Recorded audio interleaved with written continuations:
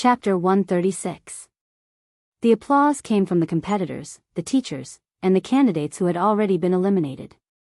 Yi Qian, who was the first to advance, stood on the exam platform with a decent smile on his face.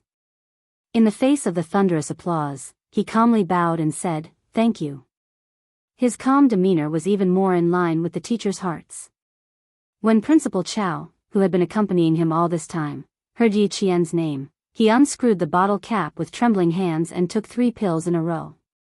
In the capital, in the most heavily guarded military compound, Xia Jinyuan was wearing a short-sleeved uniform and a bow tie as he walked down the stairs.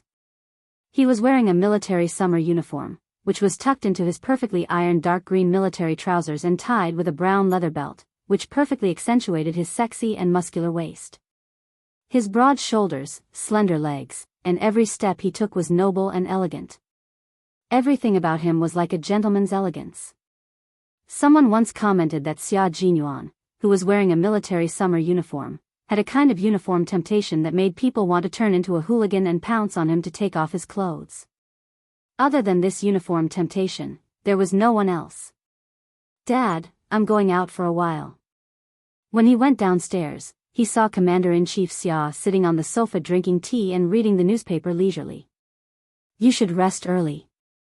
I might be back later." Commander-in-Chief Xia didn't expect his son to be at home.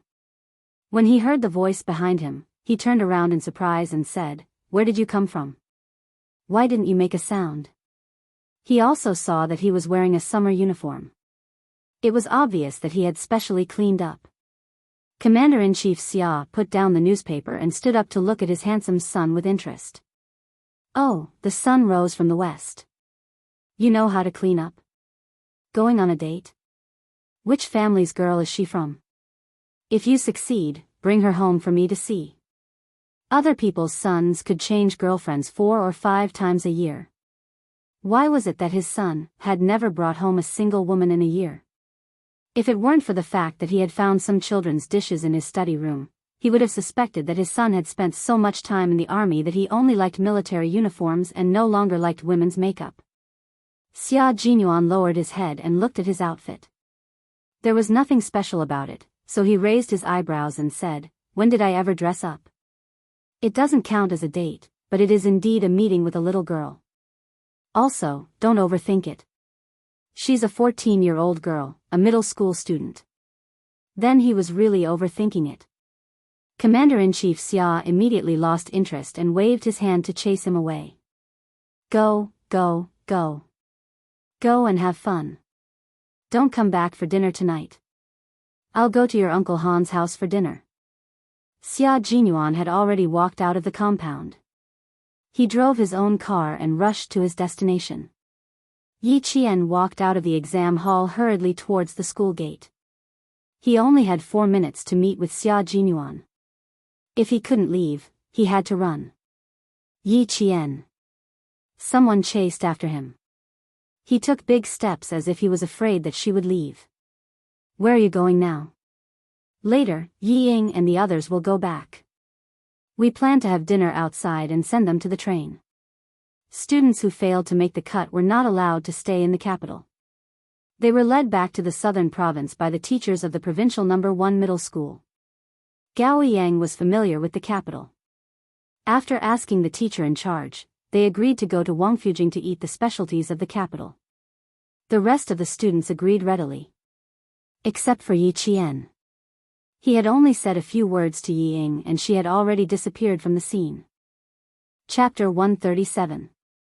Yi Qian felt helpless when he heard Gao Yang's voice coming from behind him. He was just short of pasting the word "reject" on his forehead. Why did he still take the initiative to come over and greet him? He thought he had made himself clear the last time, but it was still the same. He turned around and rubbed his temples, feeling a headache coming on. He looked at the handsome young man in front of him and sighed. "Classmate Gao, it seems I have to repeat myself. I really don't like, why don't you like me? Just because I'm pursuing Yi Ying?" Gao Yang didn't want to hear such words again. Moreover, he didn't understand why she hated him so much. Thinking back, he really couldn't recall doing anything that made her hate him. He didn't want her to treat him like a spring breeze, but he still wanted to be like an ordinary schoolmate and be able to communicate peacefully. He didn't want to be at daggers drawn as soon as he spoke. Yi Qian, who had been interrupted by him, smiled knowingly and praised him. Not bad. At least you know your place. Yi Ying, who couldn't help but walk out after hearing this, acted as if she had discovered a new continent. She seemed to have understood something and walked over with a sneer. Classmate Gao has always had a good reputation in school, but you, Yi Qian, are always against him. I didn't understand before, but now that you've said it, I understand. He's pursuing me, so you hate him? Can I say that your hatred is born out of love? It sounded quite reasonable. Gao Yang's cold, handsome face looked a little awkward because of her words. He turned to look at Yi Ying and scolded her in a low voice. What nonsense are you saying? Like him? He wasn't stupid enough to not know the difference between love and hate. Yi Qian clearly hated him. It had nothing to do with love. I didn't say anything. Didn't she admit it herself? Yi Ying glanced at him with a smile and chuckled. Gao Yang, what should we do? Why don't you stop pursuing me and just pursue our famous classmate, Yi Qian? I don't want to waste the last bit of our sisterhood because of a boy. Acting had always been Yi Ying's specialty. Just like now, her eyes were cold, but she could still pretend to be smiling. Yi Qian sneered and said calmly, don't. Yi Ying's standards have always been very high. It's not easy for you to find a boy who can catch your eye. Please don't give him to me, I'm afraid. After he finished speaking, he deliberately paused for a moment. He then saw Yi Ying's expression change abruptly. Even her gaze became exceptionally sharp. TSK, TSK, TSK. If you're not that generous, then don't pretend to be. Look at your little face. Look at how scared you are. Yi Qian was teasing Yi Ying as if he was teasing a puppy. With just a few words, he was able to make Yi Ying's emotions fluctuate. He lifted his chin slightly and said to Gao Yang, have a good talk with your girlfriend. Don't talk about giving in so easily. If you really give it to me, what if I'm bored and take it again? I'm afraid she'll cry herself to death in the toilet. Also, don't talk to me about sisterhood. It sounds fake. Every word he said didn't leave any face. Every word he said made Yi Ying feel as if she had lost all her face. Yi Ying, who was already so angry that her lungs were about to explode, was wary of Gao Yang's presence. She wanted to maintain her ladylike demeanor, but she didn't want to swallow her anger. She rebuked, Yi Qian, you're really something. Gao Yang isn't an object. You want to snatch him away? That depends on whether he agrees or not. Save some face for yourself. Don't let others look down on you. Chapter 138. Beside them, Gao Yang's expression turned ugly. Yi Ying, she didn't say anything about snatching. You don't have to overthink it. Girls always like to overthink things. He could clearly hear Yi Qian's mockery, but Yi Ying thought that Yi Qian was provoking her. What did he mean by she didn't have to overthink it? Hearing this, Yi Ying laughed coldly. I'm not overthinking it. I've never seen her hate you before. Now that you're walking a little closer to me, she looks disgusted. Isn't this hatred born from love? Hatred born from love? A clear voice with a hint of laughter came slowly. Then, a slender figure strolled in the sunset, gracefully walking over like a god. Hey, little girl, when did you ever hate me? After waiting for 5 minutes, she still hadn't come over. It turned out that she was blocked by someone. When Yi Qian heard that voice and what he said, he felt his head hurt even more. Why did he enter the school? If you still don't come, I'm afraid that you'll be bullied until you cry. Xia Jinyuan's handsome face held a faint smile as he walked over and stood beside Yi Qian. He didn't look at the other two. Instead, he smiled and looked at Yi Qian, who was late for the first time. He raised his hand and intimately flicked his finger on Yi Qian's forehead. You're late today and left me waiting outside for so long. Tell me, how are you going to make it up to me? He couldn't stand it anymore. How could a little girl be so scheming? Every word she said was an attempt to trample on Yi Qian's image. He really couldn't understand what girls were thinking these days. Belittling their classmates like this, could it show that they were virtuous? Yi Qian was already used to Xia Jinyuan flicking his finger on his forehead. He only frowned and rubbed his forehead. Sorry for the delay. It's fine now. Let's go. After saying that, he turned around and walked towards the school gate. Xia Jinyuan couldn't help but laugh. It was only then that he raised his eyes slightly. His cold and sharp gaze swept across the boy who had already pursed his lips tightly, then gently landed on the girl who had subconsciously tightened her grip on the boy's shirt ever since he appeared. He curled his lips mockingly.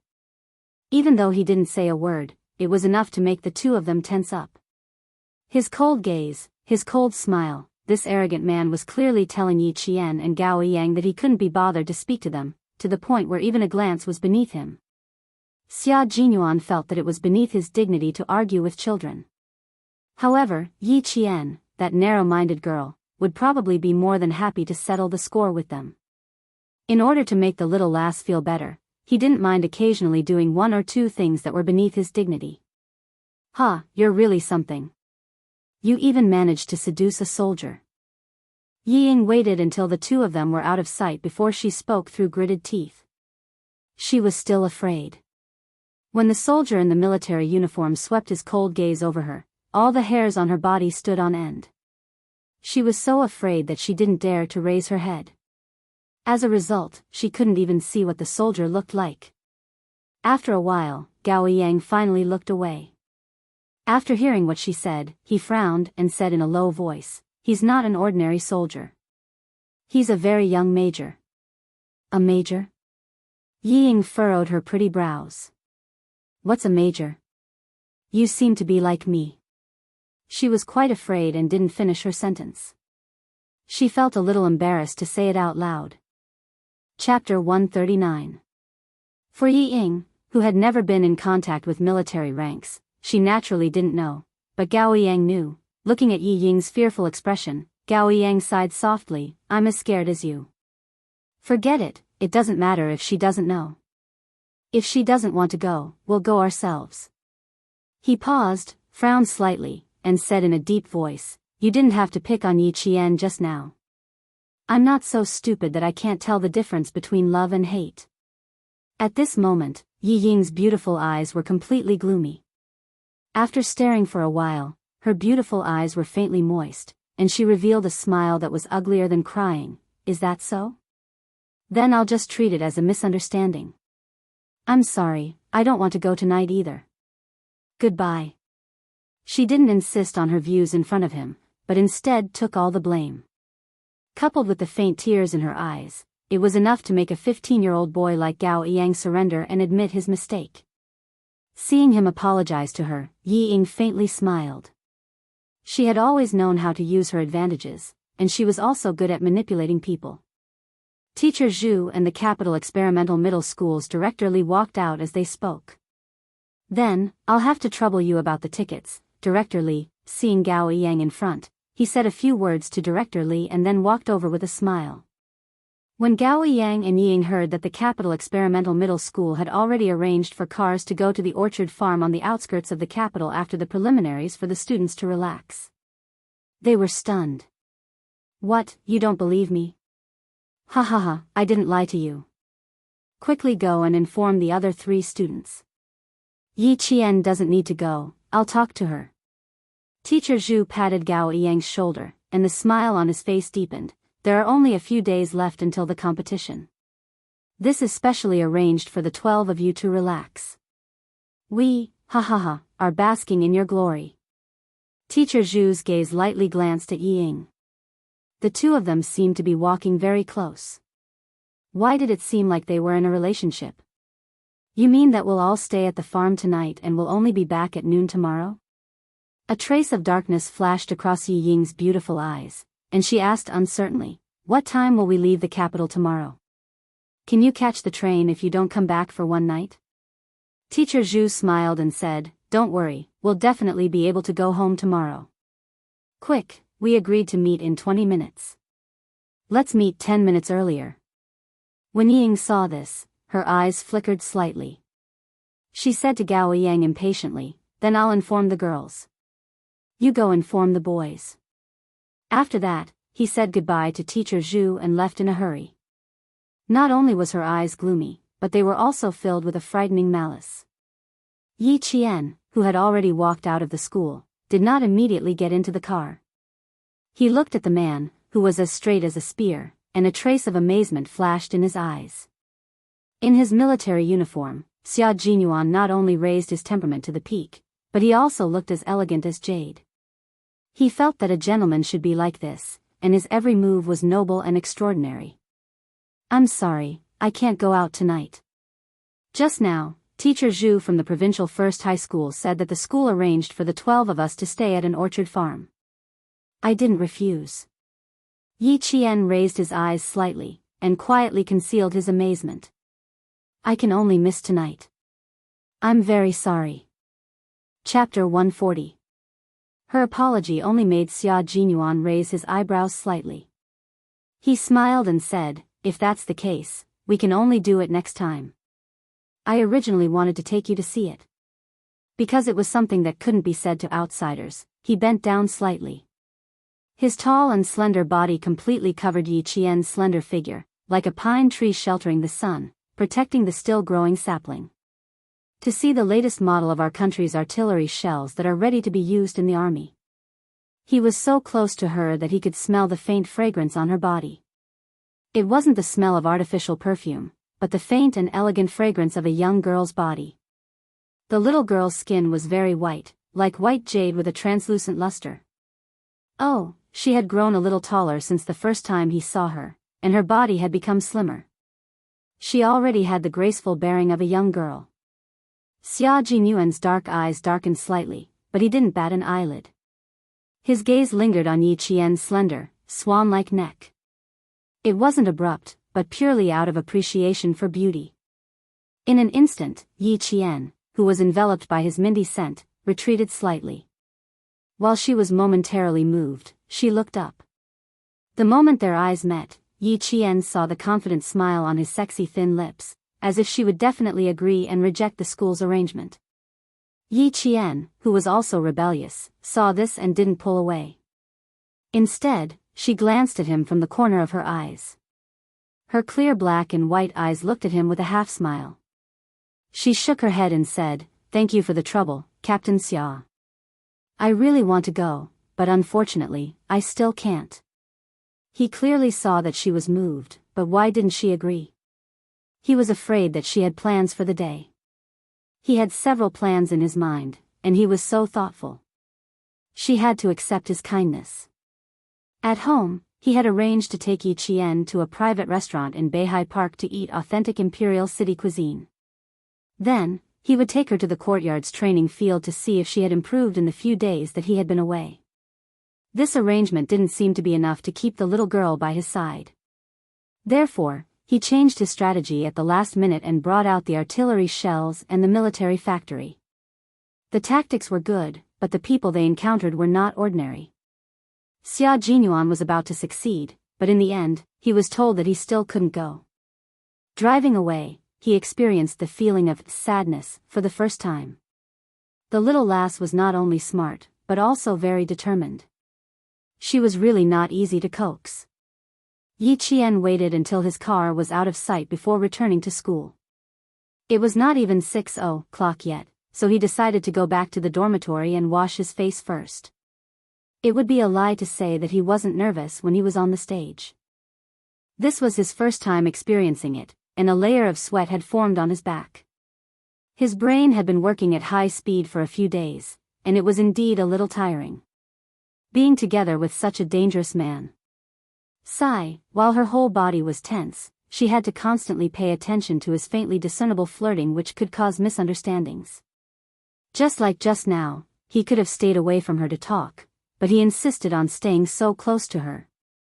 He even bent down to let her be surrounded by his masculine scent. This made her even more reluctant to go. By the time Yi Qian got out of the car, there were already many students chatting.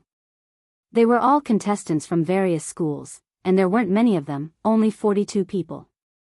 6 of the 12 students from Fujian town had already returned. The remaining 6 students were led by the students and teachers of Capital Experimental High School to a bus and headed to the orchard farm. Chapter 141. It was already lively in the car. Yi Qian, Gao Yang, and Wang Mo, a contestant from number 1 middle school, were already chatting happily with the other 9 contestants. This time, Yi Ying, who was not with Gao Yang, heard the low laughter coming from the back of the car. She, who was also chatting with a student, secretly pinched the leather seat with her sharp nails, a cold light flashing in her eyes from time to time. Occasionally, when she was chatting with students from other schools across the road, her gaze would intentionally or unintentionally fall on Yi Qian, filled with jealousy and malice. Yi Qian, I'll let you be happy for now. You want to participate in the World Mathematical Olympiad? Ha! Are you worthy? Yi Ying, who was gloomy all the way, suppressed the faint excitement in her heart and chatted happily with the students around her.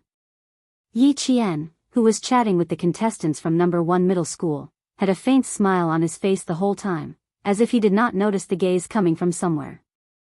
Occasionally, a cold light flashed in her deep eyes, and only then did he know that she had already noticed it. The gaze of hatred was so strong that it was hard for her to ignore it.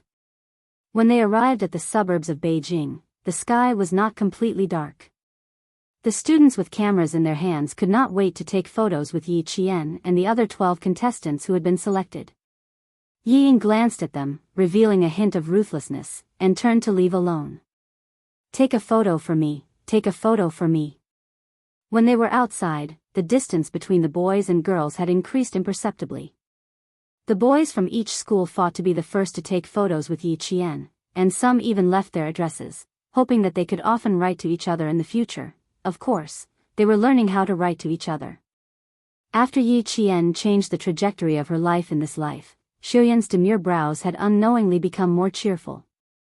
Regardless of whether it was a boy or a girl, she could communicate with all aspects, leaving a good impression in the hearts of her classmates as educated and well-mannered. Someone was sitting in a wicker chair on the leisure balcony on the 2nd floor of the farm, watching the figures of the students playing in the forest. His gaze was not just focused on one spot, but also seemed to be searching for something. Young Master Xia, you're really interested. Is the fun place in a farm with no women, no wine, and no food? A slender man with a dozen cans of beer in his hand walked over. I only took a vacation this year, and I can't believe I accompanied you to this extent. The man placed the beer on the table and pointed at the orchard with his slender hand. I must have been out of my mind to agree to come to this kind of place where children come to play. I won't force you to stay. You can leave any time. Xia Jinyuan picked up a can of beer, opened it, and took a sip elegantly. He glanced at his childhood friend who looked like a ruffian in his military uniform and said, You're welcome. I won't see you out. After he finished speaking, his gaze was fixed on a slender figure. His gaze no longer searched, but stopped with interest. The little girl was indeed very popular among the male students. Every male student was fighting to be the first to take a picture with her. Ha! That guy who even took out a pen and paper must have come prepared. Xia Jinyuan, who was still sipping his beer, stood up and leaned against the railing of the balcony. His piercing cold gaze fell on a boy who dared to raise his hand and put it on Yi Qian's shoulder. You little brat, men and women shouldn't touch each other. As soon as he finished speaking, he saw Yi Qian say something, and the boy also smiled. The two of them took a picture shoulder to shoulder, a finger away from each other. Chapter 142. Xia Jinyuan nodded in satisfaction. Suddenly, he noticed that Yi Qian seemed to be looking in his direction. He quickly stepped back, intending to sit down on the rattan chair again. After taking 2 steps back, Xia Jinyuan turned around and stared at the man who was moving the rattan chair to the side, intending to make himself fall and embarrass himself. He raised his eyebrows and sneered, Han Zhang, you're still playing this kind of game at your age. Don't you find it childish? Han Zhang, 20 years old, held the military rank of captain. Like Xia Jinyuan, he was a proper third-generation member of the Red Army. They grew up together in the same courtyard, so they were familiar with each other to the point that they were young and had seminal emission. When he heard this, he raised his eyebrows as well, but with a wanton charm. Compared to your behavior just now, mine is not childish at all. He held an unopened can of beer in his hand as he casually stood there. Every part of him exuded a lazy and wanton air. However, I'm really interested in this group of students. Which one of them are you interested in? He didn't say boys or girls, but only students, intentionally or unintentionally. He was making things difficult for his childhood friend. He even said that it was improper to touch. Since when did young Master Xia care about these things? How interesting. Xia Jinyuan glanced at his childhood friend who was like a walking pheromone. He curled his lips and didn't answer his question. Instead, he smiled faintly and said, "Do you know why I only brought you here? Do you still need to say it? Compared to the rest of them, I, Han Zheng, am handsome and elegant. Bringing me out is very impressive." Yes, it is indeed very impressive. Xia Jinyuan looked at his childhood friend meaningfully, his deep eyes containing a dark smile. However, it's not you who is impressive, it's me who is. Han Zheng elegantly adjusted his military collar and laughed even more happily after hearing this. Of course, who am I, Han Zheng, and who can become my friend is impressive. Of course, being friends with young Master Xia is also very impressive. This was definitely the truth. Among all the influential families in the capital, who could compare to family Xia? Old Master Xia was one of the founding generals of the country. He didn't catch the hidden meaning behind Xia Jinyuan's words. His handsome face was still full of smugness as he continued happily, "Let's go, I'll give you more face. By the way, I'll introduce you to the little beauty who made you drive your car all the way to the suburbs of Beijing. You're jealous of a few young boys. There's no hurry. I'll take you there later." Xia Jinyuan calmly glanced at his childhood friend with a smile on his face. No matter how one looked at it, it seemed to be a meaningful smile. In the orchard, Yi Qian felt that his face was a little stiff from smiling. After taking a picture with the teachers from each school, Yi Qian decided to go for a walk by himself. Just now, he didn't know if it was his imagination, but why did it feel like someone was looking at him from the small building at the side of the orchard? After taking a few steps, he saw two boys pushing Gao Yang out from behind a fruit tree. When they saw him, they laughed loudly and said, "Yi Qian, come, let's take a picture together." Another student said, "Gao Yang, where did you hide just now? You didn't take a picture with our great beauty Yi Qian. Come, stand, I'll take a picture of the two of you first." Hearing the laughter, the teachers joked, "The two of you must take a picture together. You're from the same school, and you're senior and junior. Come, that boy over there, give me your camera. I'll take a picture of them personally." Chapter 143. Since even the teacher had said so, the students became even more excited. They did not notice that Yi Ying, who was holding 2 bottles of mineral water, was standing not far away and looking at them with a sinister expression. Soon, she composed herself and walked over with a faint smile. "Did you guys forget about me?" She handed the water to Gao Yang. "Drink some water. I heard your voice was a little hoarse just now." Oh.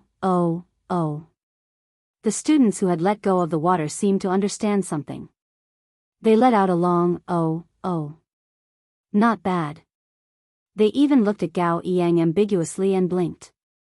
When the teachers saw this, they shook their heads helplessly and changed the topic to the students' puppy love. At this moment, Yi Qian was really thankful that she had appeared in time. Amidst the laughter of the students, Yi Qian and the other 2 girls left, talking and laughing. After taking 2 steps, she turned back to look in the direction of the house. Her eyes moved slightly, and under the urging of the other girls, she turned and walked towards the stream. The little girl's eyes are so sharp. I was so scared that my heart skipped half a beat. Han Zheng, who was holding a pair of binoculars, patted his chest. He crouched down under the railing with a look of surprise on his face. She doesn't look like a girl in her teens. Where did you find this child bride? The great young Master Xia, who had countless young ladies from prestigious families in the capital, had actually taken a fancy to a little girl. This news was really fucking explosive. Xia Jinyuan looked at his childhood friend, who had been swept away by the little girl's gaze, and joked, "Your reaction is not bad. I don't usually see you being so attentive in school. It seems that the military is better. Your skills are getting better and better." Han Zheng had not graduated from military school and had been frequently sent to the grassroots of the military since this year. Isn't it because I'm afraid of being discovered? In front of you, it doesn't matter whether I have an image or not. I just need to maintain my image in front of the other students. Han Zheng stood up nimbly and placed the binoculars on the table. When he sat down, his expression became more serious. You really plan to join that team? Commander-in-Chief Xia agreed. Whether it was his expression or his posture, they all revealed the sharpness of a soldier. When I came back the day before yesterday, I just mentioned it to my dad, and he almost whipped me. It seems that if I want to go in, my dad will be a problem. Where there's a will, there's a way. But it's normal that Uncle Han doesn't want you to go with me. Xia Jinyuan had a faint smile on his thin lips as he slowly sipped his beer. His unhurried and low voice was suddenly laced with sternness. How dare a student go to a KTV so brazenly? Han Zheng, who gave you the guts to do that? His voice wasn't loud, but it was like a clap of thunder. Han Zheng's scalp instantly tensed up as he explained, "It's true that we're going to the KTV, but we're not going there to drink or have fun. Fuck, it was Wu Yunjia who caused trouble for me. I wasn't careful and fell into a trap. Forget it, let's not talk about this today. I'm going to the military academy because I want to join the brigade. My dad has to agree even if he doesn't want to." After saying a few words, Han Zheng seemed to realize something. His flirtatious peach blossom eyes instantly burst forth with a wolf-like ferocity. Commander-in-Chief Xia agreed to let you go? Why did he agree so readily? The brigade was on the brink of life and death, and he actually agreed. The sky was already dark, and the laughter of the students could no longer be heard in the orchard. Xia Jinyuan stood up lazily and looked down at his surprised childhood friend. Your goal for entering the military academy is to enter the brigade.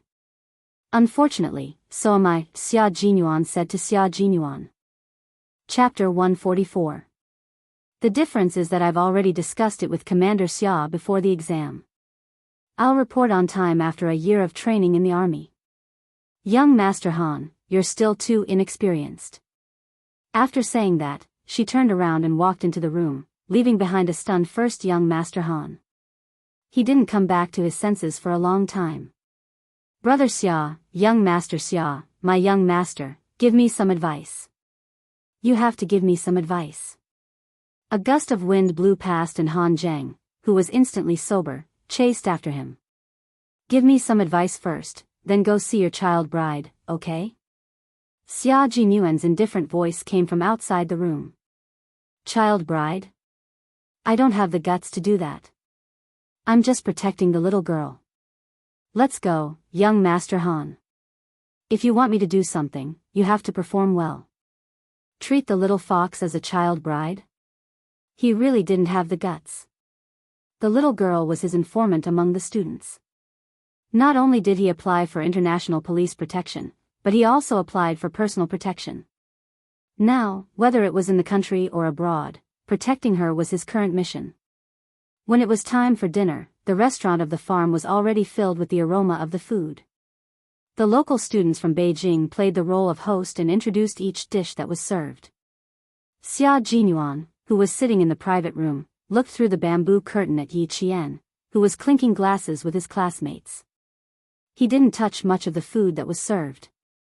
You're protecting her personally, right? Why do you look like you don't want her to know? Han Zheng didn't touch the food on the table either. Following his friend, his gaze landed on the girl who scared him with just one look. Through the bamboo curtain, he could see more clearly at a closer distance. He smacked his lips and said, "She's really pretty."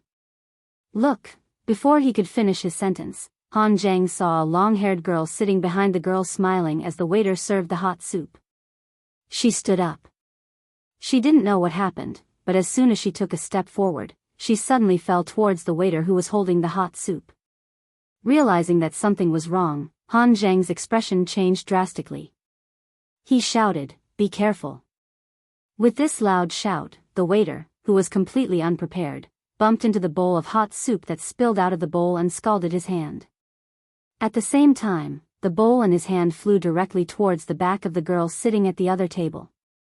Yi Qian, who had his back to the waiter, seemed to be prepared. Accompanied by a loud shout from behind the bamboo curtain, Yi Qian stood up in a flash. At the same time, his slender hand grabbed the back of the chair. Under Yi Ying's gloating gaze, he gently lifted the chair to block the waiter. The disaster that would have befallen Yi Qian was instantly stopped by this chair. The entire process happened in the blink of an eye. The chair collided with the large bowl. Accompanied by the waiter's frightened cry, after the bang, there was the sound of porcelain shattering all over the floor. This scene happened so quickly that Yi Ying, who still had a sinister sneer in her eyes, was completely caught off guard. A bowl of hot soup was directly poured onto her legs. "Ah!" she screamed at the same time. In her contracted pupils, she saw Yi Qian mocking her. It was as if he was saying that she already knew what she was doing. The soup didn't completely pour onto her legs. Because of Yi Qian's sneer, Yi Ying simply bent over and squatted on the ground, crying out in pain. From the cause of disaster to the victim, the huge change in status made Yi Ying, who was squatting down, grit her teeth until her facial features were hideous. Even like this, she actually managed to dodge it. Chapter 145. From the perpetrator of the disaster to the victim, the sudden change in status caused Yi Ying, who was squatting down, to grit her teeth. Her facial features were contorted in anger. She actually managed to avoid it. The students in the cafeteria all stood up. Not only did the students react to the sudden turn of events, but the teachers as well. The two people who rushed out from behind the bamboo curtain quietly retreated. Han Zheng, who was sitting back in his chair, said in surprise, "You reacted so quickly. Have you practiced before?" "Yes, I'm pretty good at fighting." Xia Jinyuan, whose eyes were dark, poured himself a cup of tea. As he sipped the tea, he hid the cold glint in his eyes. If Yi Qian hadn't been on guard, that bowl of hot soup would have spilled all over her. Yi Ying was really vicious. Han Zheng squinted his long, flirtatious eyes. After a while, he nodded and said, "Not bad indeed. Are you okay? Are you okay?" The girl sitting next to Yi Qian was so scared that her face turned pale. Her lips trembled as she asked Yi Qian, "Are you scalded? Let me take a look." She was so scared that she was about to cry. The other girl had a bad temper. She had already stood up and shouted angrily at Yi Ying, who was still squatting on the floor, "Are you kidding me? The waiter even reminded us that hot soup is here. Do you have a brain? Do you know that this bowl of soup almost spilled all over Yi Qian?" The girl was from Beijing and spoke bluntly. Her tone was just a little harsh, but it was enough to make Yi Ying, who had scalded herself, cry. Gao Yang walked over from another table. He pursed his lips and looked at the angry girl from Beijing. He squatted down and said to Yi Ying, who had just screamed, "Are you scalded?" "Where?" He was the only one who was concerned about Yi Ying, who was squatting on the floor. The rest of the students frowned and looked at the two of them. "It's fine if you scalded yourself, but don't implicate others." Seeing this, the girl from Beijing didn't say anything else.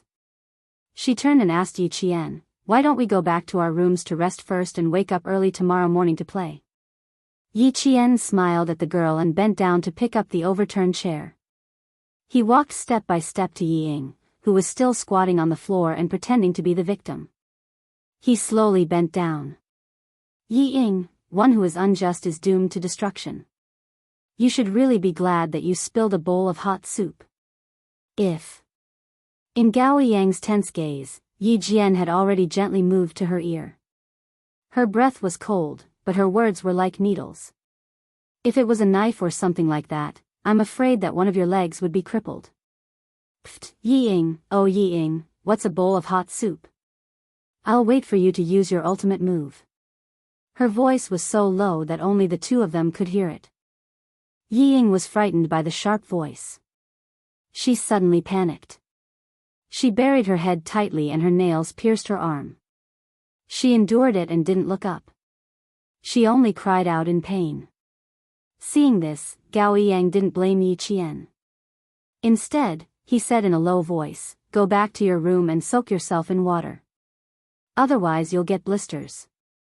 After that, he carried Yi Ying horizontally and walked towards the dormitory. "Waiter, go get some burn ointment." Teacher Zhu walked over from the teacher's table. He didn't immediately chase after them. Instead, he walked to Yi Qian's side and patted her shoulder. "Go back to your room and rest. I'll take care of this." They were having a nice meal, but this had to happen. Let's see how Yi Ying's burns are first. Chapter 146. Okay, I'll come over if there's anything. Yi Qian bowed slightly. There was no panic or shock on his face. "I'm sorry to have made you worry." Teacher Zhu wasn't the only one to say this. The other teachers also comforted Yi Qian before going to visit Yi Ying in her room. Yi Qian thanked them one by one and looked in the direction of the moving bamboo curtain. If she wasn't mistaken, she recognized one of the two military green figures that rushed out of the bamboo curtain. Xia Jinyuan. I bet she found out about us. Behind the bamboo curtain, Han Zheng covered his face with his hands. She's already looked in our direction a few times. Young Master Xia, your secret protection plan has failed. Xia Jinyuan began to eat slowly. When he heard this, he smiled faintly. His handsome features were like blooming flowers, elegant and gorgeous. But she won't take the initiative to look for me, so it doesn't matter if she finds out. After hearing this, Han Zheng pondered. Why did it feel like something wasn't right? He didn't know if he was thinking about something wrong. Did it mean that the little girl didn't want to see the great young Master Xia? So, young Master Xia was secretly protecting her? Calm down. Is there a need to be so surprised? Xia Jinyuan tapped his slender fingers on the table twice. He calmly let his childhood friend know that Yi Qian didn't like him. That's why I said this little girl is interesting. Up until now, no one had ever disliked him. No one had ever piqued his interest like this little girl did. He wanted to see how far she could go. He also wanted to reach out and give her a hand when she needed help. Han Zheng closed his gaping mouth and stuffed a piece of vegetable into his mouth. Brother, don't blame me for saying this, but if you go on like this, don't go crazy. The little girl doesn't know anything now. Don't do anything bad. Oh my God, he was really worried. If he was interested in a little girl, no one would have to worry about him going crazy. How could a playboy like him linger over a flower? But young Master Xia was different. Everyone in the family was infatuated. From Master Xia to Commander-in-Chief Xia. In his mother's words, Family Xia was the best man in the world. Whoever married into a family Xia was destined to enjoy life. If the little girl didn't appreciate it and young Master Xia forced himself on her. Just thinking about it made him worried. Xia Jinyuan was already too lazy to pay attention to his childhood friend who was immersed in his own imagination. Pfft, with the little girl's skills, if he really wanted to do something bad, the silver wire wrapped around his neck. Moreover, she was only 14, and he didn't have a strange fetish like pedophilia. When Xia Jinyuan and another man, who walked with a flirtatious charm, appeared at the ground floor of the farmhouse, Yi Jian, who was also sitting on the balcony, did not sleep. She curled her lips slightly. Walking along the cobblestone path from the orchard, Xia Jinyuan stopped in his tracks and looked up at the balcony. Under the yellow light, his elegant and handsome face suddenly gave Yi Qian the illusion that he had traveled back in time. Bathed in the light, the man had handsome eyebrows and slender eyes.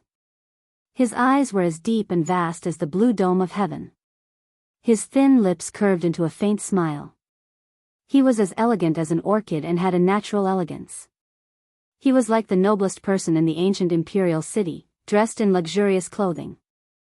Chapter 147. Their eyes met. Xia Jinyuan placed his right hand on his forehead and waved it away gracefully. He smiled and said, "Good night, little fox." "Good night." Yi Qian lowered his gaze and looked at Xia Jinyuan's handsome face. His faint smile was as free as the wind. She waited until Xia Jinyuan entered the building before she sat back down on the rattan chair to admire the starry night sky. Her state of mind was tranquil, but Yi Ying's state of mind was like a hurricane passing through. She stared at Gao Yang with tears in her eyes. Suppressing the hatred in her heart, she asked in a hoarse voice, "So, you think I did it on purpose?" "Whether you did it on purpose or not, Yi Ying, it doesn't mean what other people think." Gao Yang took the ointment from the waiter and applied it on her reddened calves and insteps. "Ask yourself if you did it on purpose or not." Yi Ying was so angry that she laughed. "Why should I ask myself? I'm the one who's hurt, not Yi Qian." "Gao Yang, look carefully. I'm the one who's hurt. If I did it on purpose, why would I hurt myself? Damn it. Why is everyone suspecting me?" Even the boys who liked her remained silent in the face of the teacher's intentional or unintentional questioning. They didn't stand up to speak up for her. "I know. You think I'm just trying to win your trust, right?" "Ha ha ha, Gao Yang, I originally thought that you understood me, but now it seems that I was thinking too much." Yi Ying laughed self-deprecatingly. Her beautiful face was filled with desolation. Change, everything has changed. You've all changed. In the past, they only trusted her. But now, they only trusted Yi Qian. Even if they were the ones who got hurt, they would rather believe that Yi Qian was innocent and that she had ulterior motives. They've changed. They've all changed. Why did she still lose to Yi Qian even though she tried so hard? Why was it so unfair? Gao Yang pursed his lips and looked at the stubborn Yi Ying. He gently put down her legs and sighed after a long time. "It's not that we've changed, Yi Ying. It's just that you haven't recognized the truth. The old Yi Qian is no longer around. She no longer listens to you, and you're starting to worry." Gao Yang sat down in the chair and looked calmly at the girl who had tears in her eyes. "You're afraid that Yi Qian's light will overshadow yours. You began to worry that one day, everyone would think that Yi Qian was more capable than you, that he was more successful than you. That's why you started to panic. You started to go around trying to prove that you're better than Yi Qian." After all, he knew Yi Ying well. Every word he said hit the nail on the head, directly exposing the darkness in the depths of Yi Ying's heart. This caused her to panic instantly. Faced with the bloody truth, Yi Ying was so angry that her whole body trembled. Nonsense. Nonsense. Why should I be worried? I've always been more outstanding than her. Shut up, stop talking. Don't say another word. If he didn't let her see the truth earlier, it would only have a deeper impact on her future. Gao Yang looked at her deeply, got up, and closed the half-closed door. Outside the door, a few girls who were eavesdropping were caught red-handed and left awkwardly. Soon, Yi Qian found out about the matter. After hearing it, he smiled faintly and said, "I didn't expect Gao Yang to be so understanding. I really couldn't tell in the past." He really couldn't tell. But he knew that Yi Ying would definitely not be persuaded by him to come to her senses. Chapter 148. Because no one in this world knew Yi Ying better than she did. Yi Qian's guess was proven correct. It wasn't until 10:00 at night that the students returned to their dorms after playing poker. They saw the usually cold Gao Yang storming out of the room with a furious expression. Yi Ying's soft sobs could be heard from the room where the door was not closed. Yi Qian, who was about to go to bed, smiled lightly and didn't say anything about it. Gao Yang definitely wouldn't have an easy time tomorrow. Yi Ying was the type of person who would make everyone else uncomfortable as long as she was uncomfortable. Suddenly, Yi Jian, who had closed her eyes, opened her eyes. She said to the girl who slept in the single bed next door, do you know the girl who slept in the same room as Ying? Why don't we just let her sleep with us? If Ying was going to cause trouble, she didn't want to implicate others. When the girl from the capital heard this, she thought it was a good idea. Why didn't I think of that? If we combine the beds, won't the three of us be able to sleep together? She got out of bed, took off her shoes and walked outside. Wait for me to come back so we can move the beds together. Yi Qian agreed with a smile. When the two girls from the capital came over, she had already moved the beds. With one more friend, the three of them chatted until 1:00 in the morning before they fell asleep. Early in the morning, when Yi Qian came back from her run, she saw Teacher Zhu and a few other teachers from experimental middle school standing in the corridor with serious expressions. A student ran over from the orchard and said breathlessly, "No, we looked everywhere, but there was no one." Yi Qian's gaze turned cold and she quickly walked over. When she saw Teacher Zhu, she said in a hurried voice, "Yi Qian, did you see Ying?" Yi Ying, who was supposed to be in the orchard, was missing. Just as Yi Qian said, if she was unhappy, she would make everyone unhappy. Nothing in the room was touched. Even the bed looked like it hadn't been slept in. The blankets and sheets were neat and tidy, without a single wrinkle. The disposable slippers and the things in the bathroom were untouched. It was as if no one had been in the room at all. Yi Qian stood there quietly, his gaze fixed on the pillow. Downstairs, Gao Yang, with beads of sweat on his temples, was surrounded by cold air. He turned a deaf ear to the teacher's call and directly rushed to the second floor. Teacher Zhu realized that something was wrong with Gao Yang and hurried up to him. Someone said, "Yi Qian is upstairs." This made everyone's heart skip a beat, and they all chased after Gao Yang. Hearing the commotion outside, Yi Qian stood beside the single bed where Ying used to sleep. When he moved the pillow away, Gao Yang rushed in with the morning fog. He asked coldly, "Did she come to see you last night?" "Shouldn't you be the last person to see her last night, Gao Yang?" His question made Yi Qian's eyes turn cold. After he moved the pillow away, he reached into the seam of the bed. Gao Yang, with a frosty look in his eyes, walked closer and handed a bottle of mineral water to Yi Qian. "I found 2 bottles like this by the stream. One is yours, and the other is the one Ying drank from. When I left last night, Ying didn't finish this bottle of water. And you didn't finish the bottle of water on the dining table." His words made the students who followed him into the room unhappy. "Hey, are you kidding me? What do these 2 bottles mean? So what if you found them by the stream?" Chapter 149. If he found them by the stream, then it proves that Yi Ying and I met alone last night, Yi Qian said calmly. It's normal for Gao Yang to make such a guess.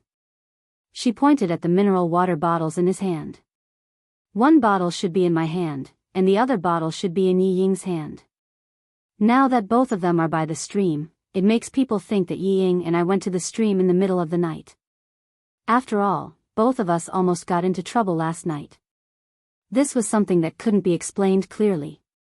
It was just a simple setup, but it was enough to make her speechless. Even if the 2 girls who slept with her could prove that she slept with them last night, what about after she fell asleep? Could they prove that she still slept with them? When Gao Yang heard this, the coldness on his face deepened. "She didn't sleep last night, and now she's gone." "Yi Qian, she didn't sleep last night? Did you see with your own eyes that she didn't sleep last night?" Yi Qian laughed, and her cold eyebrows became a little more beautiful. "You need to understand. Number 1, just because the 2 bottles were together, it doesn't mean that we were together because you didn't see it with your own eyes. Number 2, you didn't see with your own eyes whether she slept last night, so you can't be so sure that she didn't sleep last night. It's the same as how my roommates can't prove that I didn't go out last night after they fell asleep. If you didn't see it with your own eyes, then everything you say doesn't make sense." Everyone present was smart, so they could understand what Yi Qian was saying. She made it very clear that the 2 bottles together didn't mean that she and Yi Ying had definitely met. However, Yi Qian couldn't prove that she wasn't with Yi Ying, so Gao Yang could assume that Yi Qian and Yi Ying met by the stream last night. Similarly, Gao Yang couldn't prove that Ying didn't sleep last night in her room. The reason was the same, they didn't see it with their own eyes. Working with a bunch of highly intelligent students, as teachers, it was quite stressful. What they were thinking was also what the students were thinking. Yi Qian walked over to Mr. Li and Mr. Zhu. He picked up a few strands of black hair from the side of the bed and said, "This is Yi Ying's hair. At least it proves that she slept on the bed. As for why she tidied up the room so neatly, we have to find her to find out." She had clearly slept on the bed, yet she wanted everyone to misunderstand that she hadn't. After realizing the deeper meaning behind Yi Qian's words, the expressions of the teachers and students changed slightly. Gao Yang clenched his teeth so hard that his cheeks were visible. He looked deeply at Yi Qian and said, "Sorry, I was too impatient." Then he turned and walked downstairs. His slender figure still looked somewhat young. At least, compared to the two soldiers who brushed past him, Gao Yang's back was so thin that it looked slightly frail. "Male student, why are you in such a hurry to leave? Come, let's have a chat." Seeing that they were about to brush past each other, Han Zheng instantly reached out and put his hand on Gao Yang's shoulder with an undeniable aura to make him stay.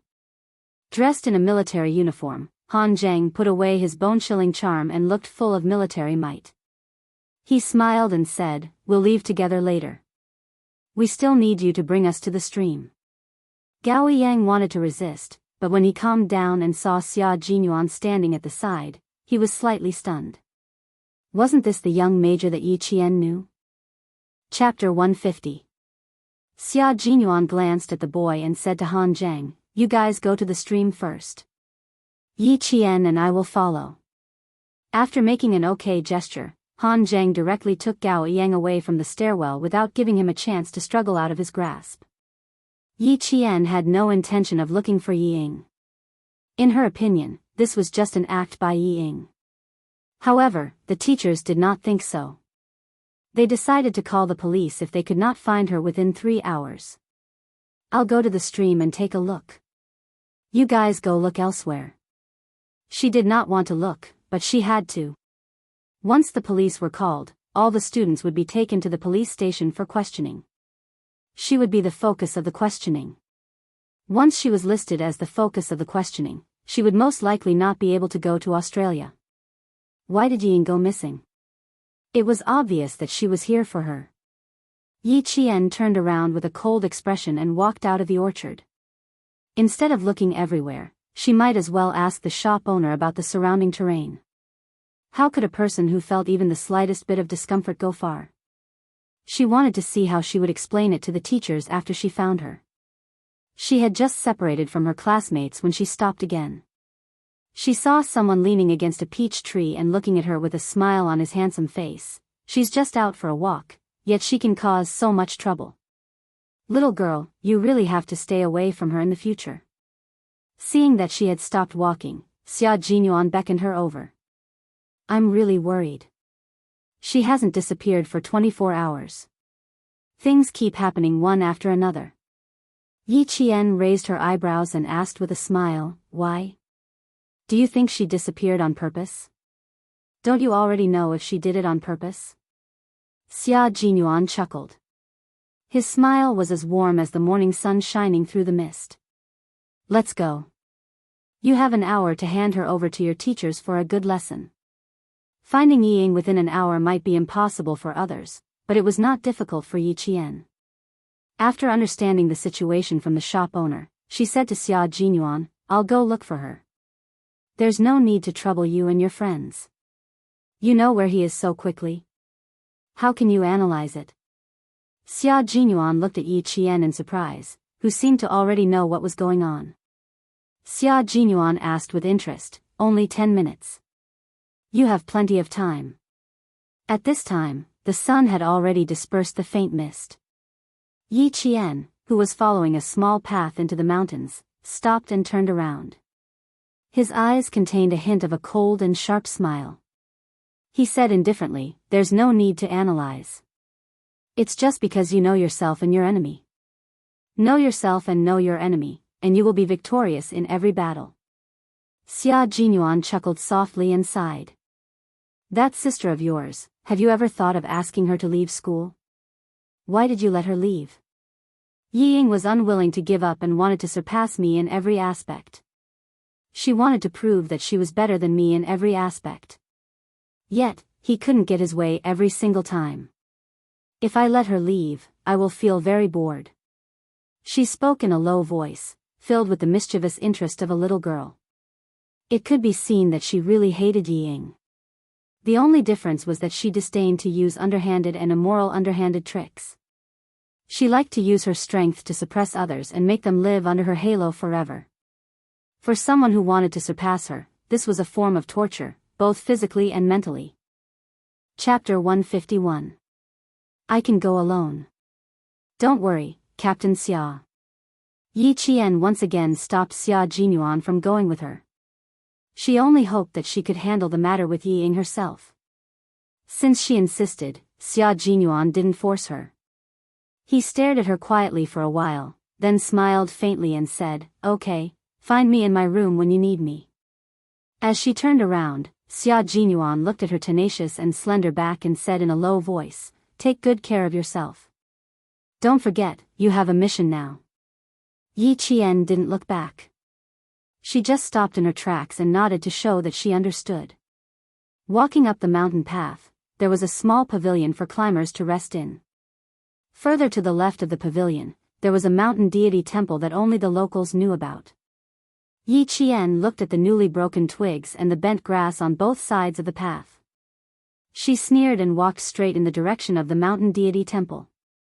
Behind her, the army green figure hidden in the branches and leaves didn't leave immediately. Instead, he frowned slightly, and there was a hint of confusion in his deep eyes. There was something wrong with the little girl just now. Hearing the sound of students talking not far away, Xia Jinyuan didn't hesitate. He turned around and walked quickly towards the source of the sound.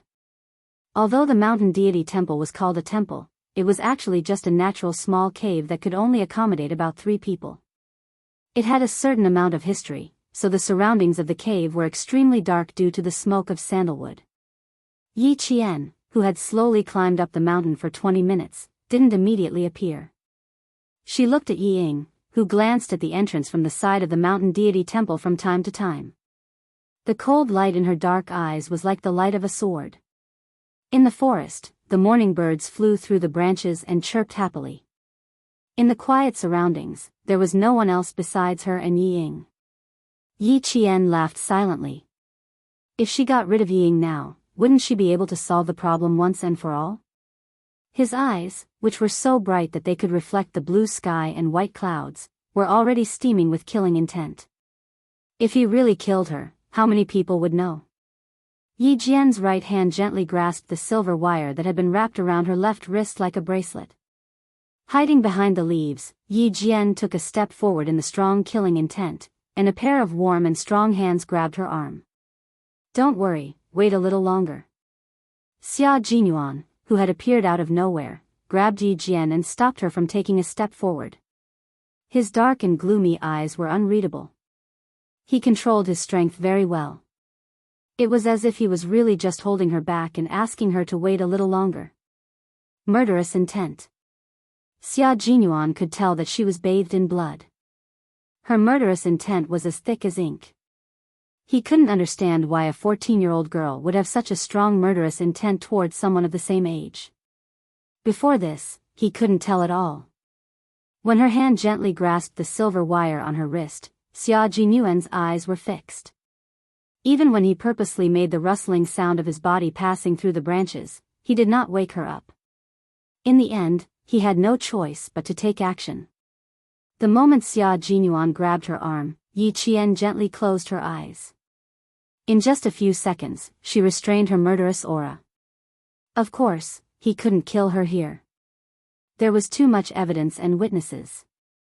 If he really killed her, he would be the one to die in the end.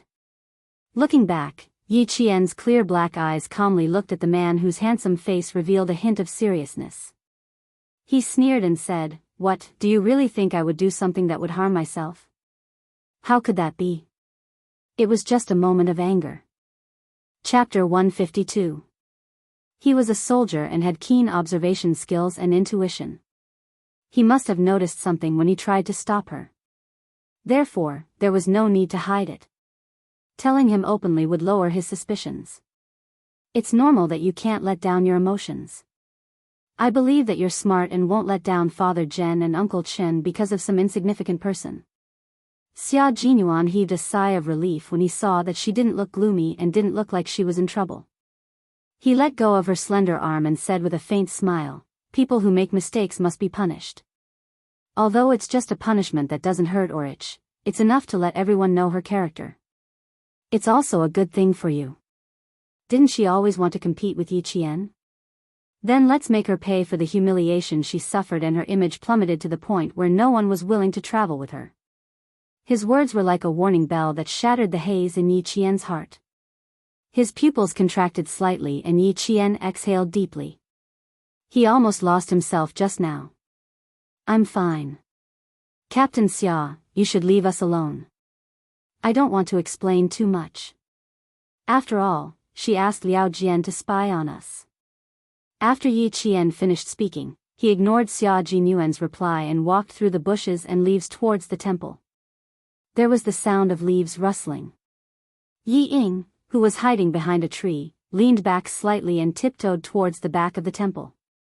Falling down on purpose and disappearing on purpose. "Yi Ying, how much more of these tricks do you want to play?" The sudden voice behind her made Yi Ying's body stiffen.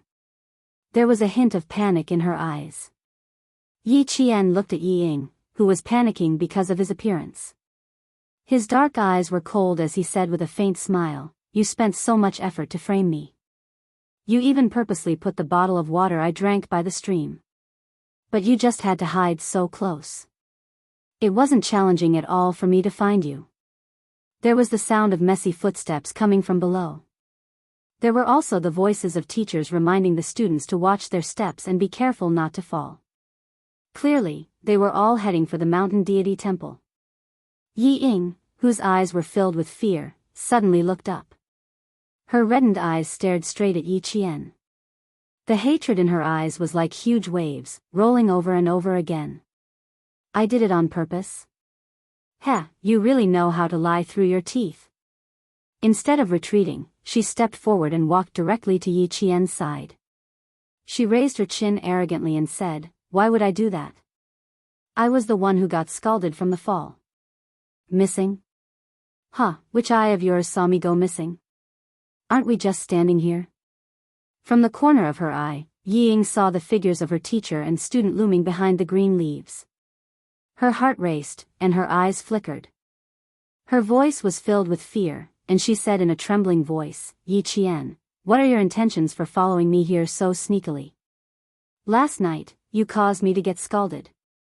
Isn't that enough? What else do you want? Yi Ying, why don't you explain why you wanted to create an illusion that you met Yi Jian last night?" Teacher Zhu, who had stepped through the bushes, looked at Yi Ying with an exceptionally serious expression. "As for why Yi Qian came here, as a teacher, I can explain it to you." 1, 2. Dozens of students stood behind Teacher Zhu.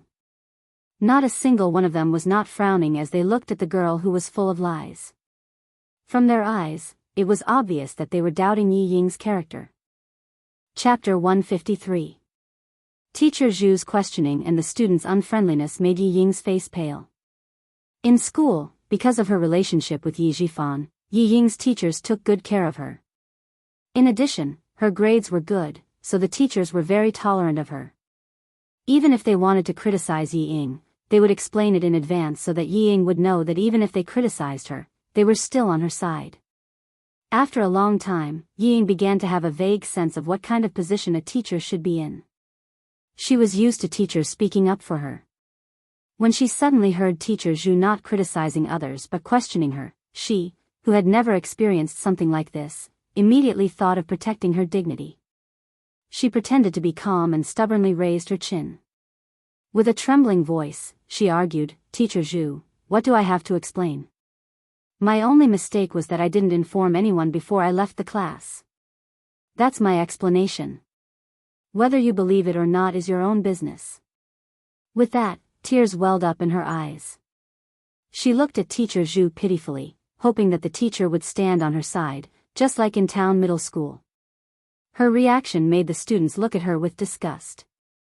How could she do this? Not only did she not admit her mistake, she even felt that she was wronged. Some of the students looked at Yi Qian with sympathy. With a classmate like this, life must be difficult. How could she do this? She's too shameless. Huh, she's like a dead pig who isn't afraid of boiling water. I really pity Yi Qian. With a classmate like this, I don't know what kind of sin she has committed to have her as her classmate. With teachers present, the students, who had always been virtuous, only discussed among themselves softly even if they were dissatisfied. However, even if they lowered their voices, Yi Qian could still hear them. Hearing this, her indifferent expression had a hint of a smile that no one could see through. Yi Qian was no stranger to doubting a person's character. When she saw the teachers and students doubting Yi Ying's character, she had the urge to laugh out loud. The heavens were right, and retribution was not pleasant. What she went through back then was what Yi Ying was facing now. The only difference was that he had been wronged back then, while Yi Ying had reaped what she had sown. Teacher Zhu felt his heart ache from anger. Was this still a student? He was the ancestor that the teachers had to worship.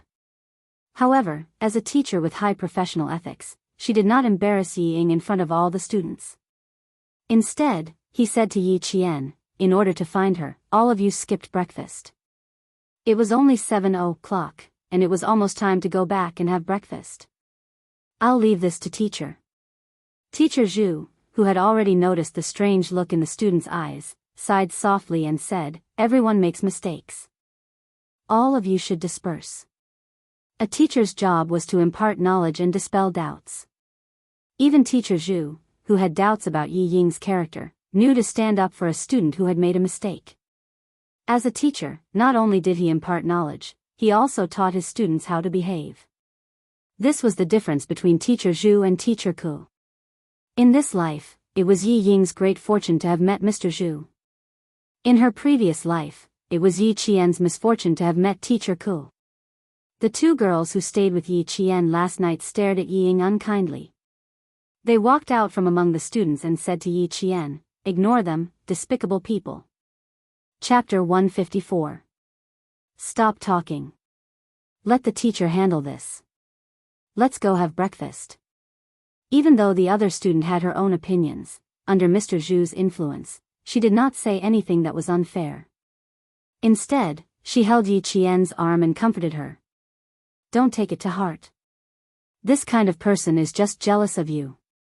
The girl's voice was neither loud nor soft, just loud enough for everyone to hear.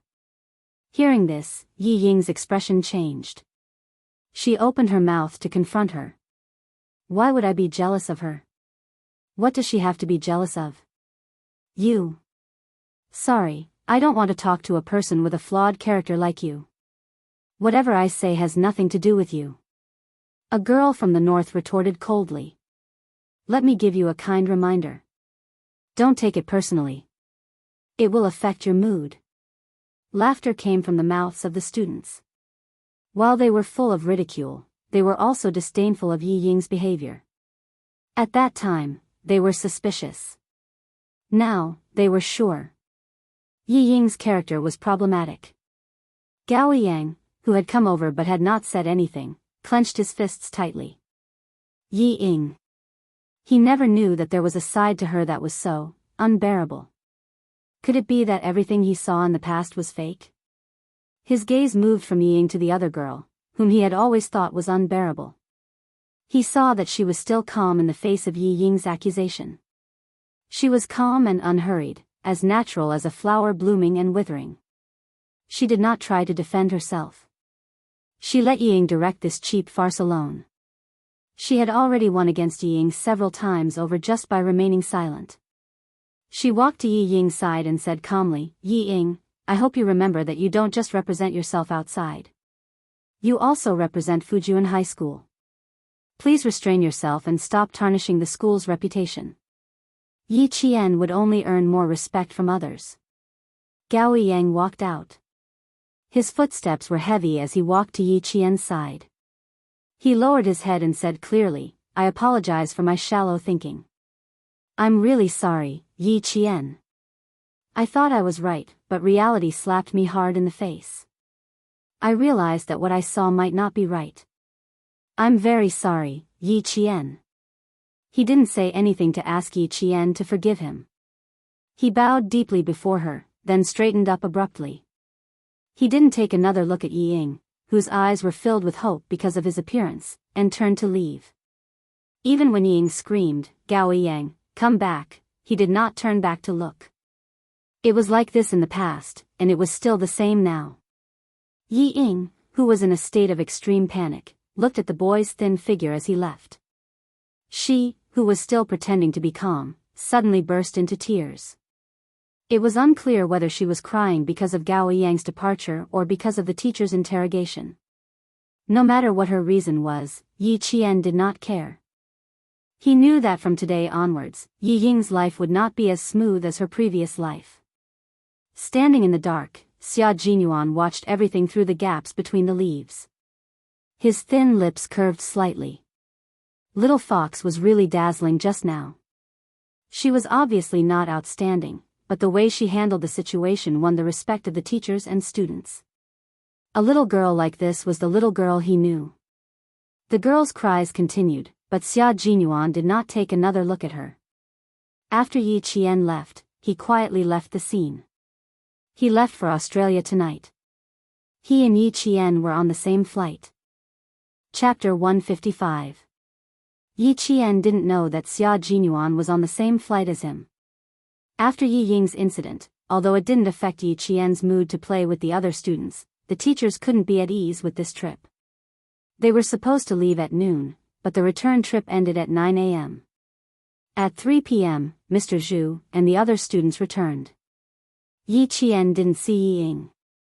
Even Gao Yang remained silent and didn't ask where she went. Not long after Mr. Zhu and the others left, Yi Qian and the others boarded the bus to the airport. They boarded at 8:30 p.m. Less than half an hour after the plane took off, most of the passengers had already fallen asleep. Yi Qian chatted with Yang Yi, the girl sitting next to him, for a while before falling asleep. Yi Qian, who had slept for an unknown amount of time, was awakened by Yang Ye's mumbling. He looked at the time and saw that it was only 1 a.m. There were still 6 hours before landing. After putting the shawl on Yang Yi, Yi Qian gently got up and walked towards the bathroom. Someone politely knocked on the door twice.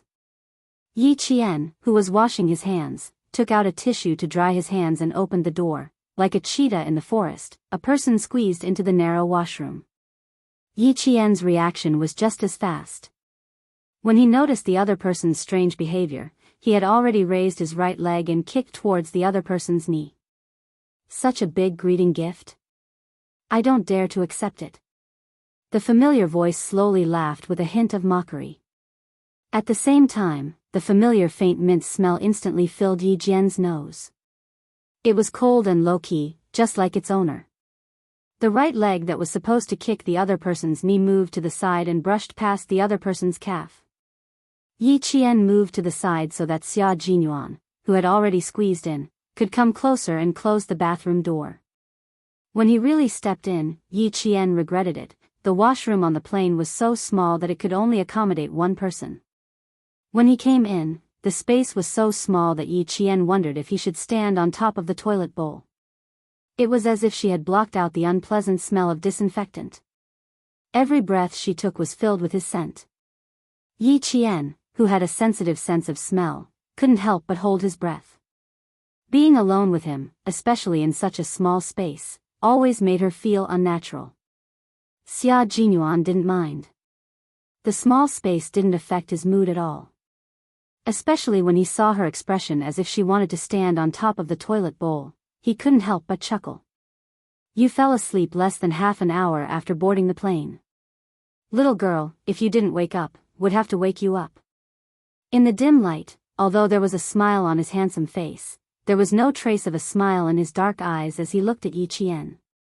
Give me 2 minutes to finish reading this document. Although it was called a document, it was actually a photo. There were 2 blonde foreign men, a dark-skinned man from Qinzhou City, and a Chinese man. Below the photo was a detailed introduction of the four people. Yi Qian fixed his gaze on the photo of the Vietnamese man again. He narrowed his eyes and said, "Mercenary? A soldier who participated in the Nanjiang Defense War. After retiring, he became a school teacher. After falling for women, he became a mercenary." Xia Jinyuan took the photo from her and put it back in his pocket. His code name is Red Scorpion. He has frontline combat experience. 4 soldiers sent by the Vietnamese government died at his hands. Chapter 156. Rumor has it that he has a pair of eyes that can see through a person's essence. Therefore, as long as it's someone sent by the government, no one can escape his sight. The 2 female border guards sent by the Chinese side almost fell into his hands. This was information that Yi Qian had to know. It was a fact that could not be concealed. He had to let her know in advance what kind of dangerous person she was up against. Yi Qian did not expect to take on such a tricky mission for the first time working with the military. But, the corners of her mouth curled up slightly. There seemed to be a fire in her dark eyes. "I think I understand why you need a student like me to work with you." "That's right. That's why we need you." Xia Jinyuan laughed. He knew that this bold girl would not back down. "Don't be afraid. You're a student and a contestant in this competition. No matter how alert he is, he can't be so thorough. He will arrive in Sydney at about 8:00 tomorrow. He will arrive at the hotel at about 11:30 Sydney time." The man in the photo appeared in the group of Vietnamese students. The Chinese student was the one who received him. As for what Yi Qian needed to do, all he did was report to Xia Jinyuan and the others in a timely manner, including who the Vietnamese student was in contact with. This was a drug trafficking network that used students. The drug gang established a strict drug trafficking network in Laos, the border area of Vietnam, and the relevant provinces and cities in Vietnam. From purchasing to transporting, to bribing, they successfully transported their drugs. The Chinese side had joined in because they had already caught 2 informants on the drug trafficking network. From the clues, they found out that the Chinese student in charge of receiving him was one of the important leaders of the gang who cooperated with the international drug trafficking network. Xia Jinyuan's target was naturally the Chinese student and the Vietnamese student. There was another knock on the door outside the restroom. Someone yawned and said, "Excuse me." Yi Qian's body stiffened. He stared at Xia Jinyuan with his clear eyes and pointed at himself. "What do we do now?" A man and a woman were in the restroom. What if they were blocked by someone? "The toilet is broken?" "I'm very sorry. We'll take care of it immediately." "I'm very, very sorry, sir." As the flight attendant on duty apologized, Yi Qian walked out of the restroom expressionlessly and returned to his seat. Because the toilet bowl was broken, a gentleman stepped forward to help the little girl, but to no avail. After that, he called for the flight attendant. What a perfect explanation. This time, Yi Qian did not go to the bathroom. After nearly 12 hours of flight, they arrived in Sydney at 8:40 a.m. the next day. At this time, it was 10:40 a.m. in Sydney, which was 2 hours earlier than in China. About an hour later, the 12 students arrived at the hotel under the guidance of the Australian reception teacher.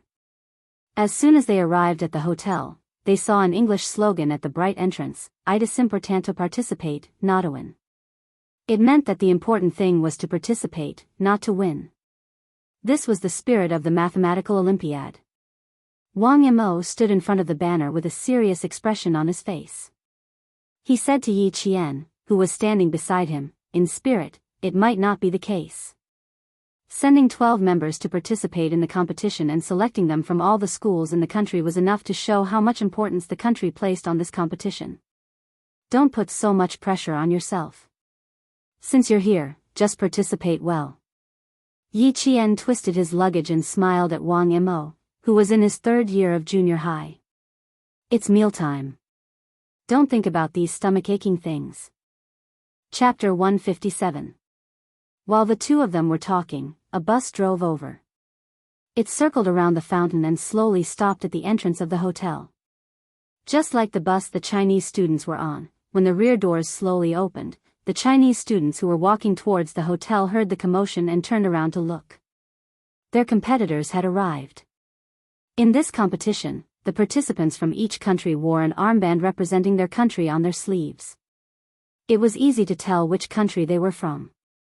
This time, there were 6 teams from Asia participating in the competition. When the doors opened, they saw the same Asian faces, except that their skin was slightly darker. They were dressed in the same uniform and walked out. Their gazes all landed on the other party's arm. When they saw the national emblem of a 5-pointed star on a red background and 2 bundles of golden rice ears symmetrically surrounded by red ribbons, the Chinese students knew which country this student was from. The Vietnamese students who got out of the bus did not expect to meet their competitors at the entrance of the hotel before they even arrived. The eyes of the students from the 2 countries met for a brief moment. It was as if sparks were flying. Before the competition even started, the competition had already begun. Yi Qian, who was a few steps behind, nodded and smiled at one of the students, who was probably the leader of the neighboring team. He teased Wang Mo, "Your eyes are about to pop out of their sockets. Those who don't know would think that you're looking at a beauty. Those who don't know would think that you're trying to kill someone.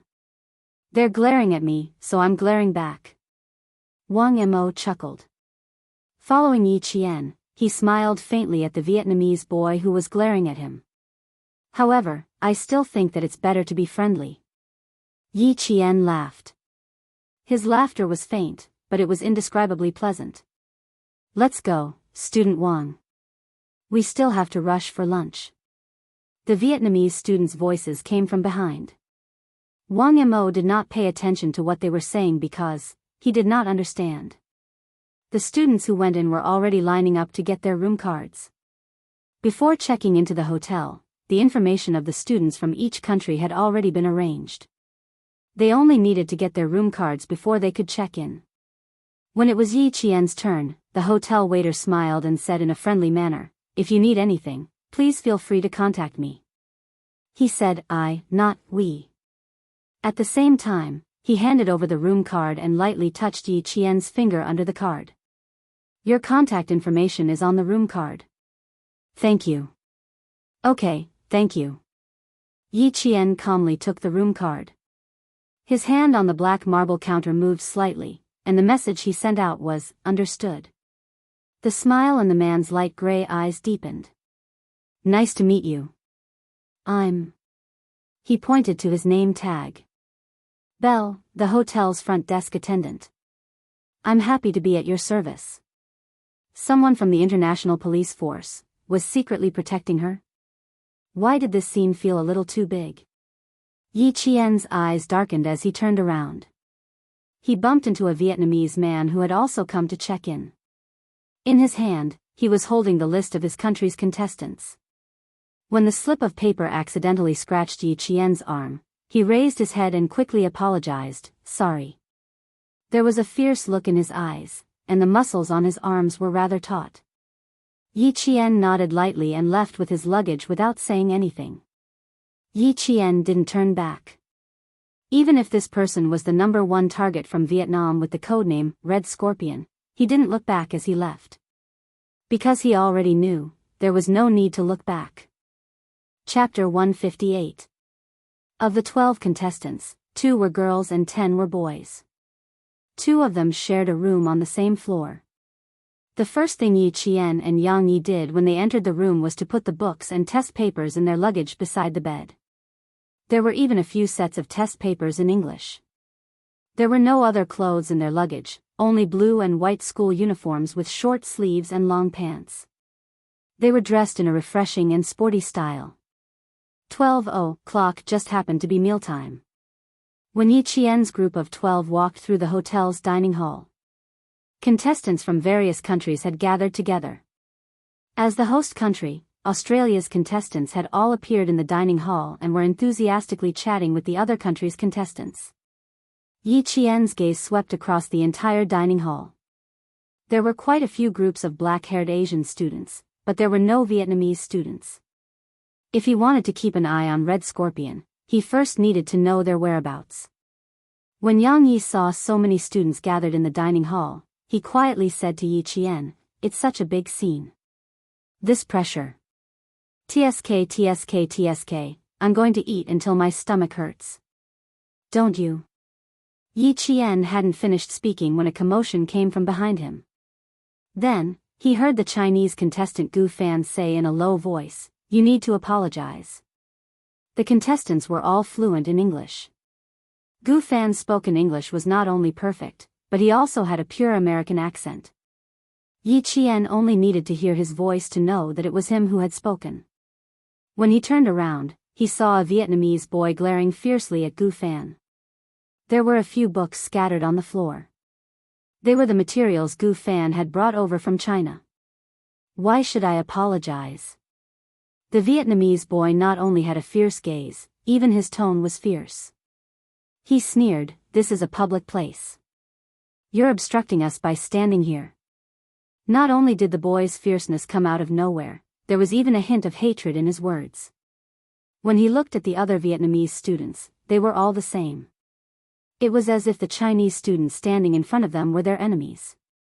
"You guys are a bunch of rude invaders who only know how to invade. You want me to apologize? Don't even think about it." It was originally a simple matter, but when the boy said it, it actually escalated to a war between countries. This caused the Chinese students' expressions to change greatly. Their gazes towards the Vietnamese students suddenly became cold and sharp. Invaders? How could he have the audacity to say that the Chinese side was an invader? Yi Jian's expression was calm, but there was a cold glint in his black eyes that shot towards the Vietnamese student like an arrow. She walked over. She stood in front of Gu Fan, and said softly to him, "Teacher, we don't want to argue with them over this kind of matter. If these Vietnamese students wanted to discuss the war between the two countries for the past 30 years, she wouldn't mind having a good chat with them." Gu Fan lowered his head and glanced at the book that was knocked to the ground by the other party. He thought that he should not argue with students from other countries in Australia. When he bent down to pick up the book, Yi Jian directly grabbed his wrist and said with a smile, "Apologizing and picking up books is what they should do. It has nothing to do with national wars, countries. She spoke in English. Her voice was clear and there was a calm smile in it. She spoke naturally and generously, but there was a stern look in her eyes. "Hey, don't let them bully you." Yang Yi saw that the situation wasn't right. It was obvious that the other party was deliberately stirring up trouble. He said with a gloomy face, "I don't believe they dare to do anything here." Chapter 159. Calling the teacher over was obviously the best way to deal with this situation, but the Vietnamese students had taken the Chinese students' etiquette as cowardice. When one of the boys saw that Yang Yi was about to leave, he immediately raised his hand to stop him and said in a harsh tone, "You can leave, but you have to apologize to us." If this time it was really an apology from a Chinese student, then this matter was not an ordinary matter. If this matter spread internationally, it would be equivalent to a few Vietnamese students trampling on the dignity of a country. The other party raised his hand first, and the atmosphere instantly became even more tense. Yang Ye's face was filled with shame and anger, and he gritted his teeth and said, "Please tell us the reason why you want us to apologize." "Reason? What reason do we need to give to invaders? If you want to apologize, then apologize." The Vietnamese student who blocked Yang Ye's path sneered repeatedly, as if he was the judge and could represent the entire country. As such, Yi Qian smiled faintly and raised his hand. "If you can represent your country right now, then you can stand on the battlefield and use your strength to express your patriotism. Instead of standing here and using a laughable excuse to express your patriotism, because all I see is your cowardice and cowardice." She pressed her wrist against the other party's as she spoke with a faint smile, but the strength of her wrist didn't yield in the slightest, and she directly pushed the other party's hand to the side. "Not only are you not apologizing after bumping into us, you're even twisting words and forcing logic. Please first clarify where you are and why you're here." Her voice was piercingly cold and carried a majestic aura. Regardless of whether it was her words or her aura, she firmly suppressed the other party. The Vietnamese student didn't take a girl seriously at all. Only when he secretly compared their strength did he realize that he had underestimated the Chinese girl. Yi Qian's hands were tied with iron balls during sniping training, so the strength of her arms was far beyond that of an ordinary girl. She immediately suppressed the Vietnamese student with a single move. You really are invaders. You always act so domineering. The Vietnamese student's face darkened as he angrily pulled his right hand back. Being suppressed by a girl's wrist to the point that he couldn't even raise his arm was an extremely humiliating matter. When Yi Qian heard this, the corners of her mouth curled up slightly towards the students beside her. She finally spoke loudly. The raised voice attracted the attention of the students outside the restaurant. Even those who saw it thought it was an exchange between students from two countries looked over.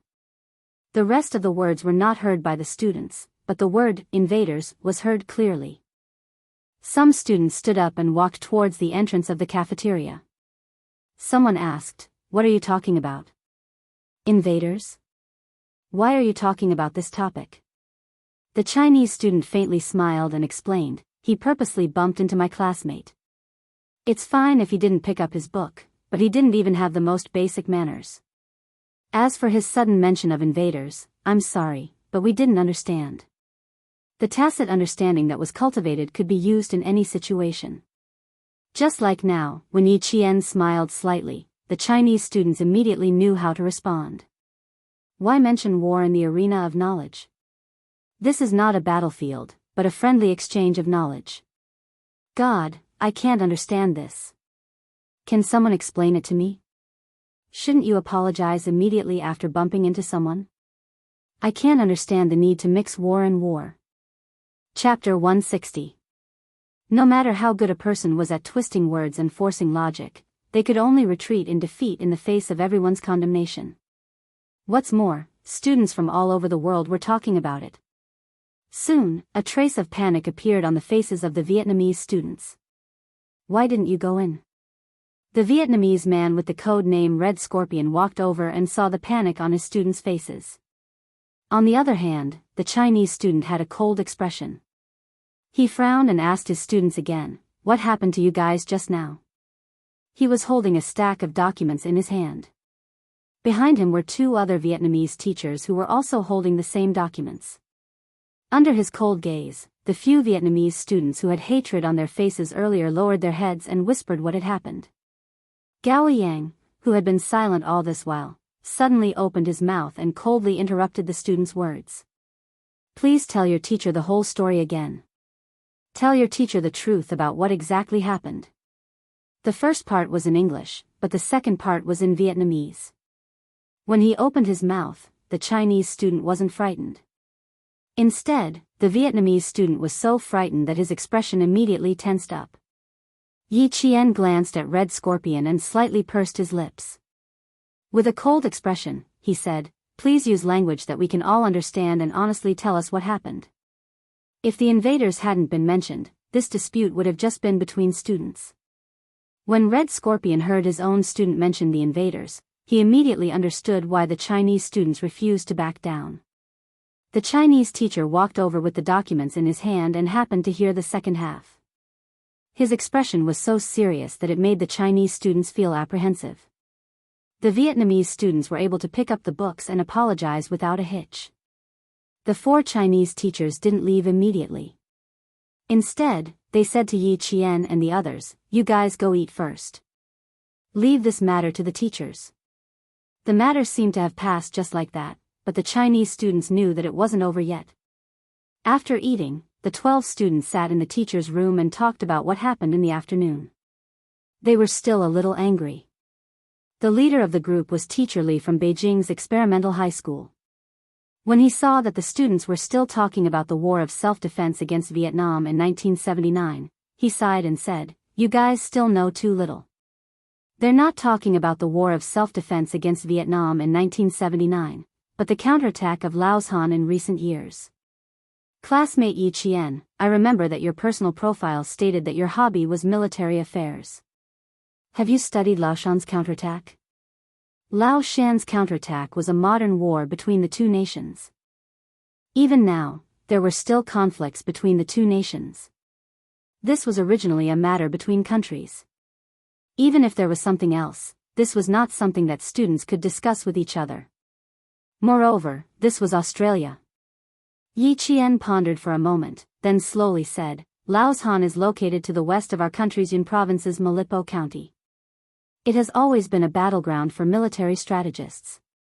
After the Vietnamese side completed the self-defense war in 1979, they ignored the repeated warnings of the China government and secretly sent troops to invade Laoshan. Relying on the complex terrain, they built a large number of tunnels, trenches, bunkers, hiding holes, many barbed wire fences, traps, and trenches. Invasion of national territory is something that no country can tolerate. On the morning of April 28, 1984, the 40th Division and the 49th Division of the 14th Division launched an attack on the front lines of Lao San and Jain Mountain. After 18 days of bloody battle, our border defense forces have finally reclaimed Old Mountain and Jain Mountain. Chapter 161. Yi Jian's voice was clear and cold. When she spoke, her voice was low and restrained, but there was a hint of coldness in it. She was talking about the war, and the teachers and students listened quietly. They were brought into the tragic war by her voice. After the Vietnamese army lost the Lao Shan position, they counterattacked repeatedly, vainly trying to retake the Lao Shan position. Thus, there were 4 major counterattacks. Among them, the Battle of Song Mao Ridge on July 12 was the largest division-level attack by the Vietnamese army. It was also the most tragic battle in the Lao Shan tug-of-war. The soldiers of the 2nd Company guarding the Lao Shan position near Nala La were all killed. After that, several of our soldiers who went up to check on the situation were also killed by the Vietnamese army. After daybreak, a platoon of 45 soldiers charged up, but they were almost completely wiped out. It was only when the rocket launchers were fired that our infantry retook the position. When she spoke up to this point, several students gasped. They had not paid attention to this area at all. They had always believed that war did not belong to the Chinese side of peace. Yi Qian's expression was cold as she pursed her lips. Her gaze swept past the students who were still in a daze. She continued softly, the war did not end. After that, the Vietnamese army sent out 500 to 600 soldiers, but they were immediately locked down by our artillery. They also paid a heavy price for their actions. This was a battle that was not far from the students, but many students and adults did not know about it. As Yi Qian spoke slowly, the bullets whistled past the students. It was as if they could see the soldiers who were unafraid of death on the battlefield for the sake of protecting their country.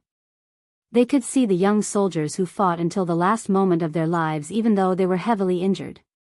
When Yi Qian spoke about the flying flesh and blood and broken limbs on the tree branches, in the bamboo forest, in the grass, and in the bushes, it was as if they were already on the battlefield. Sobbing sounds could be heard. It was Yang Yi crying. He was crying for the brave soldiers who had sacrificed themselves in the war. Teacher Li, Teacher Yu, and the other teachers' eyes were red. Even though Yi Qian had finished speaking for a long time, no one spoke. It's very tragic, but why don't we know much about it? A student asked in a hoarse voice, heavy and sorrowful. This question was answered by the teacher. Director Li sighed heavily. I hope that the next generation will always enjoy peace and happiness. I also hope that you can stay away from war. However, as students, you have to know that war means putting people in danger. It means death, blood, and loss of peace and happiness. We must stay away from war, but we must understand and recognize war. As he spoke, Director Li took another look at Yi Qian. His impression of her had undoubtedly deepened. As a student, she didn't know much about Laoshan's counterattack. When Yi Qian heard what she said, he knew that she had really paid attention to it. Sitting in the corner, Gao Yang lowered his gaze to hide the complicated emotions in his eyes. She knew much more than they did. In another hotel room, Red Scorpion sat on the edge of the bed with a gloomy expression. The gaze he swept over the boys was exceptionally cold. I didn't bring you out to discuss the battlefield with the Chinese students. I need you to be honest about my matters and your families. I don't want to see such foolish things again. If you anger me, don't even think about going back.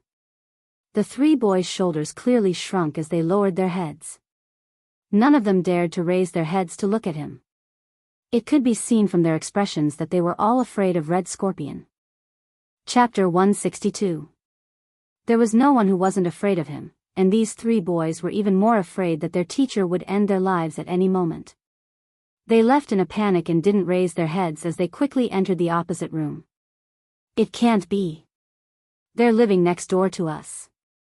Yang Ye's eyes were wide open as she looked at the three figures that flashed before her eyes. She said with some difficulty, "Dear, can we request to change rooms?" "Are you kidding me?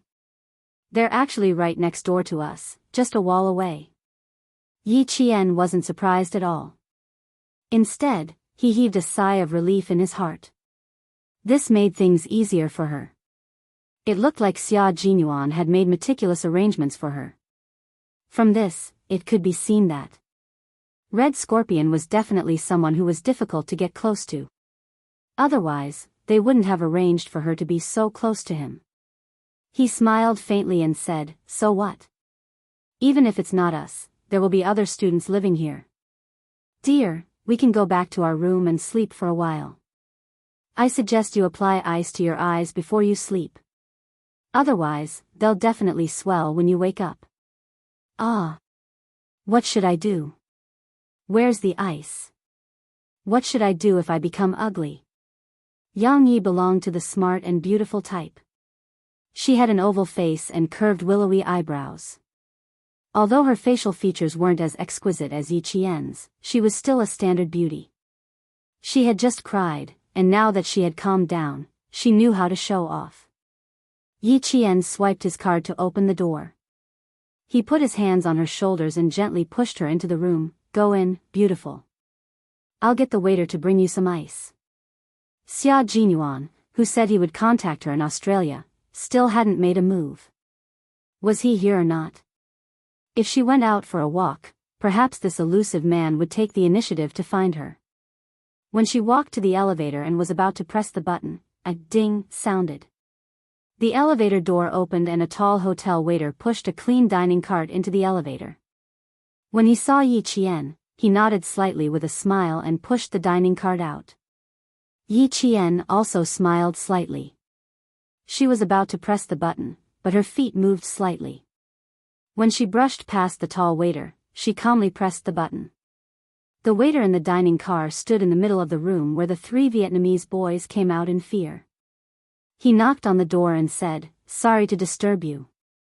When the elevator doors opened, Yi Qian, who had entered the elevator, slowly closed the doors. His eyes were sharp.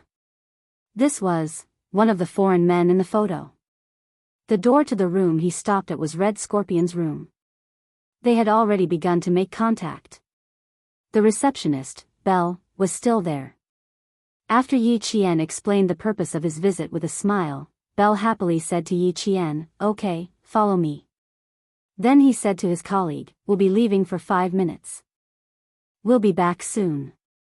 He saw Yi Qian's fingers making secret signals on the marble countertop as he spoke. "You saw him? Oh, God. I need to contact my colleagues, damn it. When did he come in?" After Yi Qian finished speaking, Belle's expression changed drastically. He reached behind him to take out his walkie-talkie. God, how could he be the waiter? Damn it. Hearing this, Yi Qian quickly turned off the call button that was about to connect. He spoke in fluent English like his mother tongue. "Belle, I suggest you first find out if the waiter was really killed. I didn't smell anything on him, including the smell of blood." This speed was so fast. Mr. Bell, who hadn't recovered from Yi Qian's speed, looked at Yi Qian in surprise with his light gray eyes. Was this a Chinese student? Why didn't he act like a student? Chapter 163. After the initial shock, Bell's expression was cold and serious as he said, "Yes, your suggestion is very good. That's right, I should go and find out where the waiter is. Maybe God will bless him and let him be safe." Yi Qian let go of his hand and looked at him with dark eyes. No, you still need to prepare for the worst. There are countless ways to make a person die quietly without shedding a drop of blood. Also, how did the suspect get in? Does he have friends in the hotel? Belle, you're a police officer. You should know what I mean. I stopped you only because I didn't want to alert his friends in the hotel, and I didn't want to put myself in danger. After all, I was the one who met him just now. For a criminal with countless lives on their hands, they would rather kill 100 innocent people than let one person go if there was even the slightest movement. If there really were friends in the hotel, then Belle's actions would make her the next target of the criminals. She had been targeted too many times in her previous life. In this life, she had to be alert if there was even the slightest abnormality. Belle put away the walkie-talkie and looked at Yi Qian with his deep, light gray eyes. After a few seconds, he sighed. Jane, you're really special. Now I understand why the young major insisted on you being the informant among the students. He was unbelievably calm. He didn't seem like a student, but like an experienced police officer. He was even calmer than Belle, who had been a police officer for 5 years. If a student was like this, then wouldn't the soldiers sent by the Chinese side be even more powerful?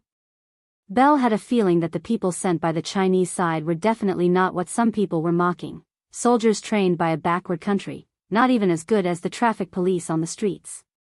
Please give me the ice. I need to send it to my classmate upstairs. Yi Qian was really calm. Even his eyes were as calm as water without a trace of emotion. I also need a communication device to contact you. If you have one, please give it to me. Thank you. Belle immediately put the ice into a stainless steel cup. When he spoke again, he didn't have the casual tone of an adult talking to a child. It was to truly place Yi Qian in the right and equal position. Yes, I need to give it to you. Not only is it a communication tool, we have also equipped you with a locator. By the time Yi Qian returned upstairs with the ice, she had 2 extra items on her body. One was a locator, and the other was a transmitter. As for Yang Yi, he was already sleeping soundly. After wrapping the ice in a towel, Yi Qian gently placed it over Yang Ye's eyes, who had already fallen asleep. Then, he gently moved the sofa in the hotel and slowly placed it against the wall. Red Scorpion's room wasn't even bugged. It wasn't that they didn't want to, but that Red Scorpion's anti-reconnaissance ability was quite strong. No matter where the bugging device was installed, he would be able to find it. This also reflected how difficult it was to deal with Red Scorpion. They were only separated by a wall, so he didn't know if he could hear anything. After pressing his ear against the wall and listening for a while, Yi Qian gave up. He didn't hear anything, which was to be expected. Thus, Yi Qian didn't continue listening. After flipping through a few math Olympiad papers, he leaned against the sofa and fell asleep. Chapter 164. When she woke up, there was someone knocking on the door. It was a blonde, handsome boy with blue eyes and 2 glasses of iced cola in his hands. He smiled at Yi Qian as she opened the door. Hey, I'm Auburn. Nice to meet you. The man was of average height, about 1.78 meters. His warm smile was as sweet as cotton candy. We'll be having a party by the swimming pool tonight. I hope you and your friends can join us. It was a passionate invitation from a handsome boy. Yi Qian felt that if she were to reject this angelic boy's invitation, it would be a very bad thing. It would be too rude. As it turned out, there was no student who could resist the temptation of a party. Yi Qian watched as the boys and girls held crystal glasses filled with champagne and gently clinked glasses. They chatted happily and without any obstacles by the colorful swimming pool. From their faces, she couldn't see any nervousness from the competition. It was as if they were here for a vacation, relaxed and comfortable. Yi Qian stood in the dark, keeping an eye on Red Scorpion's side. She sipped her champagne until a familiar low voice suddenly came from her earpiece. She walked over to Wang Mo, who was closest to her, and said, "I need to go back to my room." Then she left with a calm expression. When the door opened, there was a faint but familiar mint smell in the air. Yi Qian gently closed the door and locked it. In the dimly lit room, she saw someone sitting on the sofa. The figure in the dark was like a beast hibernating in the dark, waiting for its prey to arrive. Without turning on the lights, Yi Qian walked over to another sofa and sat down. The first thing she asked was, that waiter should have met with a mishap, right? People of different statuses even talked about different topics. Yes, he was killed around 2:10 in the afternoon. His body was hidden in the hotel's utility room. Xia Jinyuan spoke softly, his cold voice carrying a hint of hostility. Red Scorpion is already on the move. The first transaction should be completed soon. The Chinese target hasn't appeared yet, so we won't make a move for now. In the dark room, his usually sharp and cold gaze was more substantial than usual. When it fell on Yi Qian, it was especially serious. The two foreign suspects are the targets of the international police. They have nothing to do with us. Yi Qian, you know what I'm talking about, right? Their conversations were always full of mystery. Sometimes, even if one tried to guess, they might not be able to understand. However, if the two of them had a certain level of tacit understanding, they would be able to understand each other's meaning with just one sentence. Yi Qian paused for a moment, then said calmly, I understand. What we need to do is within our duties. As for how the international police arrange things, it's not something we can interfere with. Little girl, it's good that you know. You don't have to say any more. Xia Jinyuan smiled coldly. Our country is still a little weak in the eyes of some other countries, he said. Our country is still a little weak in the eyes of some other countries. In 1995, all aspects of China were still in the process of revitalization. However, whether it was the national economy or the military, they were all secretly developing in the best direction. Yi Qian had been there before, so he knew what the future would be like. On the other hand, Xia Jinyuan was a soldier, and his family was the core of the military. Naturally, he knew more. As for why some countries said China was weak and didn't allow China to interfere too much in this operation, the reason was simple. As developed countries, they thought China was weak. Regarding this, China, which had always kept a low profile, naturally continued to keep a low profile and didn't say much. Chapter 165. This was what Xia Jinyuan wanted to express. Since Yi Qian could think of not interfering with the international police, she naturally understood what he was trying to say. The country's weakness was a heavy topic, but at the same time, it was also a kind of motivation. Fortunately, China had always been motivated to become a powerful country. Yi Qian was not deceived by his fake seriousness, because she knew that in the near future, China's military strength would make the former world superpowers feel threatened.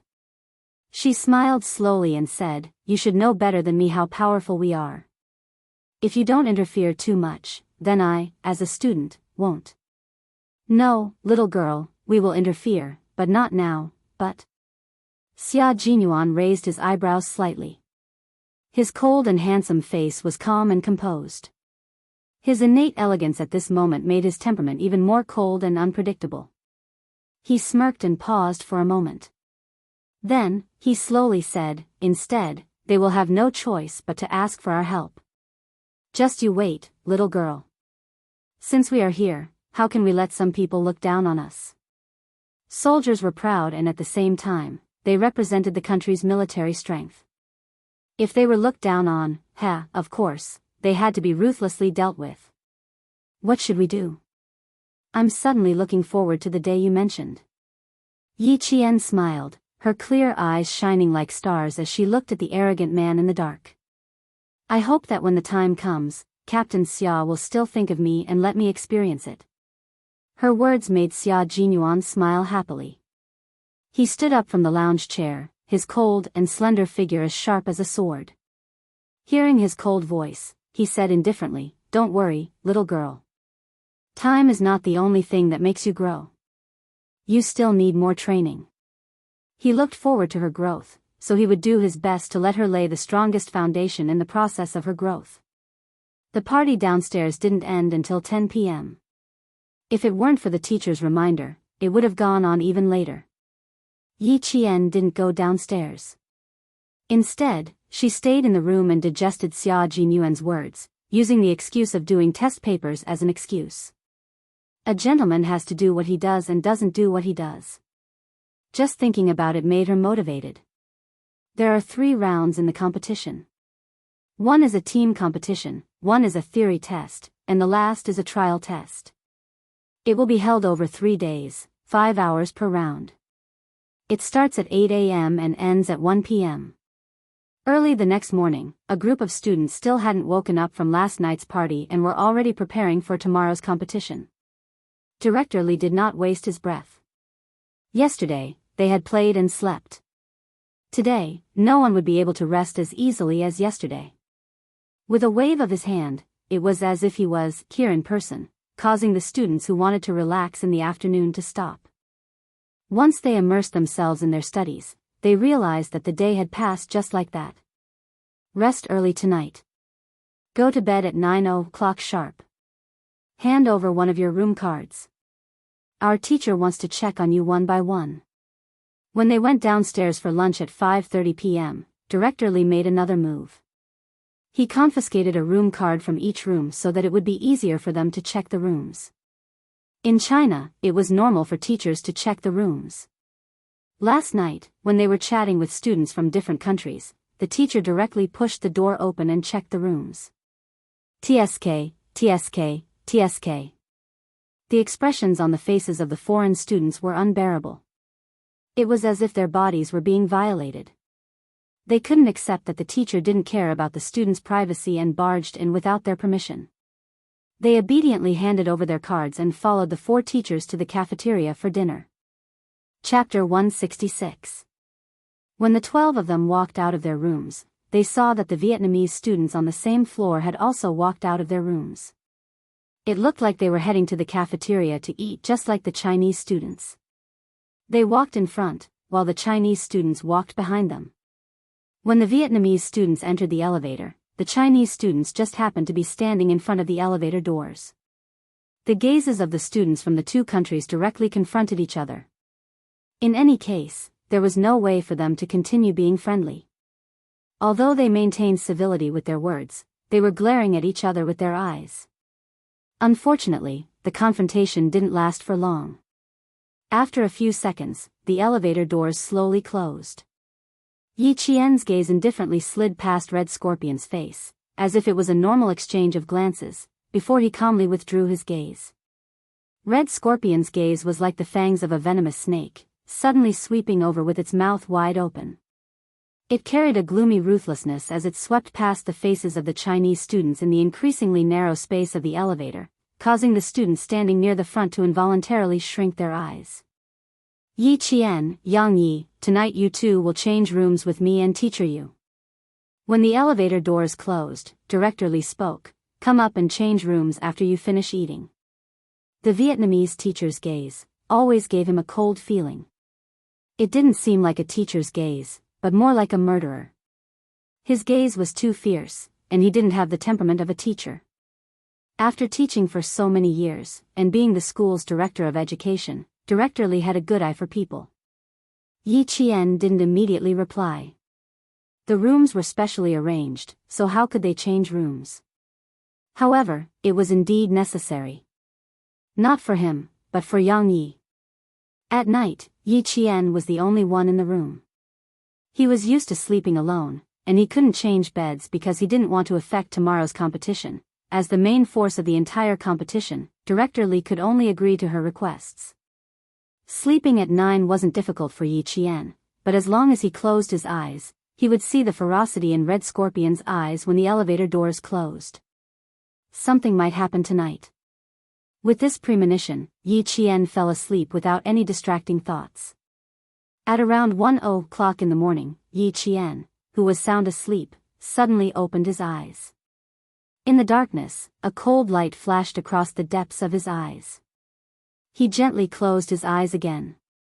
The originally tightly shut door quietly opened. The light from the corridor shone into the room, then disappeared as the door quietly closed. Someone tiptoed into the room, even holding their breath.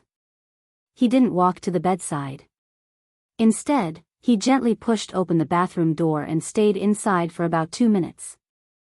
Then, he closed the door and left, as if it was just a nightmare. Yi Qian did not get up immediately.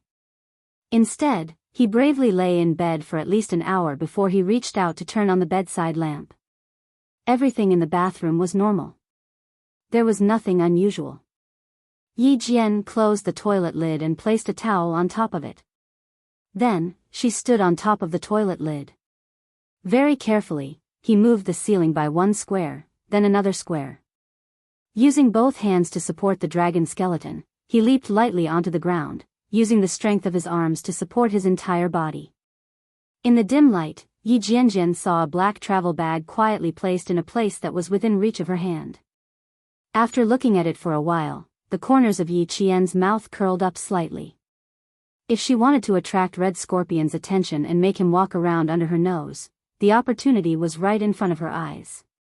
"Captain Xia, if I said that someone came into my room and left a black bag in the bathroom, would you believe me?" Chapter 167. Placing the bag on the bed, Yi Qian smiled as he contacted Xia Jinyuan. As he unzipped the bag, a bag of white crystals appeared before his eyes. It weighs about 40 kilograms. "If I'm not wrong, this is heroin." Xia Jinyuan leaped out of bed like a carp. His deep, handsome eyes were cold as he said in a deep voice, "Wait for me. I'll be right there." He didn't even give Yi Qian a chance to refuse before he cut off the call and rushed downstairs. He didn't even go through the front door.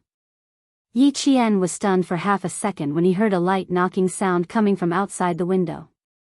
Then he rushed over and pulled open the curtains.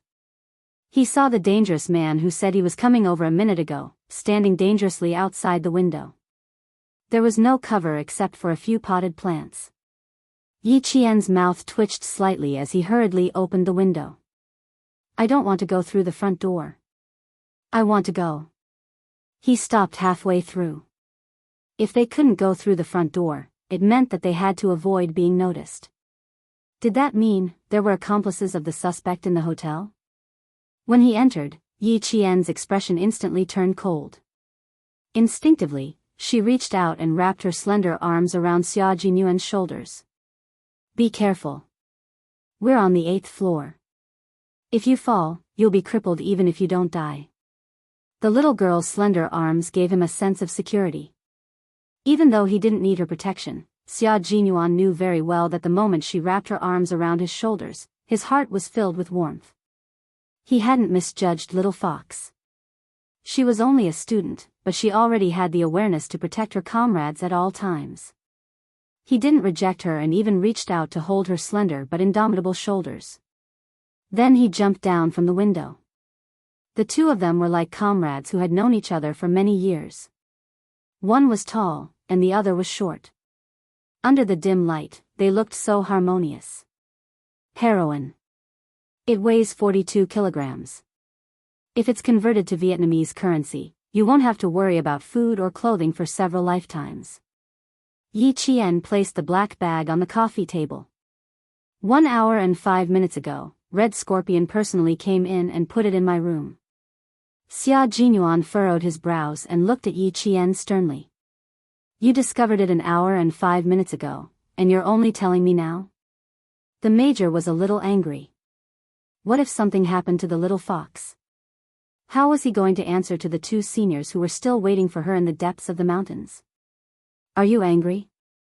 "Don't." Yi Qian, who felt his heart skip a beat after being glanced at by Yi Qian, calmly explained the situation. After he was done, he concluded. "How could such a difficult person attack my student before the deal was done?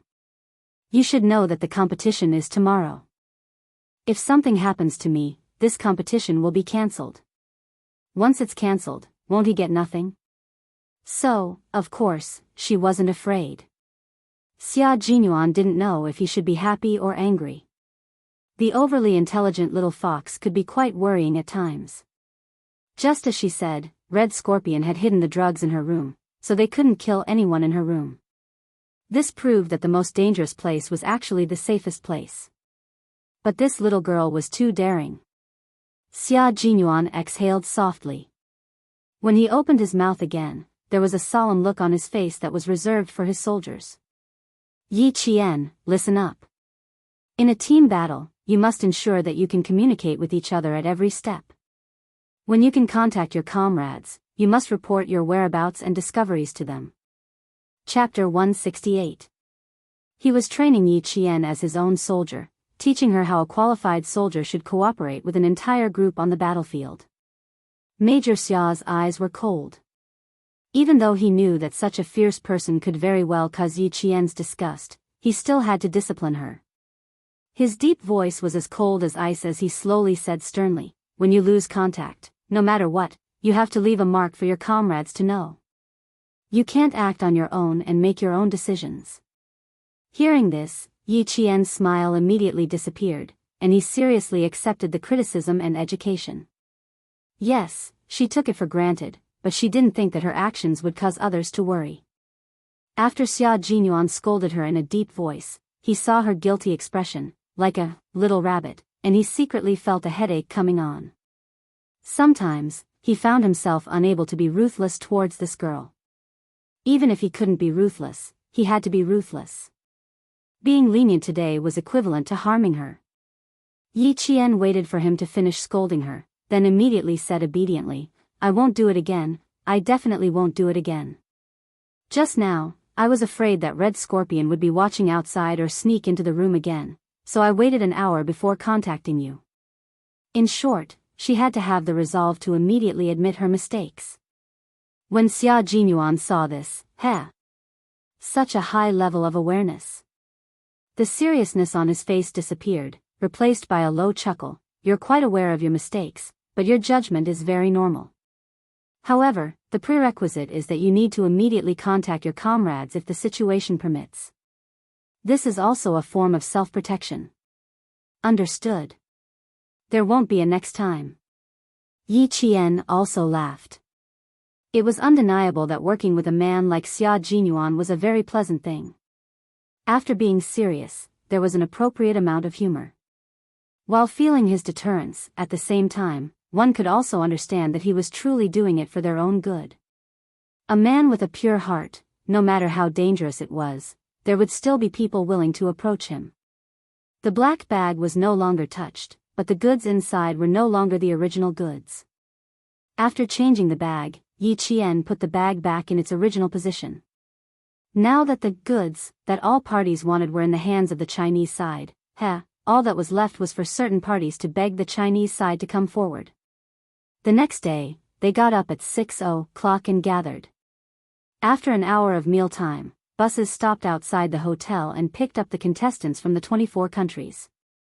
The Australian TV station arrived early and reported that students from 24 countries had entered the University of Sydney. The hotel was right next to the University of Sydney, and it was only a 10-minute drive away. There were police cars leading the way in front and police cars protecting the back. 24 buses slowly drove into the university in the QS World University Rankings. Yang Ye's eyes were fixed on the outside of the carriage, and he was so excited that his right hand grabbed tightly onto Yi Qian's left hand. You know, right? This is my goal. You really didn't disappoint me. You're too beautiful. After speaking excitedly, he turned his head and asked Yi Qian, what about you, Yi Qian? Which university is your goal? Gao Yang, who was sitting in front of the two, happened to hear this. His eyes had been closed, but his expression was cold. He gently opened them and turned his head, his gaze landing on the famous university campus. Studying abroad. This was also part of his plan, but could it be part of Yi Qian's plan? My goal? Yes, but it's definitely not studying abroad. Yi Qian replied with a smile. There was a tenacity between his beautiful brows that no one his age had. He said indifferently, I'm still working hard. I hope I can achieve my goal in 4 years. Chapter 169. Yang Yi tilted his head, thought for a moment, and said, your results are very good. Even if you don't study abroad, you can choose between Hua University and Shi University. I can't. My family has already made arrangements. It's either America or Australia. No matter where it is, let's work hard together. Yi Qian, who didn't want to discuss which university they would go to in the future, pointed outside and said with a faint smile, "It's so beautiful there." "Where is it?" When the topic changed to Sydney University, which Yang Yi was concerned about, she didn't continue to ask. She looked in the direction Yi Qian pointed, and her eyes lit up. "It's the Central Tower, the iconic building of Sydney University." Founded in 1850, Sydney University was recognized as one of the most beautiful campuses. This was a university that firmly controlled Australia's political and economic lifeline. Countless politicians and rich people came from this university. The bus stopped at Sydney's most iconic Central Tower. The magnificent building, which was like a European palace, was solemn and elegant. The towering spire and the beautiful sculptures told all the students about the long history of this famous university. From 8 a.m. to 1 p.m., students were free to visit after the exam. But now, one after another, they got off the bus and went to the main teaching building. There weren't many students who stopped to look at the scenery. The teaching field was a hall that could accommodate hundreds of people. There was a total of 288 long desks that were about 90 meters long. The distance between the desks was very large, and all the students were only allowed to sit in the middle of the desks. This was to prevent cheating and make it easier for all parties to monitor. After everyone was seated, Yi Qian felt that there were countless people watching all the students from all directions. After a famous politician who graduated from Sydney University and had participated in 2 mathematical Olympiads gave a few simple but powerful words of encouragement to the students, the clock tower rang, and the theory test from 8 a.m. to 1 a.m. began. After the test papers were handed out, there was no sound at all. All the students were completely immersed in the complicated mathematical Olympiads. There were a total of 5 questions in this exam. The questions included algebra, geometry, and number theory. The difficulty of the 6 questions increased in order, and the questions were divided into many small questions. The students had a lot of work to do and spent a lot of time answering the questions. All the teachers were outside the exam hall, and they could see the situation of each student through the huge screen. The international police focused their cameras on each student. They needed to find out which students were controlled by international drug gangs. Xia Jinyuan was also in the office. The difference was that his eyes were directly locked on the 3 Vietnamese boys that Yi Qian provided. When the exam went into the 3rd hour, a Vietnamese boy stood up and sealed the test papers into a folder, and walked through the group of students. "Here, zoom." Xia Jinyuan pointed out that when the Vietnamese man passed by a table, his hand seemed to move inadvertently. If one didn't pay close attention, it would be difficult to notice his subtle movement. The 2 international police took a look and looked at Jinyuan thoughtfully. They took out their walkie-talkies and contacted their colleagues who were disguised as school security personnel to pay close attention to the whereabouts of the Vietnamese students. Outside the bishop's office, Red Scorpion looked at the students who walked out. He vigilantly scanned the surroundings, then walked over and asked in a low voice, "Handed it in?" Even if someone could understand him, they would think that he was asking if the students had handed in their test papers. Chapter 170. The boy did not look too good and his lips were a little pale. He nodded and stammered, "Yes, teacher." "Do you not need me to do anything else after this?" "The test paper." "I didn't finish it." "Test paper? Do you still want to continue?" "Child, your sister is still in their hands, your father is still in prison, and your mother is still waiting for you to return. Are you sure you still want to do the test paper?" Red Scorpion smiled coldly and patted the student on the shoulder. "Smart children know what to do. Go, take a look at this university." He stuck his head out and aimed at the teacher and student who were talking in the corner of the wall. Their soft voices came one after another. Xia Jinyuan wrote on a piece of paper, "Sister kidnapped, father in prison, mother waiting." He picked it up and looked at it quietly, then translated it into English and handed it to the international police. "Important clue." "Okay."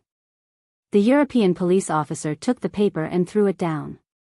He looked at it with an arrogant expression and chuckled. "I don't think we need these so-called important clues. Okay, buddy, you can go to the side and rest." Leave this to us. His chuckle was full of mockery, as if he was holding words written by a child and not a clue. Xia Jinyuan heard this and chuckled with indifferent elegance and confidence. Okay, I hope your work will go smoothly. He turned around and said to his comrade, who was dressed in casual clothes and had a strong temperament, with them here, we can go back and rest. Naturally, they had to rest well and conserve their energy. The European police officer, who was still laughing, said to his colleague, God, I've never seen soldiers like them. They don't know how to do anything and are just like children. What a headache. Okay, buddy, for God's sake, don't say so much. They're pitiful enough, we don't have to discourage them. The tall and sturdy man took over the conversation and glanced at the departing figures with his brown eyes. God, they're so skinny. Xia Jinyuan, who had already walked to the door, casually looked back when he opened it. The coldness in his dark eyes seemed to be stained with blood. The bloodthirsty hostility made the man's heart sink. When the man looked at Xia Jinyuan again, he only saw the elegant and noble smile on Xia Jinyuan's handsome face. Everything felt like an illusion. 10 minutes after the Vietnamese student left, another student also left the arena. The students on the Chinese side were still immersed in solving the questions. Some of them were frowning, and some of them were smiling confidently when they solved the questions. Every time in the mathematical Olympiad, the Chinese side's ranking would always be at the top. Just like the previous contestants, the students' answers to the questions were very detailed and logical. Faced with the Australian TV station's interview, Director Lee replied with a calm smile, regardless of whether the results are good or bad, I have confidence in them. Every student loves mathematics, and every exam is an exploration. Therefore, good or bad results are no longer important. The most important thing is that they love mathematics. If they only take the exam for the sake of ranking, they will lose the true meaning of exploring mathematics. Friendship first, competition second. It's all just talk. The Chinese students were all doing their best. Who would want to fall behind? No one wanted to. However, it was undeniable that they all loved mathematics. When he was thinking hard, he finally understood why Pythagoras was so happy when he said that everything is number. Chapter 171. 5 hours passed in the blink of an eye.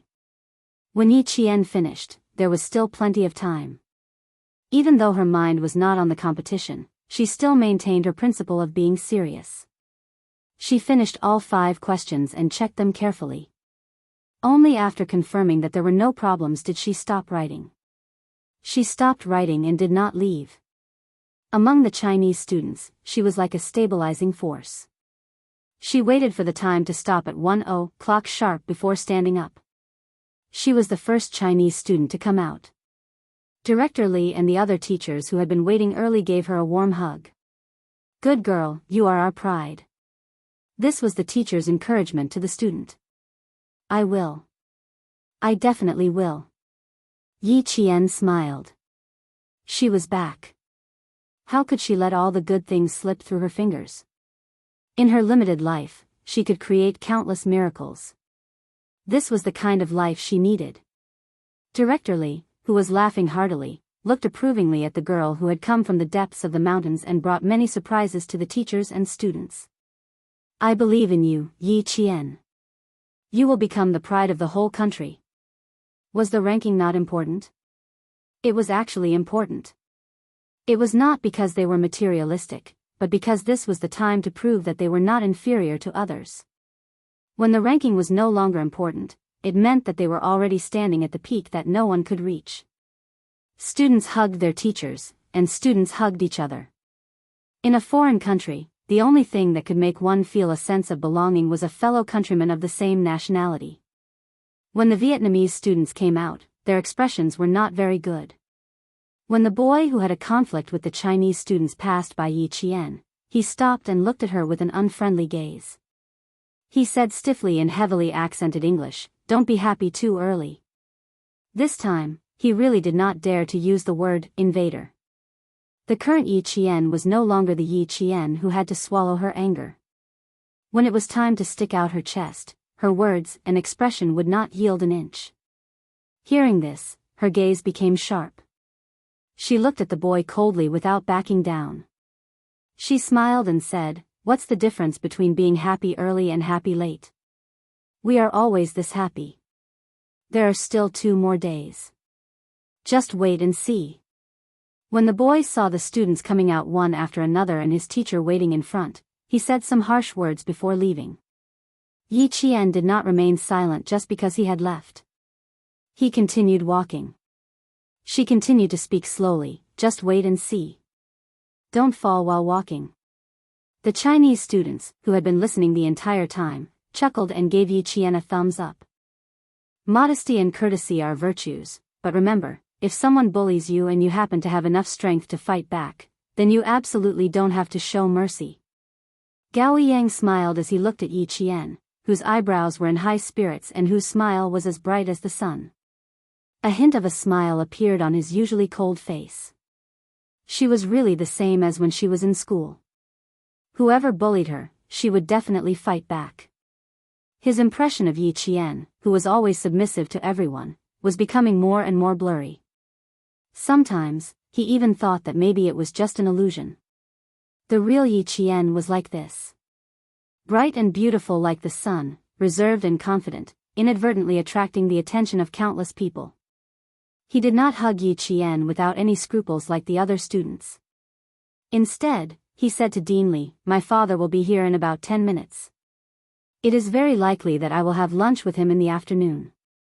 Chapter 172. Father? Director Li was taken aback by this distant form of address. Before he could say anything, a black sedan slowly drove over. Under the sunlight, the body of the car was so smooth and domineering that even those who didn't know much about cars would know that this car was extremely expensive. Gao Yang, who had a slight smile on his face, saw this, and the coldness in his eyes deepened. When the car stopped, he said to Director Li, "He's already here." It's rare for him to be punctual. He didn't hide his sarcastic tone at all.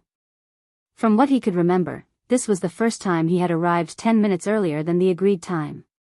The appearance of Gao Yang's father really shocked all the Chinese students. Tall, handsome, and with a powerful aura, he was like an overlord. His every move showed that he was a very successful businessman, and he exuded a strength that didn't allow anyone to refuse. When he exchanged greetings with Director Li, even if he was smiling, he still couldn't make people feel close to him. Yi Qian looked at him, and then looked at Gao Yang. The father and son really were carved from the same mold. They had the same facial features and the same temperament. It was rare for a father and son to resemble each other so much. It's not convenient to eat out. Mr. Gao, go ahead. Just have Gao Yang return to the team before 6 in the evening. Director Li smiled as he rejected the invitation of this famous businessman who often appeared in the domestic financial news. He lightly patted Gao Yang and looked at the boy whose expression had become colder ever since his father appeared. He said gently, "Remember, return to the hotel at 6. You still have an exam tomorrow." From Gao Yang's increasingly cold expression, it could be seen that he didn't want to interact too much with his father. However, this was a student's family matter, so Director Li naturally wouldn't say much. He only reminded him implicitly. Gao Yang's father didn't insist. He took out an antique phone in Yi Qian's eyes and dialed a number to inform his assistant to cancel tonight's meal order. Yi Qian's gaze passed over Gao Yang's father's shoulder and landed somewhere behind him. There, Red Scorpion seemed to be communicating with a tourist. The Vietnamese boy standing next to him seemed very nervous. Under the sunlight, his thin shoulders seemed to be trembling slightly. Tonight at 8:00, the first batch of transactions will be completed. He will be in charge. Red Scorpion noticed the student's strange behavior and raised his hand to directly place it on the boy's shoulder. He lowered his head and softly warned him in Vietnamese before saying, "Remember, I need USD." The tourist was wearing a baseball cap with the brim pulled low. Yi Qian only saw him make an "okay" gesture, and the conversation ended in 1 minute. This was an unfamiliar figure. Yi Qian searched his memory and was certain that there was no trace of this man in the past 2 days. He watched as the man crossed the fountain in the square and quickly disappeared from the campus. The black car slowly drove past them, cutting off Yi Qian's line of sight. It then took Gao Yang away from the campus. A limited edition Maybach. How much money does Gao Yang's family have? After the father and son who didn't communicate with each other the whole time left, a boy whispered in surprise, "There are only 10 of them in the world. Even if you have the money, you can't buy a peerless car." Because of Gao Yang's father's appearance, the students heading to the cafeteria at the University of Sydney had another topic to talk about. After eating at the University of Sydney, the teachers led the students on a tour of one of the most beautiful universities in the world. The wide lawn, tall steeple buildings, and unique and enchanting scenery made countless tourists stop in their tracks. Chapter 173. The most beautiful scenery is the exam season from late October to November every year. The campus is filled with rows of blue trees decorated with violet flowers. It's extremely beautiful. Yang Yi had never been to the University of Sydney before, but he knew very well that she really liked this school. From their conversation, Yi Qian found out that more than half of the students here were already prepared to study abroad. They would go abroad directly after graduating from high school. Every time this topic was brought up, Yi Qian would smile and remain silent, because she knew very well that the school she wanted to study at would definitely not be overseas. Even if she could, she wouldn't choose to study abroad.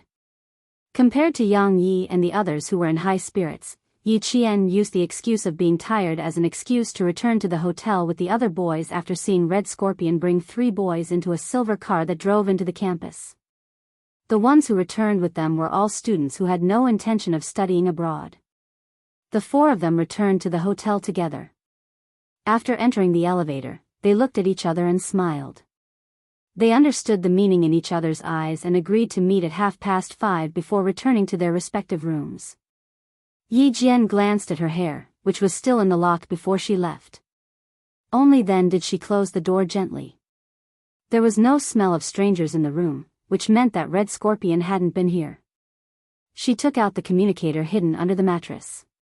Yi Qian remembered Xia Jinyuan's words, so she wore her headset even when she was asleep. Today's difficult exam had lasted for 5 hours, so she was indeed mentally exhausted. Just as Xia Jinyuan had said, within the limited time, do your best to preserve your energy. She had just put on her headset when Xia Jinyuan's low voice lazily came from the other end. You just got back. Do you want to go upstairs and eat a bowl of Chinese instant noodles? 3 in the afternoon. It's too late for lunch, too early for dinner. Yi Qian directly laid on the soft bed and replied lazily, I don't have the habit of eating last minute.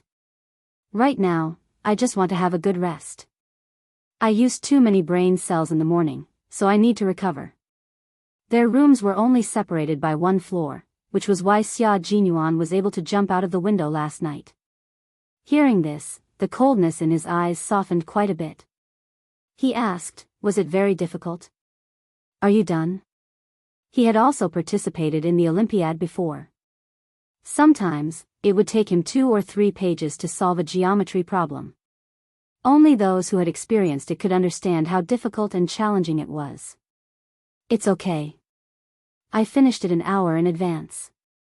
After checking it, there shouldn't be any problems. I'm a little tired. I want to rest. Yi Qian closed his eyes as he spoke.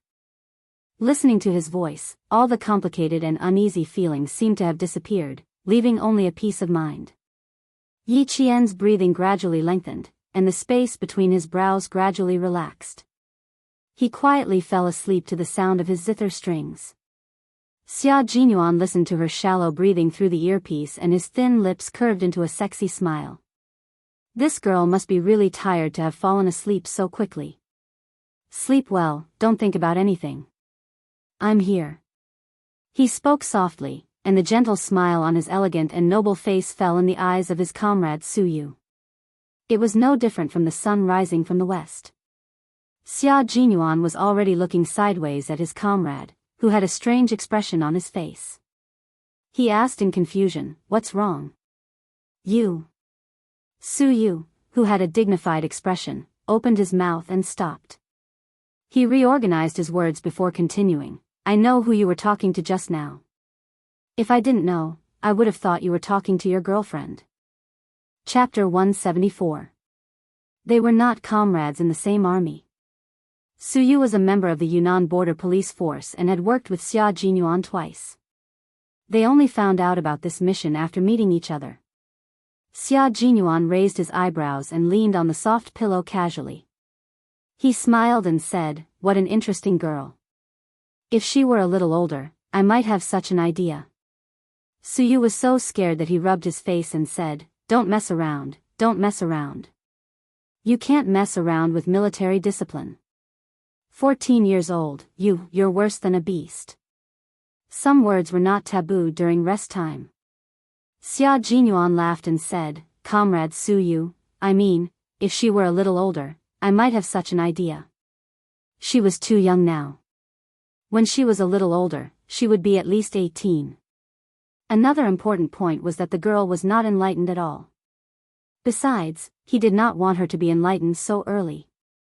It would be better if she did not become enlightened when she was in middle school, high school, and university. You scared me to death. You must have the awareness of being a monk now. Su Yu was relieved to see this. Soldiers like them who were directly on the line between life and death usually joked with each other about each other being monks. They must abide by the rules and discipline and never violate them. This meant that they were in such a dangerous frontline army. Who knew when they would not be able to come back? Dating was to avoid harming the girl. Xia Jinyuan sneered and said, "You don't dare to talk about it. As for me, I won't talk about it now. We'll see when the time comes." If she felt that he was good at that time, it was not impossible for her to give it a try. It's good that you understand. Before the age of 35, be pure and simple. Su Yu was 7 years older than him. Soldiers like them who fought on the front line would either be transferred or discharged before the age of 35. They did not dare to harass the girl before they felt at ease. This was not a very easy topic. Xia Jinyuan sorted out the clues and the two quickly entered into a discussion about the operation. After dinner in the evening, Director Li returned to the hotel several times with a frown and a trace of worry. Gao Yang, who said he would be back before 6, did not return to the hotel on time. This made Director Li a little worried. He wanted to contact Gao Yang's father, but in the end, he did not even have his contact information. Yi Qian and Yang Yi, who had already eaten, were about to go back to their rooms when Director Li stopped them. "Yi Qian, come here for a moment. Yang Yi, you go upstairs first." Behind them were all Chinese students. The worried Director Li added, "Go back to your rooms. If there's anything, contact Teacher Yu on the landline. If there's nothing else, stay in your rooms and do whatever you want."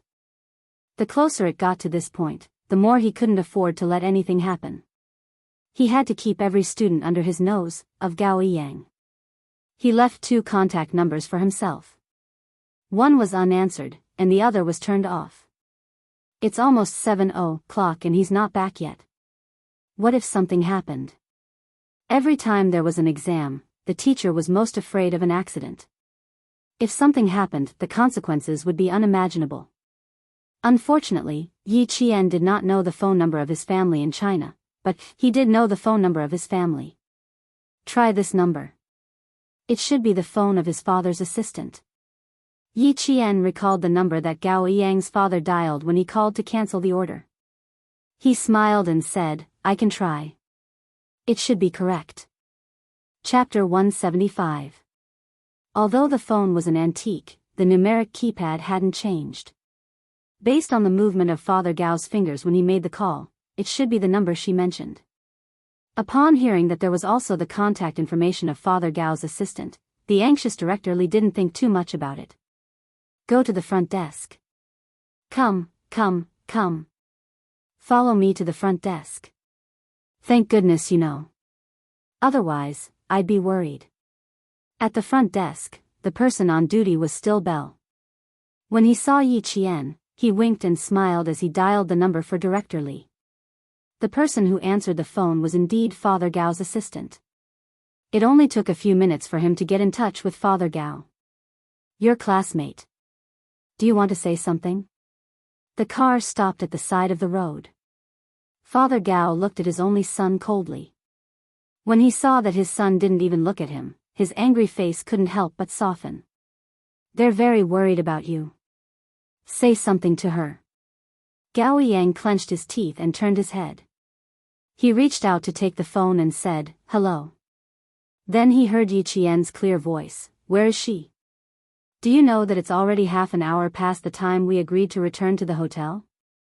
On the other side, Director Li quickly wrote a line of words. Yi Qian read it out loud. "Sorry, she's already back." He didn't expect it to be Yi Qian. His cold voice immediately softened. "Return to the hotel in 10 minutes. I'm hanging up." He hung up after he finished speaking. Yi Qian was even faster. He had already put the phone back on the phone. "I said I'll be back in 10 minutes. Don't worry, go eat." The phone rang again. This time, it was picked up by the front desk. "Excuse me." Bell smiled at Yi Qian with the phone in his hand. Before she left, he said politely, "It's your friend. She probably has something urgent to talk to you about." It was a call from Yang Yi. It was an extremely urgent call. Yi Qian had to make a trip to the supermarket immediately. Director Li didn't know where the supermarket was. After Bell brought Yi Qian to the supermarket, Yi Qian politely declined Bell's company as she needed to buy female products. She indicated that she already knew where to go and went to the supermarket alone to buy underwear and sanitary pads for Yang Yi.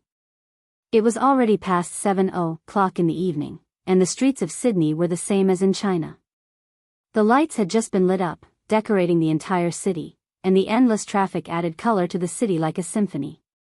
The towering trees on both sides of the street made the bright street lights only shine dimly on the sidewalk, faintly outlining the sparse silhouettes of pedestrians. Yi Qian held on to the bag that didn't take up much of his weight.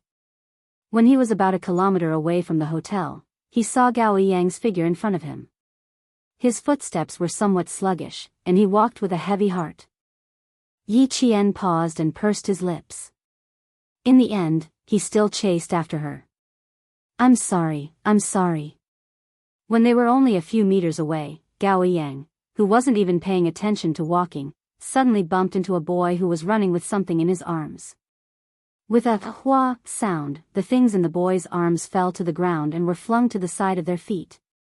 Both of them were startled and reacted extremely quickly, bending their backs. Yi Qian had already dodged to the side. The boy who was bumped into wasn't anyone else, but a Vietnamese boy. "Tell your classmate to leave, Yi Qian." Xia Jinyuan's cold voice suddenly came from the headset.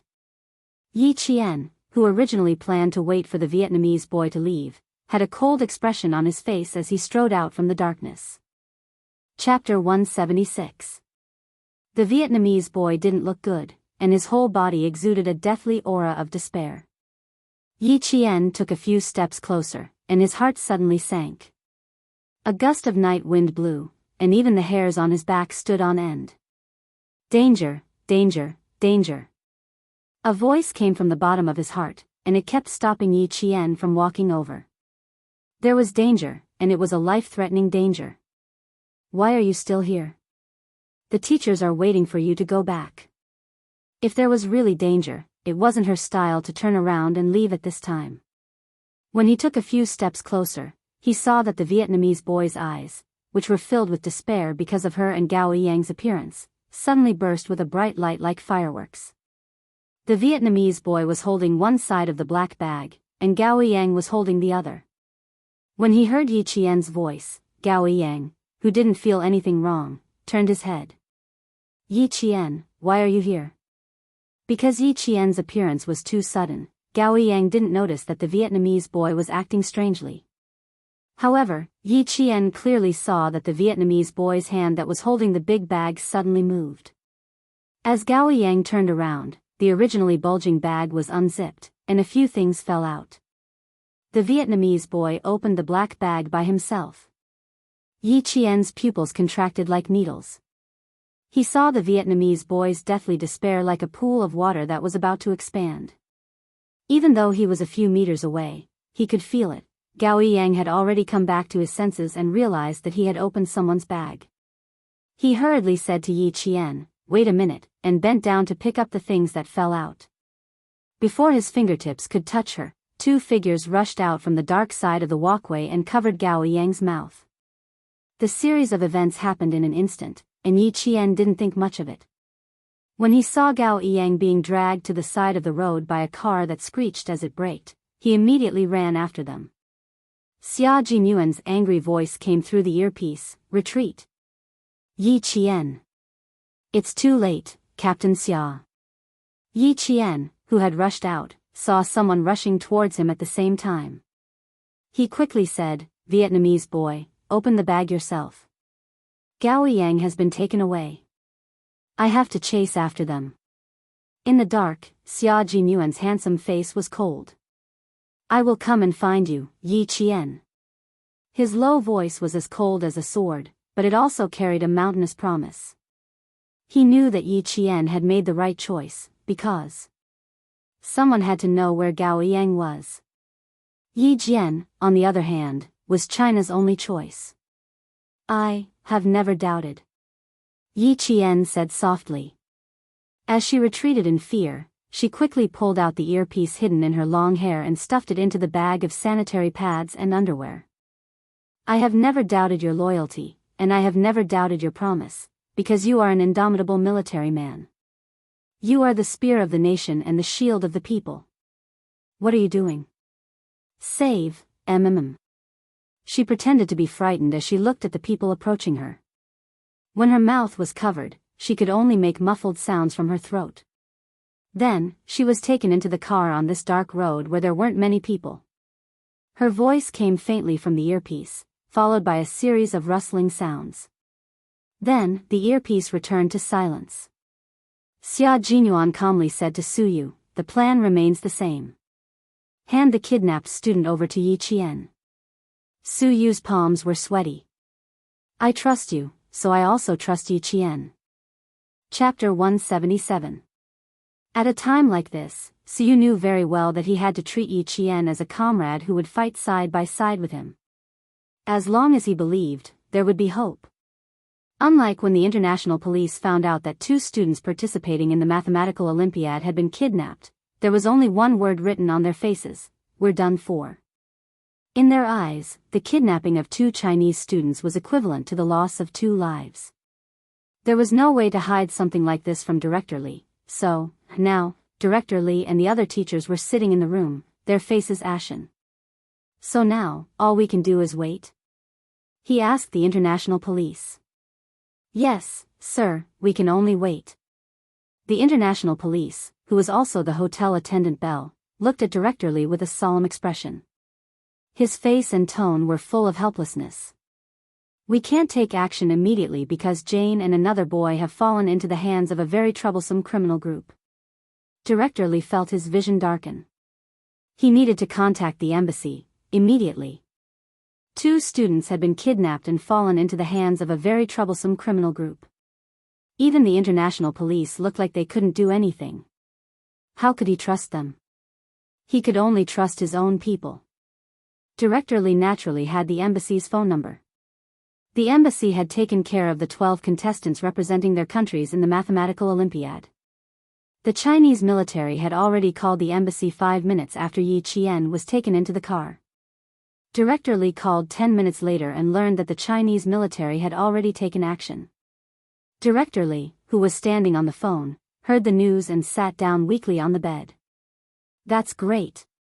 At the critical moment, his own country was still the most reliable. In the car, Gao Yang calmed down after struggling for a while.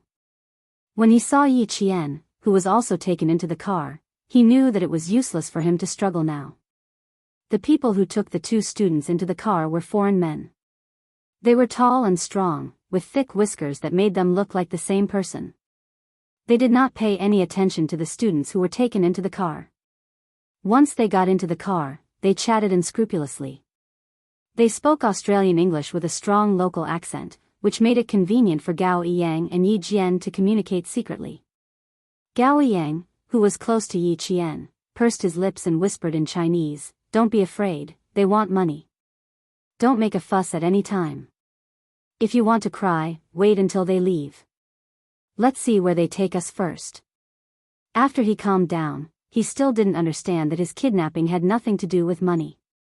However, for someone who had been kidnapped before, the scene in front of him was very similar. It was reasonable for him to think that he had been kidnapped for money. His calmness made Yi Qian look at him in a new light. It was rare for a young boy to be able to calm down after struggling for a few seconds.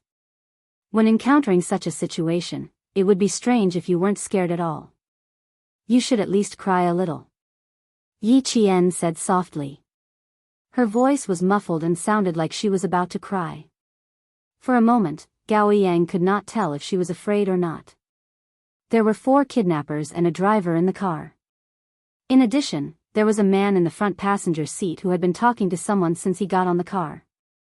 The 6 people's attention was not on the 2 students. After the car door closed, they started chatting among themselves. Chapter 178. Yi Qian recognized the voice of the foreign man in the front passenger seat. It was the man she had bumped into when she was pushing the dining cart out of the elevator. He was one of the suspects wanted by the international police. "Yes, it's a bit bad, but we're lucky it's just 2 students." "Yes, that's right, we'll proceed according to the original plan. I don't want to wait any longer. Let Red Scorpion worry about the rest, ha ha ha." The man on the phone didn't try to hide anything. He said whatever he wanted to say and spoke in English. He wasn't afraid that the 2 kidnapped students would understand. Yi Qian's eyes darkened. The other party didn't care at all, which meant he wasn't afraid that they would spill the beans. Because dead people don't talk. She wasn't afraid. In her past life, she was bullied by Yi Ying until her guts were as hard as stone. She only knew how to survive and didn't know fear. In this life, at this moment, she really wanted to thank Yi Ying for what she had done to her in her past life. That was why Yi Qian was who she was today. Fearless, fearless. A pair of slender but cold hands quietly grasped her hand. Yi Qian instinctively wanted to shake it off, but the owner of the hand tightened his grip. It was so tight that she could feel the sweat in his palm on the back of her hand. They didn't want money. Gao Yang's voice was trembling. Even though he was speaking in a muffled voice, Yi Qian could clearly feel the tremor in his voice. No matter how calm a 15-year-old boy was, he would still be afraid. Because he also understood why the man on the phone was so unscrupulous. Yi Qian sighed in her heart. In the end, she didn't pull her hand away. She had a problem with him. When she first arrived at school, he blamed her for angering Yi Ying to the point of being hospitalized. After that, although there were some misunderstandings, he still apologized to her after understanding that it was Yi Ying's little trick. From these points, Gao Yang could be considered a boy who understood what was right and wrong. Congratulations, you guessed right. So we can only wait for the right time. Yi Qian sighed softly, but she still slowly withdrew her hand. She was not used to holding it like this. Let's see where they take us first. At least for now, we're not in any danger. The plan did not change, which meant that the deal would still go on. Before the deal was completed, smart people would not do anything that would complicate matters, such as immediately killing the 2 contestants who came to Australia to participate in the Mathematical Olympiad. The Mathematical Olympiad was something that the entire state of Australia was paying attention to. No matter how arrogant the criminals were, it was impossible for them to commit crimes so arrogantly. Money was their priority. On the other hand, the 2 lives that were already in their hands could be dealt with at any time. Gao Yang had already pursed his lips into a straight line. He vaguely guessed that this kidnapping had something to do with the Vietnamese boy just now. If that was the case, then in the end, he had implicated Yi Jian. He glanced at Yi Qian slightly. Her long hair covered her dimples and all the expressions on her face. He couldn't see her expression clearly, and he couldn't guess what she was thinking. The only thing he knew was that she was not afraid and did not need to rely on him. From the moment she pulled her hand out without hesitation, he knew that she did not need his comfort at all. This Yi Qian was so unfamiliar, but so outstanding. The night was still dark. Nothing had changed because of some people or some things. As Director Li waited anxiously, Gao Yang was pushed out of the car. Chapter 179. When it was Yi Jian's turn to get out of the car, the bag she had been holding in her hand was grabbed by a pair of hairy hands. Yi Jian, who did not let go, directly took out a pack of sanitary pads from the bag. Crying and shy, she stuttered in English and said in fear, "Do you, a man, need this? You. Do you need it?" When the other 3 kidnappers saw it clearly, they burst into laughter. The man who grabbed the bag also laughed.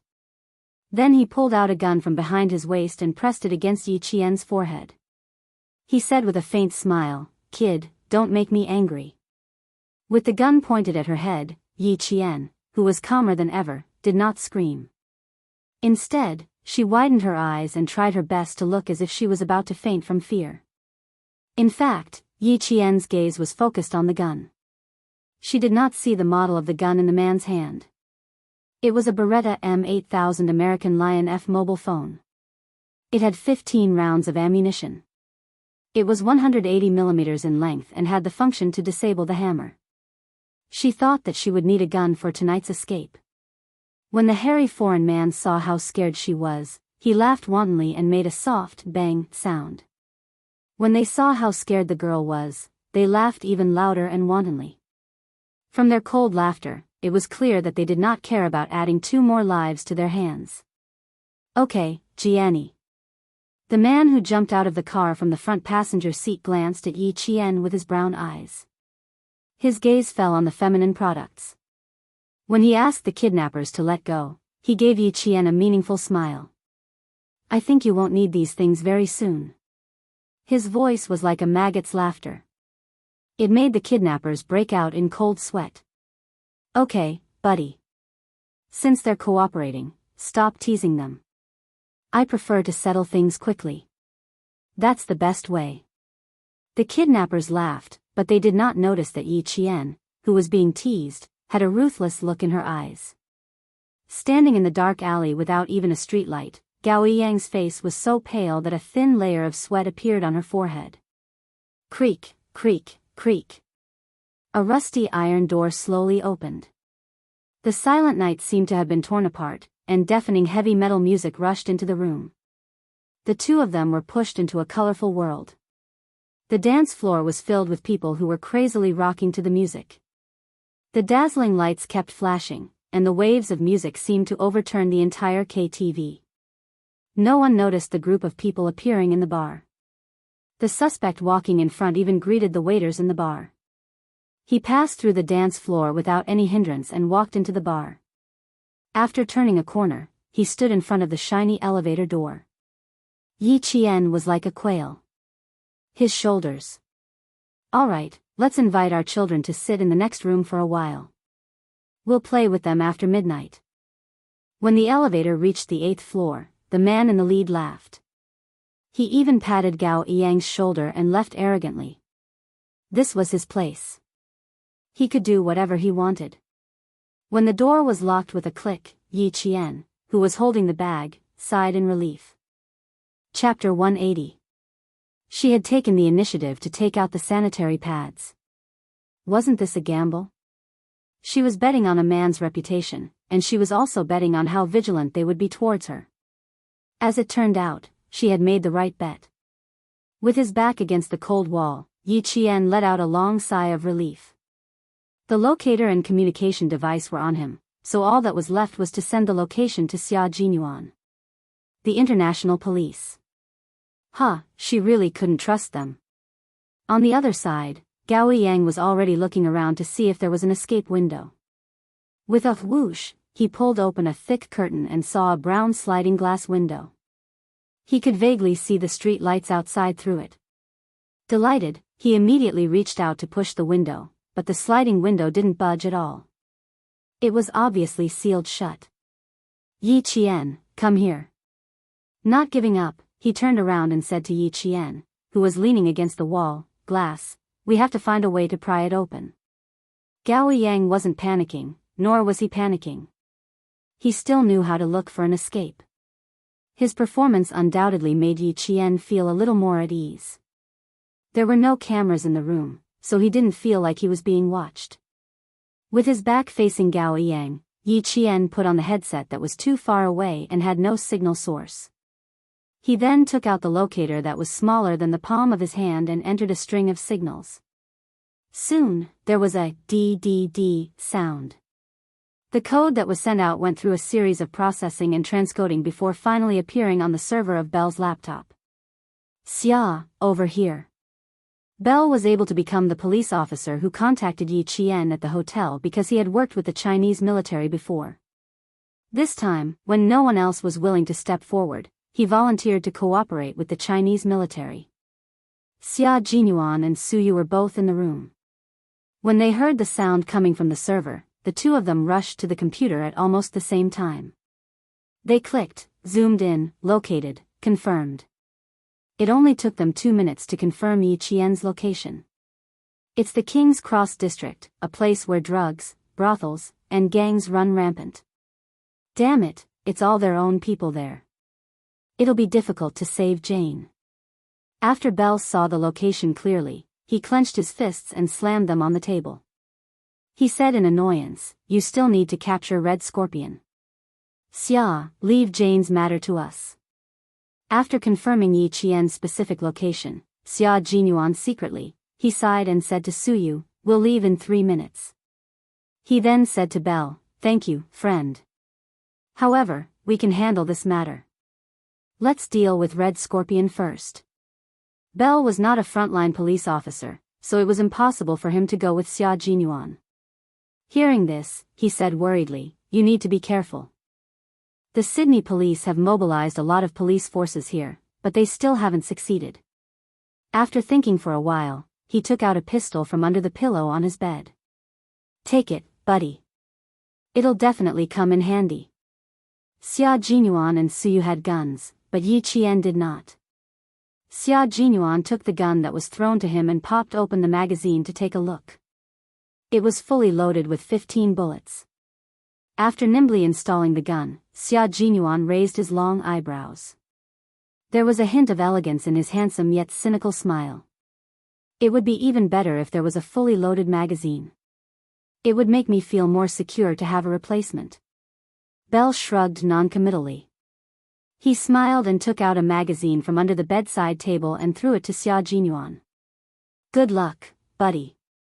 Chapter 181. At this time, groups of men and women of all kinds were flirting and frolicking on King's Cross Street. There were young men in short shirts and shorts, bare-chested women in sexy clothes, and office workers in suits and shiny leather shoes. They were also flirting with sexy women. Glasses of beer were not meant to be drunk, but to be drunk. Therefore, from time to time, one could see drunk Westerners singing and making a ruckus on the streets.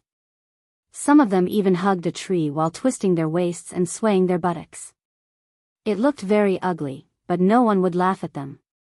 This was a famous red light district. No matter what kind of behavior people did, they would be tolerated because it was not strange. The room was soundproof. No matter how noisy it was outside, the room was still quiet. After Yi Qian sent out the signal, she quietly waited for Xia Jinyuan's next instructions. He knew where she was and would definitely rush over. She trusted him so much. "Take a break. We'll talk later." After she was done, she saw that Gao Yang was still trying to figure out how to open the window. Yi Qian sat on the floor and said calmly, "Take a break first. What are you in such a hurry for?" After Gao Yang failed to open the window for the 4th time, he sat down. He did not sit close to her, but sat across from her. He frowned and stared at Yi Qian. "You don't seem to be afraid at all. Aren't you the same?" "You're not afraid." Yi Jian smiled faintly. She had always maintained absolute calmness and composure. You don't have to be afraid of things that have already happened and things that can be resolved. It's useless to be afraid of the unknown before it happens. He had thousands of questions to ask her, but they were all blocked by her one sentence. After a long silence, Gao Yang laughed self-deprecatingly. You're right. I'm the one who doesn't understand. He seemed to have thought of something. A hint of sarcasm appeared on his cold face, and then he fell into silence. Yi Qian, who had her hand in the paper bag, did not respond. Her slender fingers moved slowly in the paper bag, and her fingertips gently slid across the gun. With a gun in hand, she felt very safe. If the window was locked, one shot could solve it, but not now. She needed to wait for Xia Jinyuan to contact her. She already had no idea where Red Scorpion and the Vietnamese boy were. However, one thing she was certain of was that, since the foreign criminal suspect who made the deal with Red Scorpion was here and had even said that he would take care of them after midnight. Red Scorpion and the Vietnamese boy probably made the deal in this area. The Chinese military had been keeping an eye on the Red Scorpions moving about outside, so the whereabouts of the drugs were definitely being monitored as well. Thus, what she needed to do was to wait quietly and then leave with Gao Yang. Outside, the Western man who had lost his pistol ran through the hotel and ran outside to look for the girl. After finding nothing, he cursed and returned to the bar. He had no idea when he lost his pistol, and he had no one to suspect. He could only blame himself for being too careless. Over here, private possession was legal. If someone really picked up a gun, it was not impossible for them to secretly possess it. Upstairs, the foreign criminal suspect had already made contact with Red Scorpion. Originally, he was supposed to make the deal at Red Scorpion's designated location, but he directly changed it to a bar. The reason was simple: his student was too disobedient. The Vietnamese student had already been beaten by Red Scorpion until he was curled up in the car. He did not even dare to cry out in pain. The other Vietnamese boy in the car hugged a black bag and trembled as he sat to the side. He was so scared that his entire body was shaking. Chapter 182. The driver was Red Scorpion himself. Changing the location of the transaction caused his originally gloomy eyes to reveal a frightening savagery. Without sparing the two students another glance, he stepped on the accelerator and headed straight for King's Cross Street. A pickup truck was even faster than him. With a rumble, it overtook him, then with a beautiful drift, it cut in front of him. It seemed like it was intentional, but also unintentional. It blocked Red Scorpion's fast-moving car. Ji King, it's your turn. On the pickup truck, Xia Jinyuan had a faint smile in the corner of his eyes. It was as if he was leisurely playing a car race, and he informed Zhang Tu, who was moving with him, to overtake him. With a rumble, another pickup truck overtook Red Scorpion's car, then drifted directly in front of Xia Jinyuan. The expressionless Red Scorpion glanced at the pickup truck that kept overtaking and drifting in front of him. He stepped on the accelerator and turned into the outermost lane, turning into another road that led to King Cross Street. When Xia Jinyuan saw that he had successfully forced the other party onto a road that was not a shortcut, the faint smile between his brows gradually disappeared. His cold, dark eyes looked ahead with a sharpness as sharp as a sword, and he headed towards Yi Qian's location. The various men and women in the KTV were still dancing wildly and drinking in large mouthfuls. No one cared about the transaction in the dark, and even if they did, they wouldn't pay much attention to it. This was because this place itself was a drug-dealing place. At 9:40, Xia Jinyuan's low voice broke the silence in the earpiece. Yi Qian, who was resting with his eyes closed, suddenly opened his eyes. Hearing his restrained voice, he said with a faint smile, "Are you scared? Or do you find it very exciting? Captain Xia knows me well." His voice seemed to come from ancient times, bringing with it the power to make people feel at ease. In an instant, it made her tense heartstrings relax. "Everything is fine. They're locked in a room on the 4th floor of a bar. I think they'll be safe until 12 o'clock. After 12, I'm not too sure." Gao Yang, who was also resting with his eyes closed, opened his eyes when Yi Qian suddenly spoke. He thought. Yi Qian was talking in his sleep. Before she could say another word, Gao Yang stood up abruptly and looked at Yi Qian in disbelief. Captain Xia? Who? Who was she contacting? How was he going to contact the people outside? Countless questions that he couldn't figure out kept popping up in his mind. Looking at the faint and leisurely smile at the corner of her eyes and the unhurried conversation, Gao Yang, who got up so abruptly that he felt a little dizzy, almost thought that he was hallucinating. They're all fine. They're students, after all. They were kidnapped halfway through their journey, so they're not that vigilant. You guys go first. I still have the ability to protect myself. It was only slightly more than an hour after she had located the location of the abduction, but he had already arrived.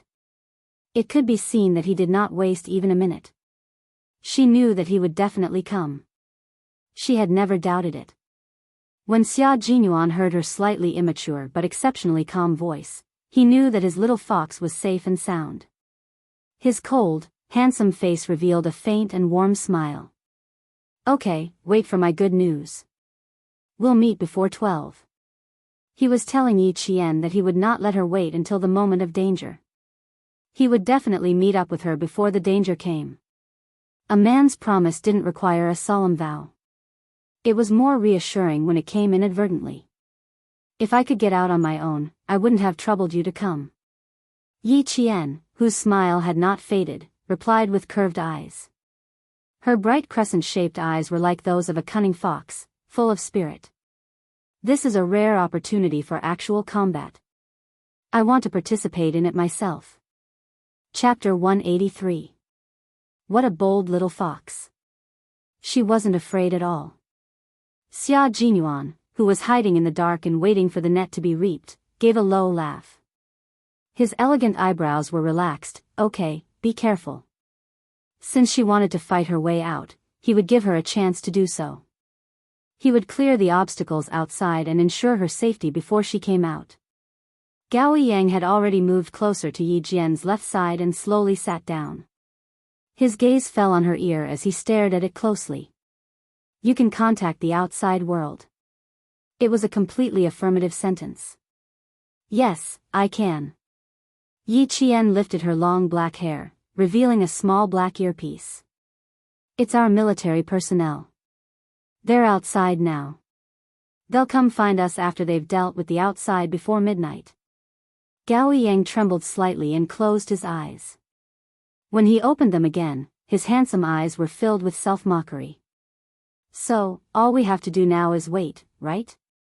Then why did you say that if you could, you wanted to go out by yourself? He wanted to ask, but he couldn't. She could contact the outside, but during this hour of torment, she kept silent and didn't tell him. What did this mean? That she didn't trust him?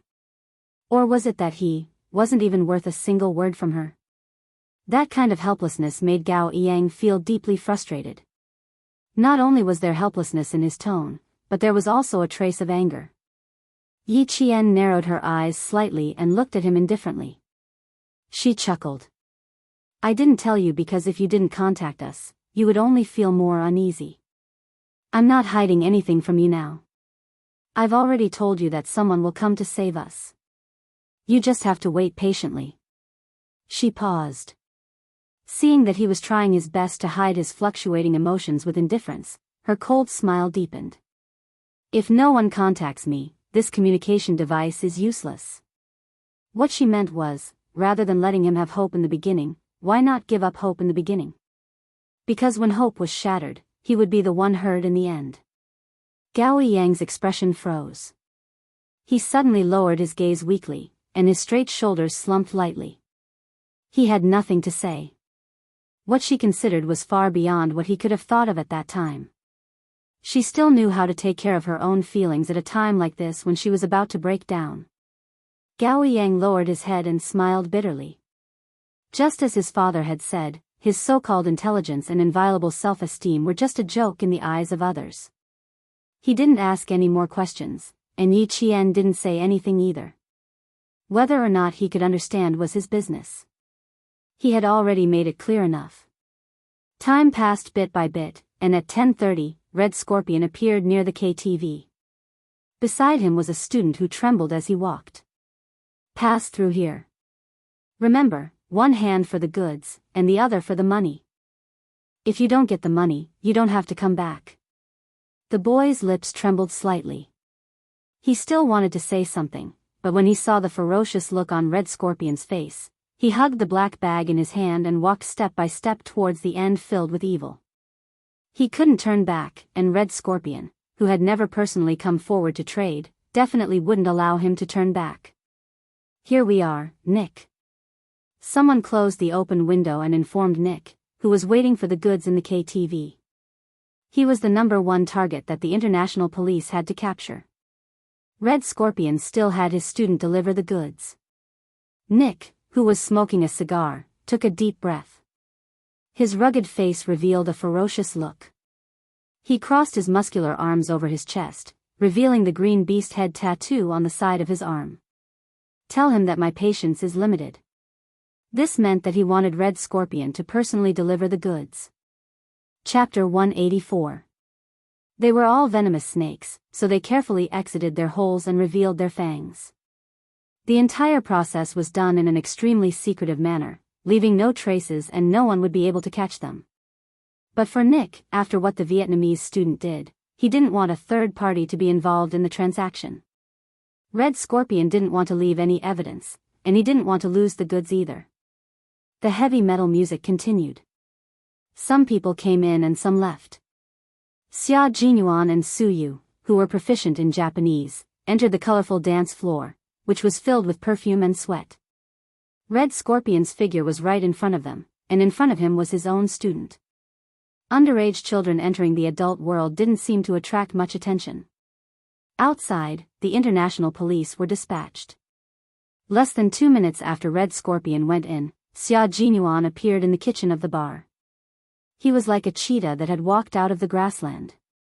He silently knocked down a large pastry chef wearing a long white chef's hat. When he came out again, he was also wearing a white chef's outfit, a white apron around his waist, and a long white hat. He lightly patted the chef who was fiddling with a plate of desserts on the shoulder.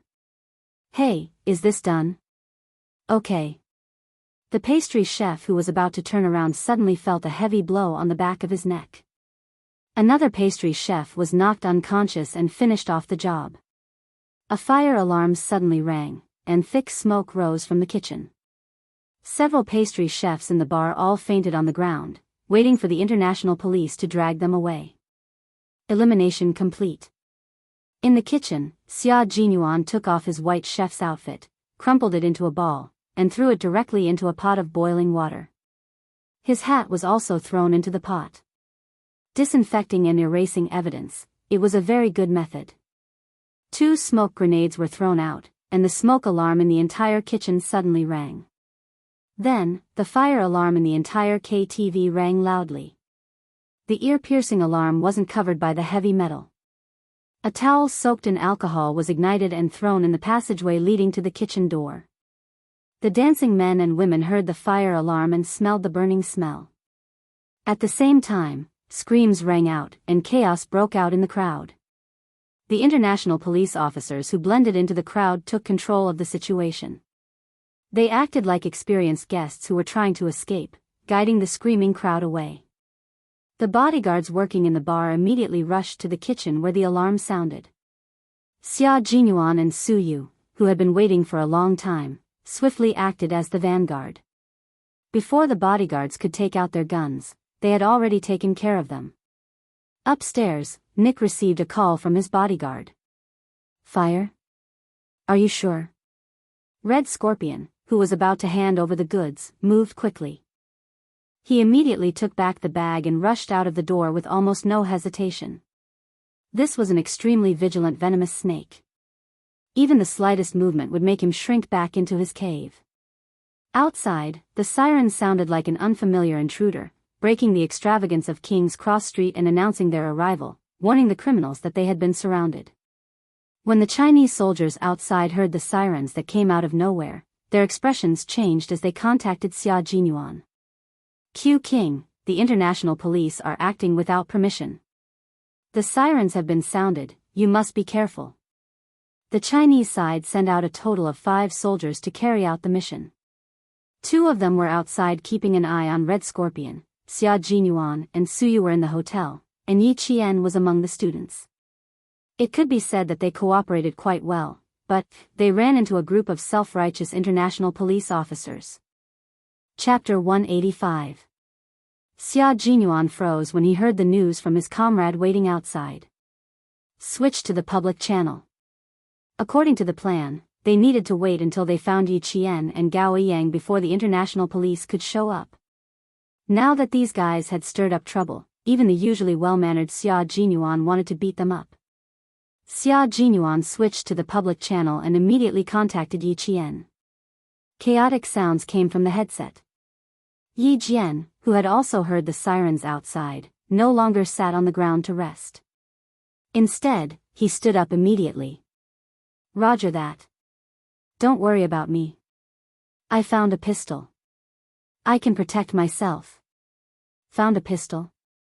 Xia Jinyuan crouched on the stairs on the second floor and stood guard. Suyu was standing on a high stool he had gotten from somewhere. He was fumbling with a fire alarm light. After 2 minutes, he gave Xia Jinyuan an okay sign. Xia Jinyuan nodded slightly and gestured for them to move forward. When he heard her words, a smile flashed across his eyes. Good job, little girl. We are now on the second floor. The international police have surrounded the ground floor. You can leave through the escape window. Hearing his cold voice, Yi Qian turned off the lights in the room. He walked past Gao Yang, who had woken up, and stood in front of the window. Bang! With a cold gaze, Yi Qian fired a shot at the glass. The tempered glass shattered under the force of the bullet. Then, spiderweb-like cracks spread all over the glass. Yi Qian lifted his leg and kicked the glass lightly. When a footprint appeared on the spiderweb-like glass, Yi Qian turned to Gao Yang and said, "Take off your shirt and give it to me. Quick." He couldn't be sure if there was anyone down there, so he could only use his bare hands to dig the glass into the room. Ever since Yi Qian fired the shot, Gao Yang's expression was one of shock and astonishment. Yi Qian said sternly. He had no choice but to obey. After he took off his short-sleeved uniform, he saw her wrap her hand with the uniform. She put a finger through the bullet hole and hooked it into the room. With a few clattering sounds, Yi Qian's gentle hooking force shattered the entire piece of glass in the room, leaving only a frame that only one person could pass through. Outside, there was no anti-theft net installed like in China. The flashing police lights illuminated the room. Yi Qian shouted at the motionless Gao Yang, "Quick, jump out of the window." Gao Yang, who had been stunned by the gunshot, heard her shout and quickly rushed over. "Okay, follow me closely. Put on your clothes." Yi Qian didn't say much. He just threw the clothes back. "Move quickly. Don't panic. There are international police officers outside." Suddenly, the sound of footsteps came from outside, followed by 2 gunshots. The shots hit the door lock and made it fall off. Seeing that something was wrong, Yi Jian quickly loaded her pistol and pulled Gao Yang behind the door. The room was dark. When the enemy kicked the door open, a figure rushed in with a murderous aura. He rushed to the window that only had a frame left. After taking a quick look, he cursed, "Fuck you." He turned his head and shouted at his partner standing at the door, "Damn it. They escaped." He cursed and rushed out again. The man standing at the door quietly raised his hand and pointed behind the door. After counting from 1 to 3, he suddenly turned the light switch back on. The dark room was lit up again. Chapter 186. The man who hadn't left the room pulled the door open and saw the 2 students he thought had escaped standing against the wall. With a furious expression, he raised his hand and slapped Yi Qian without hesitation. "Fuck you." Gao Yang saw this and didn't have time to be afraid of the gun in the man's hand. He instinctively raised his hand to block the slap aimed at Yi Qian's face. Bang! A familiar gunshot suddenly rang out. The man who had raised his hand to hit Yi Qian suddenly froze and fell to the ground with a loud thud. Only 30 seconds had passed. When the man at the door heard this, his expression changed. He quickly dodged outside and fired randomly into the room. Gao Yang was so shocked that he felt like his soul had left his body. He heard the gunshot and saw someone fall to the ground. Large amounts of blood began to flow out of his chest. The Western man who had wanted to kill Yi Qian a moment ago had become a bloody man. His fingers were still trembling and his eyes hadn't even closed. Blood flowed out of his mouth and flowed down his neck, wetting the man's thick beard. Multiple bullets were fired into the room. Gao Yang's eyes were wide open as he forcefully pulled his gaze away from the bloody man, and forced himself to look at the bullet hole on the floor. His hands were tightly clenched into fists. He used so much strength that he couldn't stop his body from trembling. Yi Qian didn't have time to pay attention to his expression. There were only 15 bullets in the gun. Her gaze fell on the dead man's hand. He still had a gun in his hand. She needed this gun. After the random gunshots stopped, Yi Qian turned her head to look at Gao Yang, who was so shocked that his pupils were dilated. "I'm going to shoot outside now. Pick up the gun and give it to me." Gao Yang didn't know how many more times he was going to be scared tonight. He slowly shifted his gaze and looked at Yi Qian. Just now, he saw with his own eyes Yi Qian shoot one of the kidnappers without even blinking. She was so calm and practiced. It was as if she had done this countless times before. Her movements were swift and fierce, and her eyes were ice cold. Her entire body was emitting an aura that made his heart tremble. Even if she ordered him to pick up the gun, he couldn't refuse. "Okay." She nodded lightly and answered dryly. She trusted Yi Qian quite a bit. Yi Qian calculated the trajectory of the bullets in his mind, then looked at the closed door and said, "You've learned Taekwondo before. Show some dexterity. When I count to 3, roll over and pick up the gun." "All right." Gao Yang swallowed his saliva. His cold expression had already cracked. Under Yi Jian's cold and sharp gaze, he nodded solemnly. "Okay." Shooting, killing. Yi Qian didn't give Gao Yang a chance to accept it. At a time like this, every second was the key. After counting from 1 to 3, she lifted her leg and kicked the door open again. At the same time, she dodged to the side of the door and fired 3 shots outside. The bullets pierced through the door and into the kidnapper's left shoulder. A scream came from outside. Gao Yang was so nervous that his palms were covered in cold sweat. He picked up the gun and rolled over to Yi Qian's side. Gunshots came from outside the room again. Chaotic footsteps passed through the bullet-holed wooden door and clearly reached Yi Qian's ears. Chapter 187. At the same time, Xia Jinyuan's voice could be heard from the earpiece. "Yi Qian, calm yourself down, don't panic. You're still the same as how you usually shoot. Okay, I still have someone ambushing me outside, let's get my classmate to leave first." Yi Qian took the gun from him and replied calmly, "I can't leave for now, I have to cover the rear." He removed the magazine and took a look. Not bad, there were 13 bullets in it. He looked at Gao Yang, whose neck was dripping with sweat. Without waiting for Xia Jinyuan's reply, he pursed his lips and said to Gao Yang, "Get down from the windowsill, I'll cover the rear." "No." Gao Yang refused directly, "I can't be at ease if I leave you here." Yi Qian raised his eyebrows and said in amusement, "Did you see me scared when I was killing people just now? Also, when I counterattacked, you should have heard someone screaming outside when you picked up the gun." "The bullet I shot hit his left shoulder. After careful calculation, I shot to make sure there was no mistake. So, Gao Yang, you have to leave, I can't take care of you anymore." Xia Jinyuan and the others were still in the bar. She could roughly tell from the public channel that the international police did not care about the lives of the Chinese soldiers and directly took action. There was no movement outside, but they couldn't stay put and not leave. Under Yi Qian's urging, the pale-faced Gao Yang retreated step by step to the window. He heard Yi Qian's cold voice and shouted again, "Leave now." Gao Yang supported himself with both hands on the windowsill. His actions seemed to be instinctive as he propped himself up and left the room. Even when the glass pierced his palms and the sharp pain stimulated his nerves, he did not wake up from his daze. From holding the hose down to sliding to the ground, to being rescued by the police in the car, it was as if his entire being had been emptied. Upstairs, Yi Qian held 2 pistols and forcefully pulled open the door. After shooting randomly, she saw the bullet holes on the ground increase.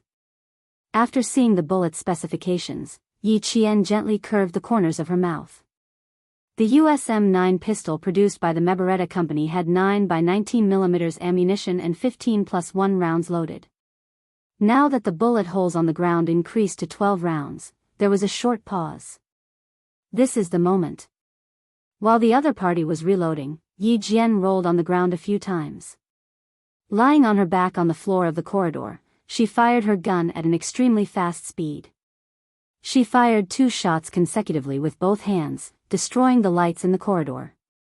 Following the trajectory of the bullets, Yi Jian calmly fired a shot in the direction where the bullets came from. There was a muffled sound, followed by a plop sound. Someone had already fallen to the ground. She was on the 4th floor, while Xia Jinyuan was on the 2nd floor. Yi Qian did not know how many targets there were on the 4th floor. After taking care of 2 burly men with guns, Yi Qian spoke to Xia Jinyuan. 2 targets eliminated on the 4th floor. The exact number of targets is unknown. On the 2nd floor, Xia Jinyuan heard the gunshots through his earpiece and knew that she had taken action. It would be a lie to say that he was not worried. The target is on the 6th floor. Girl, you must remember to hide on the ceiling above the corridor. I'll come and find you. No matter how worried Xia Jinyuan was, he did not show it in his words. He also did not tell Yi Qian that he and Suyu were the only ones who entered the KTV.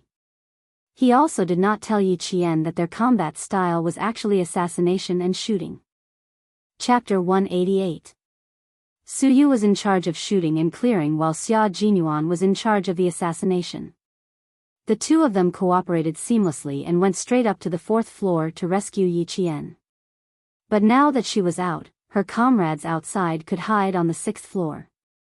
Soon, Yi Qian heard Xia Jinyuan say in a low voice in the public channel, G3, Operation Coiling Snake, the 3rd step of Operation Stone Crushing. Coiling Snake. The snake here naturally referred to Red Scorpion. Coiling was equivalent to killing. The Vietnamese military didn't need to care if Red Scorpion was dead or alive, as long as he was captured in the end. News from the Vietnamese. 1 student was successfully rescued from the car, and the other student is still in the hands of Red Scorpion. G3's voice was different from Xia Jinyuan's low voice, but it also contained a hint of elegance. His voice was a bit hoarse, like the edge of a knife scraping against a whetstone. Just hearing it made one feel that this person was not to be underestimated. Hearing this unfamiliar voice for the first time, Yi Qian, who had already turned around to hide on the ceiling, held his breath. She was holding a gun like this. It was actually illegal. She didn't know if it would affect Xia Jinyuan. Another person spoke, and it was also an unfamiliar voice. Looks like we have to meddle in other people's business again. J5 received, Operation Coiling Snake commencing. G3, J5. Q King. Why was Xia Jinyuan the only one with Q King, which meant King of Elites? Is the little girl still there? If she is, say something to me. J5's style was a little different. It was less cold and hard, but more casual and bad. If you're still on the 4th floor, find a place to hide. You must remember your brother Xia's words. Hide well on the ceiling. Your brother Xia will come looking for you soon. Be good. Although it's cool to hold a gun, bullets will hurt a lot when they hit your body. J5 was an instructor. One day, he insisted on switching positions with the company commander. From then on, he no longer forced the soldiers to do ideological and political work. He was even more obsessed with the glory of the battlefield than the company commander. In his own words, it would be very cool for a man to run a lap on the battlefield. Super cool. Countless female soldiers bowed to him. When Xia Jinyuan heard that J5, who usually liked to tease female soldiers, was teasing the little fox that he had his eyes on, his dark eyes darkened. He said with a faint smile, J5, I heard that you got a 1 last week. I'd like to go back and spar with you. Please enlighten me, student Yi Qian, please be careful. Believe in the People's Liberation Army and believe in Captain Xia. They will definitely save you. Also, look for me if you don't have enough bullets. Over. The J5 style changed again. It was full of coldness, and the sharpness of a soldier was fully displayed in its words. As the subject of their conversation, Yi Qian felt that there was no need for her to remain silent any longer. She hid her emotions well and smiled faintly. Thank you for your concern. They say that it's better to rely on yourself than on others. I've always liked to help myself. You have backbone. Not bad. G3 laughed. In the darkness, his and J5's hidden figures were like fierce beasts on the hunt. He threw out a climbing rope and hooked it onto a building. He gestured to J5. He grabbed the rope with both hands and agilely climbed up to the 7th floor in an instant. After confirming that the surroundings were safe, he replied to J5, who was covering the rear downstairs, with a strange sound that sounded like a rock falling on plastic. J5 put the submachine gun behind his back and nimbly climbed up to the 7th floor. Done, brothers. Wait for our good news. J5 was a soldier who was relaxed at all times. He had a small personality that was different from ordinary soldiers. After he finished speaking, he didn't forget to say to Yi Qian, Student Yi, G3 rarely praises people. Q King was the first to be praised by him. You're the second. Not bad, good luck. Chapter 189. For some reason, Yi Qian suddenly thought of the laughing J5 as the young people who liked to act cute on social networks in his previous life. Thinking about it, he shivered and couldn't bear to look at it directly. Xia Jinyuan had already quietly flanked the back of a gun-wielding bodyguard. While his left hand covered the bodyguard's mouth, the military dagger in his right hand silently cut across the bodyguard's neck. The sharp blade cut through the warm skin, cutting through the bodyguard's trachea and jugular vein without a trace of obstruction. Blood flowed onto the dagger, and the warm blood sprayed onto his wrist. The thick and strong smell of blood didn't stop Xia Jinyuan's footsteps. He dragged the dead bodyguard to a room on the 2nd floor, closed the door, and headed to the 3rd floor. Killing people was a very terrifying thing, but for them, they were on the front lines. It was either you die or I die. As they fought for justice, even if their hands were stained with blood, there was no turning back. Mercy wasn't used on the enemy. Clear. Walking to the 3rd floor, Xia Jinyuan, who had cleared out 2 hidden guards, lightly tapped the microphone. Su Yu, who had brought up the rear, climbed up the stairs and switched to him as the vanguard to continue clearing out the targets. After taking care of another drug gang member, Xia Jinyuan directly took off the bulletproof vest he was wearing, and gave it to Little Fox. The elevator to the 6th floor had already stopped moving. Nick, who had gotten up, tugged at his t-shirt. Looking at Red Scorpion, who had rushed out of the door and was now closing in on him amidst the shrill sirens, he smiled fearlessly. Buddy, if you rush out now, I can guarantee that you won't leave here alive. His brown eyes coldly swept over the black bag in Red Scorpion's hand. Give me the goods, I'll give you the money, and we'll leave together. How about it? Why should I believe you? Red Scorpion's face didn't show much panic. He glanced at the student standing at the door, already frightened to tears by the sirens, and coldly snorted. You said that the transaction was 100% safe. What about now? We're already surrounded. Why should I believe you? Red Scorpion was about the same as the majority of Vietnamese. He had a medium build, and his 4 limbs were thick and short. However, his explosive power was extremely strong. His 2 arms looked short and small, but the muscles hidden under his shirt were filled with power. He stared at the calm and composed Nick, and his purplish-black lips curled into a cruel smile. I'm willing to bet that not only are there international police officers outside, but there are also people inside the KTV. Maybe someone has already sneaked into this building and is ready to take your life at any time. Yes, buddy. You're right. Someone has already infiltrated this building. Nick shrugged his shoulders, maintaining the venomous smile on his face. But I'm not afraid at all. Come, let me show you what I'm capable of. As he spoke, he clapped his hands, and the wardrobe door on the right wall suddenly opened. A Western man with brown hair and brown eyes, wearing black sweatpants and a tank top, walked out with his back bent. Everything is ready. I'm waiting for your orders. Come, buddy. Nick took the lead and bent down, walking into the wardrobe. After that, Red Scorpion also walked in. Seeing the scenery in front of him, he laughed out loud. Working with you is indeed very reassuring.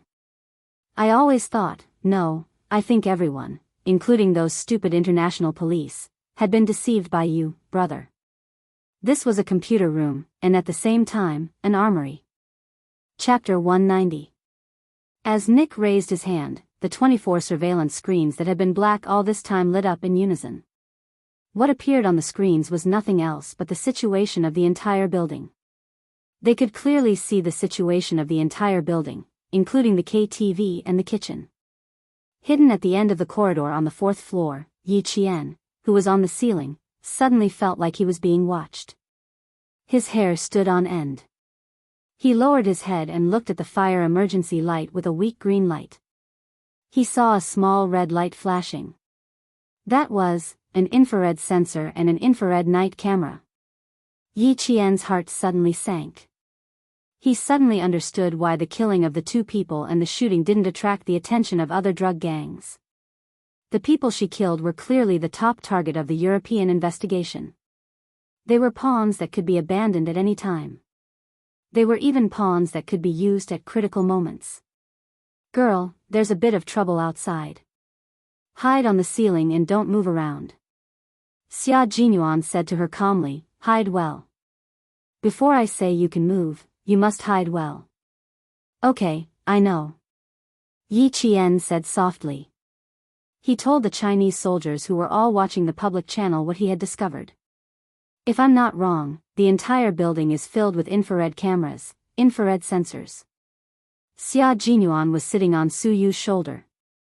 He was biting a delicate but extremely sharp knife in his mouth. His slender hands, which were wearing half-finger combat gloves, were modifying an infrared sensor. After hearing her voice, Su Yu smiled and replied, I'm dealing with it. Don't worry, it'll be done soon. This little girl's sensitivity was really amazing. He turned off his microphone and said to Xia Jinyuan, you can even find out like this. You're really good. Of course. Don't you know who wanted you? Xia Jinyuan raised his eyebrows and smiled. Under the helmet, his handsome face was calm and gentle. Hide well. I'm dealing with a small matter on the 3rd floor. This was Nick's base camp. When the international police still insisted that Melbourne was his base camp, the Chinese side tried to persuade them to no avail. Fine, forget it if you don't believe me. Let's do our own thing. If he really listened to the international police, his steel-like body would have dozens of bullet holes. K7, can you say something? I'm a bit tired from being hung up. I can feel the blood not only flowing to my head, but also to cough cough cough. J5's voice came again, but before he could finish, G3's fist landed on his chest.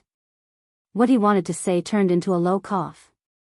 He wanted to say that blood was flowing to a certain part of a man. There's another K7 with 26 English letters as its code name. Yi Jian didn't think too much about what J5 wanted to say. Instead, she focused on K7, who hadn't spoken a word. About a minute later, K7's voice came lazily. Hearing it, Yi Jian felt a chill run down her spine. Not only was it cold, but it also gave off a feeling of death. You live, and they die. That was K7's original words. J5 rubbed his chest and jumped down. He rubbed his arms and said softly, every time I hear you talk, I feel like I'm a dead object on the dissection table, waiting for you to dissect me with a scalpel. Chapter 191. In front of them, several infrared sensors were still moving back and forth. J5 stuck close to the wall and completely ignored the sensors that could detect them. Since K7 had given the order, they were free to pass. 2 black bodyguards were in front of them. After J5 and G3 made a hand gesture, they quickly approached the 2 black bodyguards. Their hands shot out at lightning speed, one on the left and one on the right, strangling the 2 bodyguards' necks. They exerted strength in their arms and lifted the bodyguards, who were at least 1.9 meters tall and had a strong physique, off the ground. Cracking sounds could be heard from their fragile necks. The black bodyguards struggled with their feet off the ground. Their hands were already clinging tightly to the 2 men's iron arms. In the end, their tongues were sticking out, and the whites of their eyes kept rolling up. In the end, their arms and legs were hanging limply. After finishing them off, they gently put them down, then dragged them up and hid them in a dark corner. It wasn't an easy task to get from the 7th floor to the 6th floor. They used assassinations to clear the way. In the end, they stood at the fire escape door leading to the 6th floor. J5 and G3, who were wearing combat uniforms, were already sweating profusely. Under the dim emergency lights, they saw 2 pairs of black eyes with the same expression. They were calm, fearless, and fierce. The 7th and 3rd floors were cleared almost at the same time. There was still a 5th floor that needed to be cleared by Xia Jinyuan and Su Yu. On the 4th floor, Yi Qian, who had been lying motionless, saw the fire escape door gently open. Then, a slender and imposing figure appeared in his line of sight. The familiar figure made Yi Qian's eyes shine in the dark like a meteor streaking across the night sky, bringing dazzling brilliance. "Captain Xia, I'm here." Without needing him to speak, she had already recognized the figure. A clear voice came from the ceiling above. Xia Jinyuan's gaze stopped at a certain spot in the dark. He smiled and said, "Do you want to come down? Or do you want to stay here?" She was happy. Even though they were in the dark, Xia Jinyuan could feel it. There was a rustling sound from the ceiling. After a buckle was removed, Yi Qian jumped down from the ceiling and landed lightly in a half-squat. "Let's go together. It's not safe to stay here." She wasn't afraid of killing people, so she wasn't afraid to continue walking. "Then follow me." Xia Jinyuan chuckled and handed over a black bulletproof vest that didn't fit well. "Put it on. It doesn't fit well, but it's still good for you." Yi Qian didn't refuse. She had seen this kind of bulletproof vest on the 2 kidnappers she had taken care of earlier. If it wasn't for the fact that it was stained with blood, she would have taken it off and put it on. Outside, the sirens were still blaring. Someone stood out and shouted through the loudspeaker, "You've been surrounded. You'd better surrender and come out." If he really wanted to surrender, he would have come out a long time ago. Yi Qian sneered. He stuck close to the cold figure in front of him and approached the 5th floor. On the 6th floor, Red Scorpion listened to the voice that he loathed and said through gritted teeth, "I think we can teach them a lesson right now." Damned voice, it's so unpleasant to the ear.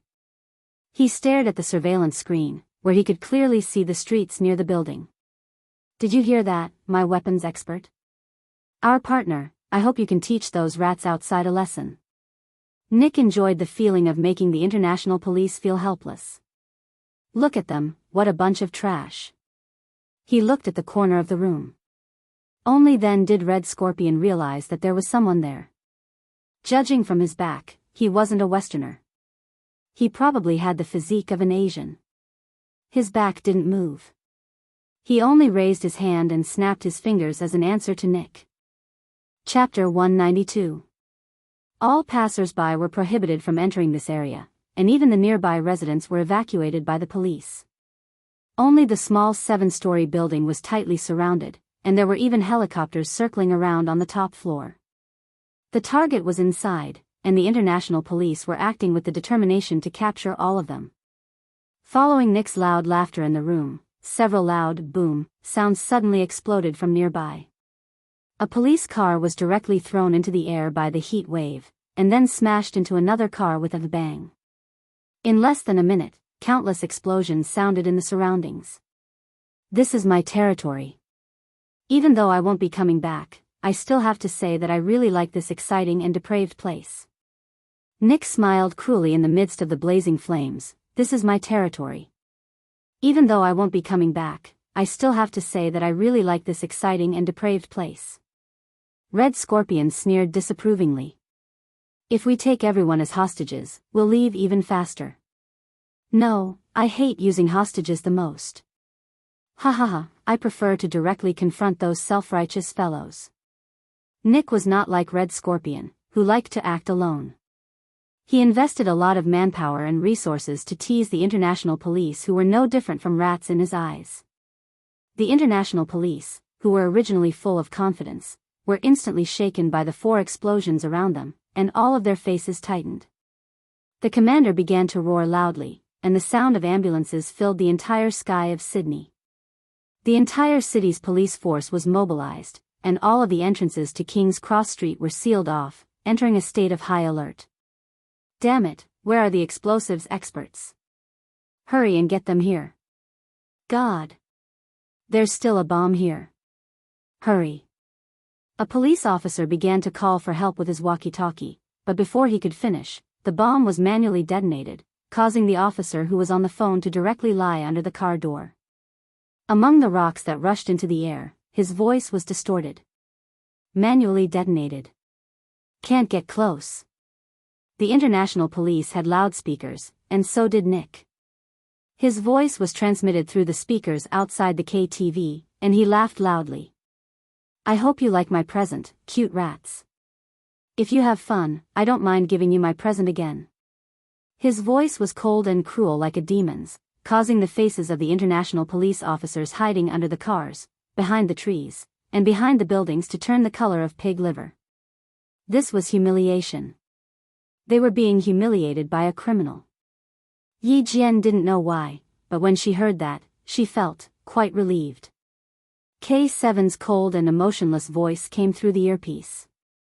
He mentioned Yi Qian's name directly. Hey, Yi Qian, you're small. Go through the ventilation duct and give them a few smoke grenades. Then, without waiting for Yi Qian to reply, she told him the location of the ventilation duct from the 4th floor to the 6th floor. He then said to Xia Jinyuan, this is a good arrangement. Does Q King have any objections? K7, you're talking too much. Focus on your work. Be careful, you might expose your identity. J5's voice was no longer as casual as before. Instead, he cut him off coldly. Also, you have no right to assign a student to complete the mission for us. She's still a student. No matter how capable she is, she's still a citizen that we need to protect. In the past, as a political instructor, once he discovered that his comrade's behavior was out of line, he had to immediately stand up and stop him. Chapter 193. K7, who was hiding somewhere, was silent for a while before he said, sorry. Then he didn't say anything else. After secretly taking care of the 4 people on the 5th floor, Xia Jinyuan raised his hand and shielded Yi Qian behind his arm. Under Su Yu's vigilant gaze, he said calmly, the 5th floor has been cleared. I agree with K7's plan, but I'll go over. This place is too small. Yi Qian was already standing at the vent. Xia Jinyuan walked over to take a look, then squatted down and patted his shoulder. He said to Yi Qian, come, sit on my shoulder and use it to pry open the seal. Yi Qian looked at Su Yu, who was holding a gun, then looked at Xia Jinyuan, who was already squatting down in his combat uniform and helmet. He bit his lower lip and didn't hesitate anymore. He took the military knife from Su Yu's hand, took a deep breath, and sat on Xia Jinyuan's shoulder. After prying open the seal, Yi Qian narrowed his eyes and said in a low voice, you can go in. All 3 of you can go in. After saying that, she held the sides of the opening with both hands and leaped into the air like a fish, entering the vent. K7, informed the international police. Let them do as they see fit. Grabbing Yi Qian's arm, Xia Jinyuan jumped up with 1 foot on the wall and climbed up the vent again. Su Yu, go. After K7 tampered with all the infrared rays, the 3 of them disappeared right under Nick's nose. After 5 consecutive explosions, red flames could be seen rushing over King's Cross Street in the sky above the city. Gao Yang, who was struggling violently in the ambulance, was forcibly injected with a tranquilizer by the medical staff.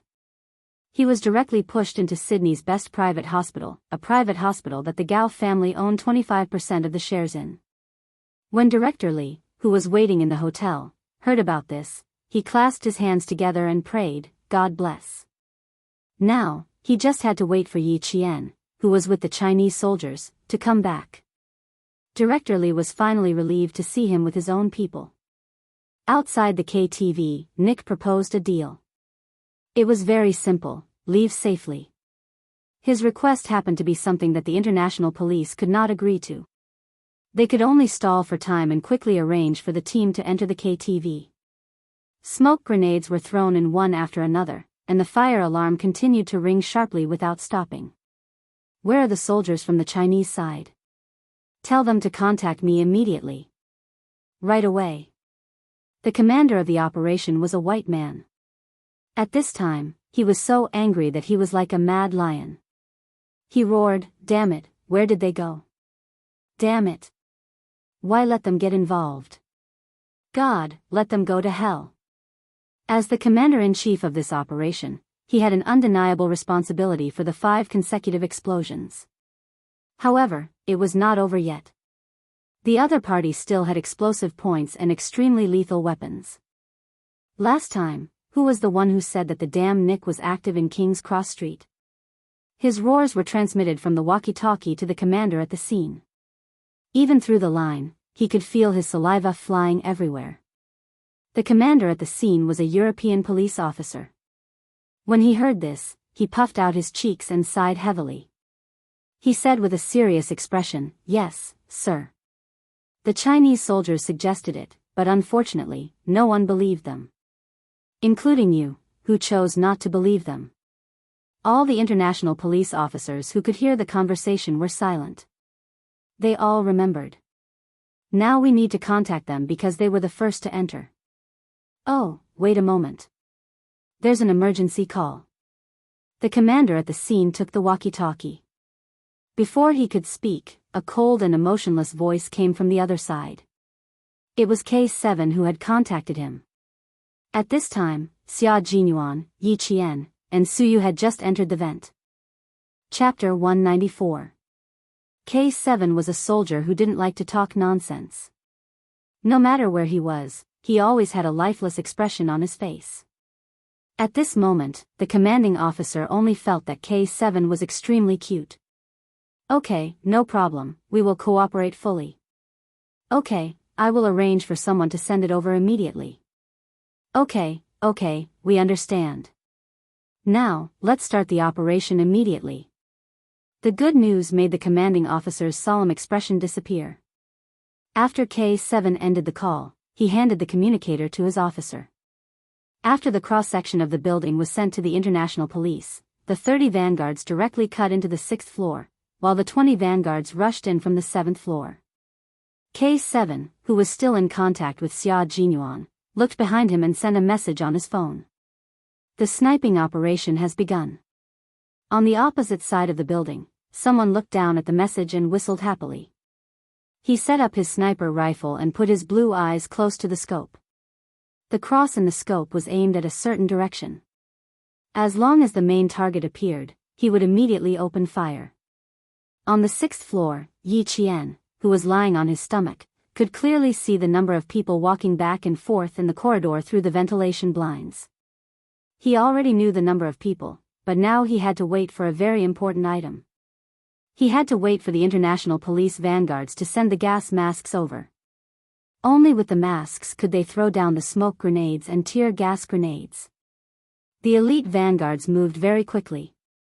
In addition, everything on the 1st floor had been cleared out.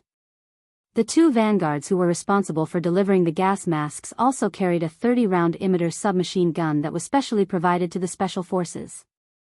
After Yi Qian received it, he suppressed his surprise and skillfully checked the gun. Under Xia Jinyuan's orders, he had already prepared 2 smoke grenades, 2 flash grenades, and 2 tear gas grenades. They were all thrown out at the same time. Q King, broken wing. G3, who had broken into the 6th floor, had a cold expression. They cooperated seamlessly and started the operation together. The international police vanguards broke into the door from the right and fired directly. G3 and J5 broke into the door from the left and fired directly. The entire 6th floor was plunged into an intense gunfight. In the room, Nick, who was still feeling pleased with himself, heard the gunshots outside. He looked at the surveillance screen that didn't show any abnormalities at all. His face instantly contorted. He slapped the face of the staff operating the surveillance system and roared, "Motherfucker! Give me the rocket launcher." Red Scorpion's reaction was even faster. They snatched the drugs from Nick's hands in an instant and threw back the box containing US dollars that they had traded for. He firmly believed that the goods were the safest in his hands. Pulling his student over, he picked up a machine gun and started shooting at the escape window. "Damn it, what are you doing?" When Nick saw this, he immediately waved his hand to signal his bodyguards to stop Red Scorpion's foolish actions. "You want to run? Suit yourself. Don't drag me into this, you idiot. Blow them all up. Motherfucker, you're playing with me." As Nick roared furiously, 2 tear gas grenades and 2 smoke grenades appeared out of thin air in the bulletproof and explosion-proof room. In an instant, the entire room was shrouded in thick smoke. The tear gas made everyone unable to open their eyes. "Up there, motherfucker. Shoot, up there." Someone shouted, but he choked on his tears and his nose kept flowing, and he even coughed. The people in the room were like living targets as countless bullets rained down. The international drug cartel's higher-ups, led by Nick, were almost completely wiped out in this encirclement. Chapter 195. Red Scorpion, where do you think you're going? After everything was cleared, someone appeared and pointed his gun at a cabinet. His cold voice was as calm as a pool of stagnant water. "Come out, Red Scorpion." Behind the cabinet was Red Scorpion, who had one hand tightly covering his student's head. He didn't move, as if there was no one hiding behind him. The cold eyes of the person who spoke didn't waver in the slightest. He didn't give Red Scorpion a chance to think, and directly fired 2 shots at the cabinet. "My patience is limited, Red Scorpion. Don't test my patience." This was K7's voice. His face was thin, and his skin was sickly pale as if it had never been exposed to sunlight. His eyes, which were staring at the metal cabinet, were black, sharp, and filled with cold killing intent. There was movement behind the metal cabinet, and Red Scorpion walked out with his student. When he saw who was standing in front of him, his pupils contracted.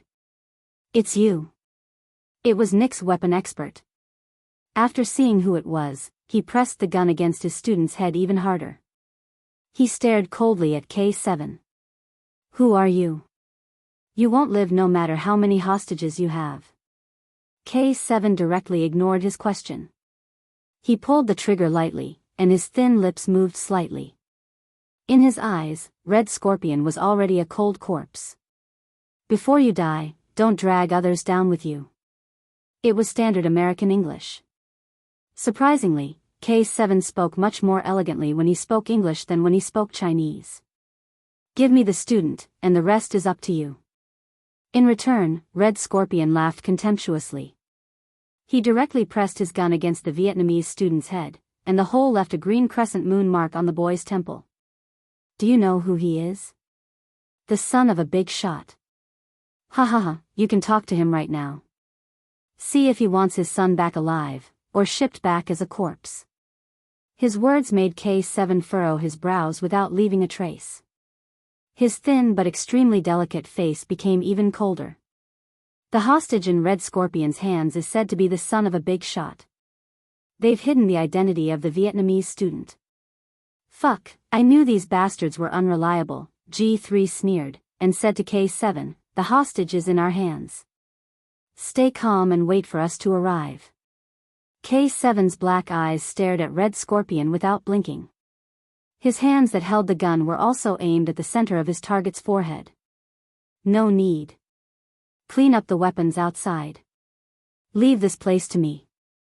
This was the room where Nick had first made his deal with Red Scorpion. The tense atmosphere became increasingly tense under the boy's terrified gaze. Time ticked by, and after about 5 minutes, K7 heard the identity of the hostage. His brows were tightly knitted together. He seemed to be in a difficult position, but in fact, his tense gaze had relaxed a lot. The vents of every room were connected. Yi Jian, who didn't jump down from the vents, moved her body gently under Xia Jinyuan's instructions and entered the central air conditioning vent that was so narrow that only girls could enter. Continue forward, Yi Qian. Don't look back. I'll wait for you in front. The low voice, one word at a time, slowly, and with a penetrating force, came through the earpiece. Yi Qian listened to Xia Jinyuan's voice, and her eyes were filled with determination. His voice was like light, able to pierce through the darkness, piercing through the shade. It carried a warm force, encouraging her. Chapter 196. With him behind her, as well as the soldiers that belonged to her own country, she felt so at ease. Now, all she had to do was pass through the air duct in front of her and she would be able to enter the room where Red Scorpion held the hostage.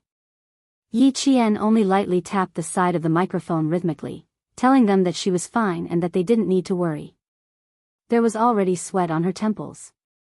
Nervousness, excitement, and excitement. Under these three emotions, Yi Qian's delicate lips lightly pursed. Then, she lightly breathed in the slightly turbid air and continued forward. She's fine. K7, keep a close eye on her. Xia Jinyuan said to everyone, including K7 who was currently confronting Red Scorpion, she's inside. I'll hand her over to you. Hearing this, K7 indifferently blinked his eyes, as if he had agreed. Red Scorpion had been uneasy for a long time. His elbow was tightly wrapped around the Vietnamese student's neck, strangling him to the point that the student's breathing suddenly became difficult. He wanted to gasp for air, but because of the lack of oxygen, his face was flushed red like a stranded fish. He didn't even have the chance to struggle. After 2 minutes, the hostage in your hands will die from lack of oxygen. As for you, Red Scorpion, you still won't be able to escape. K7 was indifferent to this, as if the hostage in the enemy's hands was actually a puppet. In the narrow air duct, Yi Qian's back was already drenched in sweat as she crawled. Even though she was wearing a gas mask, she didn't stop. Using her shockingly flexible body to pass through a right angle, she paused for a moment to adjust her breathing. Then, she moved to the air duct where she could clearly see Red Scorpion's back. Outside, everyone was on high alert. The representative sent by the Vietnamese military was already so anxious that his forehead was covered in cold sweat as he prayed non-stop. The Vietnamese special forces that had already entered the building rushed in front of the international police, using their own bodies to prevent the international police from ignoring the only son of one of their country's military ministers in order to eliminate the drug kingpin. This was a battle of wits. For the Chinese military, they were fully prepared. Eliminating all of them in one fell swoop was definitely not a problem. Outside, the international police and the Vietnamese military watched through the thick smoke as they held their guns tightly and guarded the side of the engine room. In front of the hidden cabinet door that led to another room, a police officer stood up and said in a very troubled tone, "Right now, there's only one target left. We don't want to steal your credit, but we want to complete the mission perfectly. Chinese military, the only son of our country's minister, if anything happens, can you take responsibility?" The Vietnamese soldiers were extremely nervous. They were currently riding on a tiger's back, so they had to be extremely careful. The confrontation between the two sides, Xia Jinyuan's eyes, and their gazes became colder and colder. J5 laughed coldly, "What's credit? Sorry, I don't understand. And you, all of you, if you want to rush in, sure. Come, take a look at the situation inside the house." J5 walked to the only surveillance screen that hadn't been destroyed. His 10 fingers tapped on the keyboard for a while, and the originally still surveillance screen flickered a few times before it instantly cut into the next room. "Used to us," he said to the to Red to look. "Of course, you'll have to deal with the consequences yourself." J5's smile was like a spring breeze, but the meaning behind his words was as cold as ice, suffocating the people around him. Xia Jinyuan had already put away his gun, and said indifferently, I think, with the strength of the international police and the Vietnamese military, and with so many people charging in together, it shouldn't be impossible to save a hostage. G3, inform our people to retreat. Chapter 197. This was a good move, allowing them to clearly see the situation in the room across the surveillance screen. Xia Jinyuan calmly ordered the Chinese people to retreat in English. However, the first to panic were the Vietnamese soldiers. Wait, please wait. Afraid that the Chinese soldiers confronting Red Scorpion would retreat, the Vietnamese soldiers quickly apologized. Sorry, I apologize for our recklessness. When the international police also apologized and pleaded with Xia Jinyuan for help from the Chinese soldiers, Yi Qian, who was holding his breath, smiled. He had said before that he would make those who looked down on the Chinese side beg the Chinese soldiers to help them. Tonight, he really did it. That's right, not only were his words worth 1,000 pieces of gold, every single one of them was true. How could a great country be looked down upon by others? The dignity of the country, the dignity of the people, how could they be looked down upon by other countries? Yi Qian put away the faint smile on his face, the cold black bullet hole aimed at Red Scorpion's back through the slender gap in the ventilation net. There was no wind, the temperature was normal, the visibility was high. The distance was close, one bullet hit the heart, and the other hit the back of the head. Now was the time. Shooting at close range didn't require any scopes to observe, it relied on aiming and strength. When Yi Qian, who maintained a high level of calmness, fired the first bullet, the second bullet was only 30 seconds away from the first bullet, and the second bullet hit the back of Red Scorpion's head. Blood, like a mist, exploded with a boom.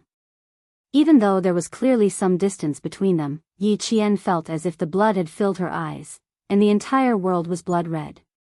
It was as if she didn't know anything, but also as if she couldn't see anything. Only the mist of blood and the exploded head and neck kept brushing past her eyes. Close-range shooting.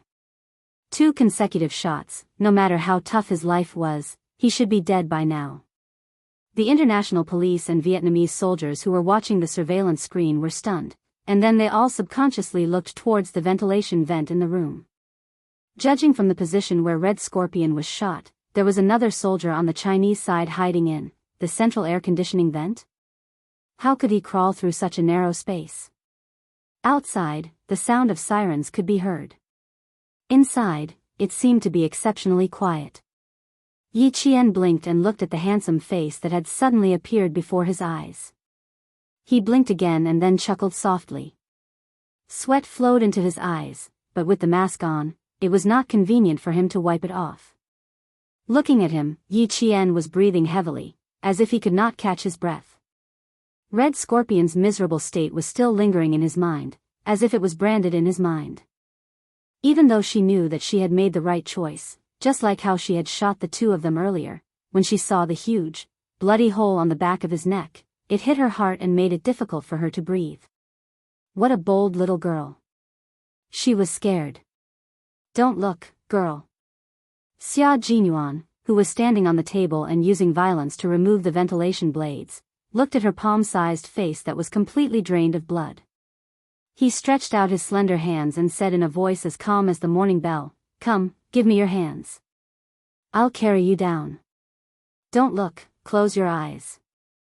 2 consecutive shots, especially the gunshot wound on the back of his neck. It was especially terrifying and bloody. This child was scared. Xia Jinyuan, who was suppressing his heartache, grabbed Yi Qian's hands and coaxed her gently, as if he was coaxing a baby. Come, a little closer, I'll hold you. Be good, just a little closer. Chapter 198.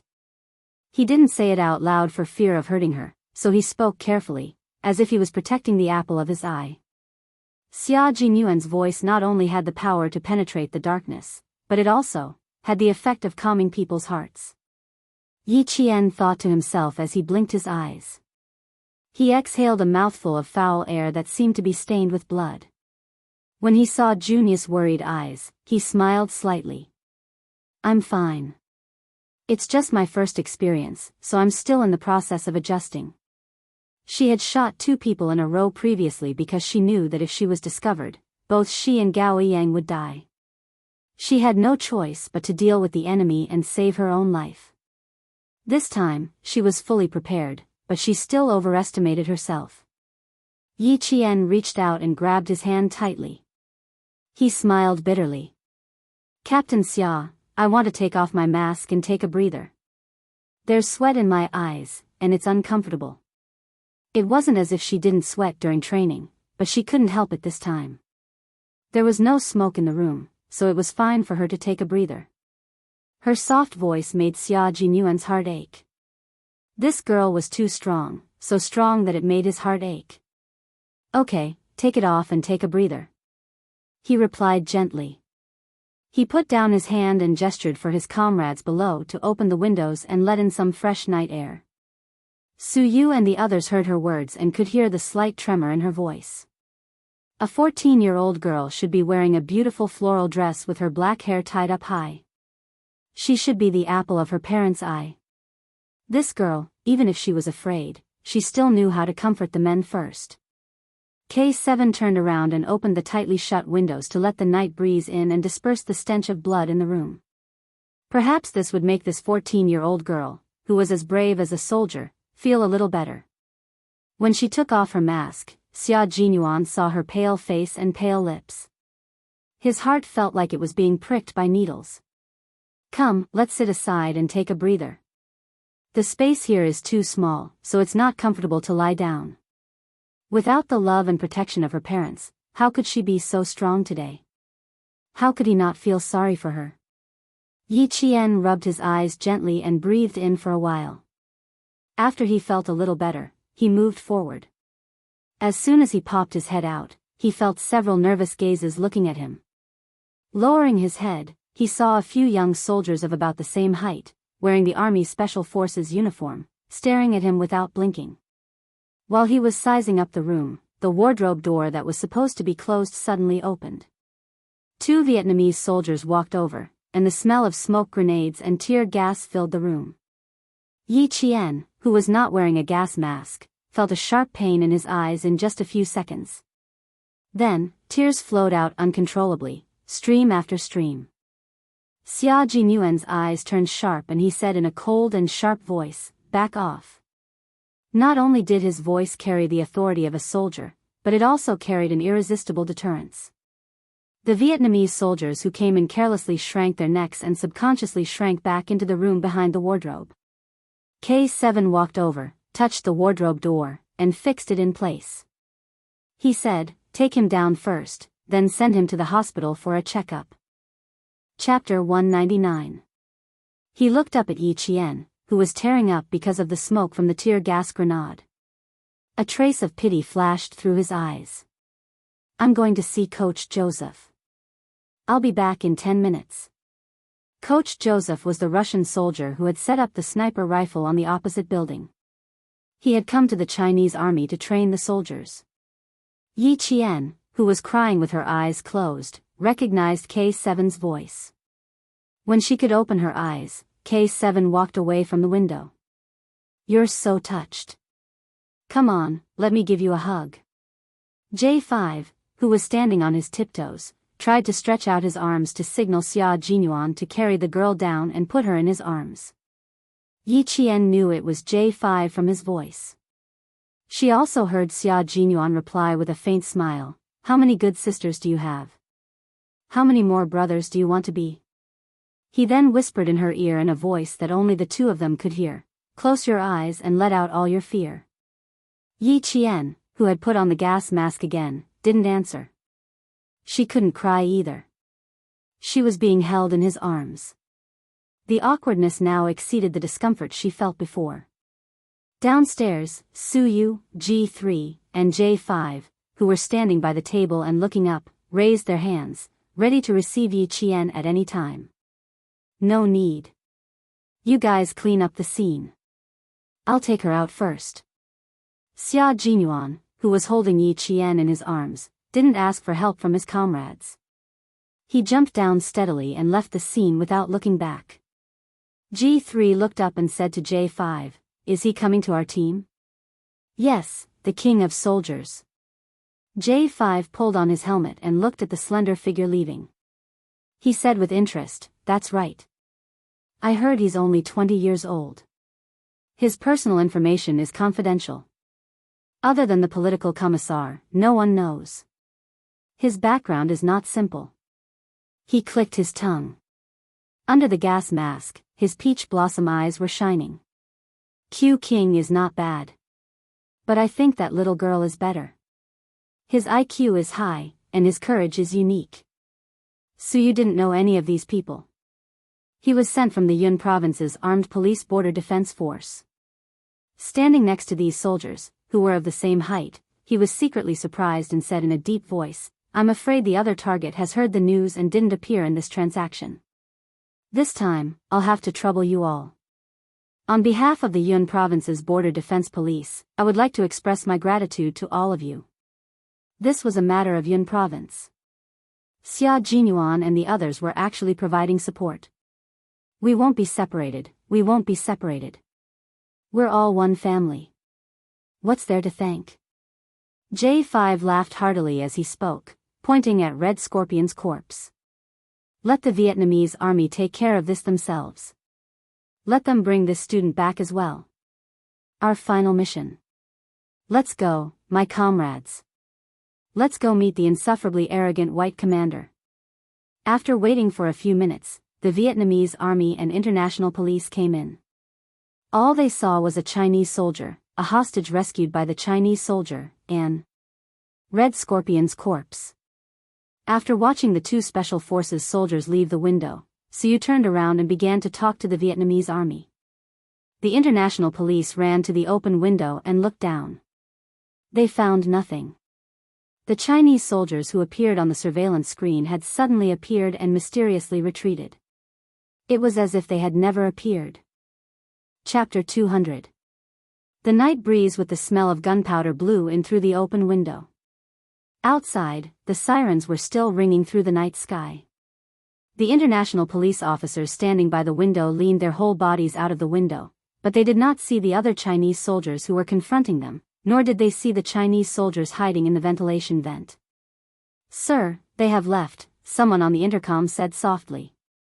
He was telling the commanding officer at the scene, "I'm sorry, we're still a step too late."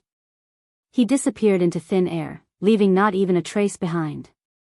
During the confrontation just now, the Chinese soldiers were all wearing gas masks, so it was impossible to see their faces clearly. Now, there was no way to know where they had gone. This feeling caused them to feel a chill in their hearts. There was an uncomfortable feeling pressing down on their hearts, but they had no one to complain to. Were the Chinese soldiers weak? Were they really weak? No one could answer, only they could answer themselves. The commanding officer at the scene was momentarily stunned. Disappeared? Disappeared? God! When did the international police officers become unable to find a few living people? Xia Jinyuan, who was carrying Yi Qian, had already escaped several waves of police officers who had entered the building. He stopped by the side of the elevator that had started operating and saw a few Australian police officers who were investigating the scene walk out of the elevator. He hid in the dark and waited until they left before walking out. Little did he know that Yi Jian, who had been in his embrace all this time, had already become dizzy. Not only was her head dizzy, but her little face was also flushed red like a peach blossom, and it was crimson red. The air in the building was not very good. When the international police officers rushed in, they threw smoke grenades everywhere as if they were free. Now that it was over, the air was still filled with smoke. Yi Qian guessed that he had stayed in the building for too long and that the gas mask he was wearing was not working. Otherwise, why would he feel so dizzy? The dizzy Yi Qian was like a little turtle hiding in its shell, using this method to hypnotize himself. When he was about to walk out, Yi Qian calmed himself down and coughed softly. "Captain Xia, I can walk on my own. You don't have to carry me all the time. I'm not used to it. Are you sure your legs aren't weak?" Although he was joking, he still respected Yi Qian's wishes like a gentleman. He bent down slightly and put her down. If you can't walk, just let me know. I still have the strength to carry you. She was very light and very thin. The first feeling he got when he held her in his arms was that she needed to be well nourished. Yi Qian instantly felt that his breathing had become much smoother after leaving his embrace and losing the warmth of his body. His mind, which had felt like it had been stuffed with cotton, was no longer as dizzy as before. He gradually regained his clarity. As expected, a dangerous man really couldn't get too close.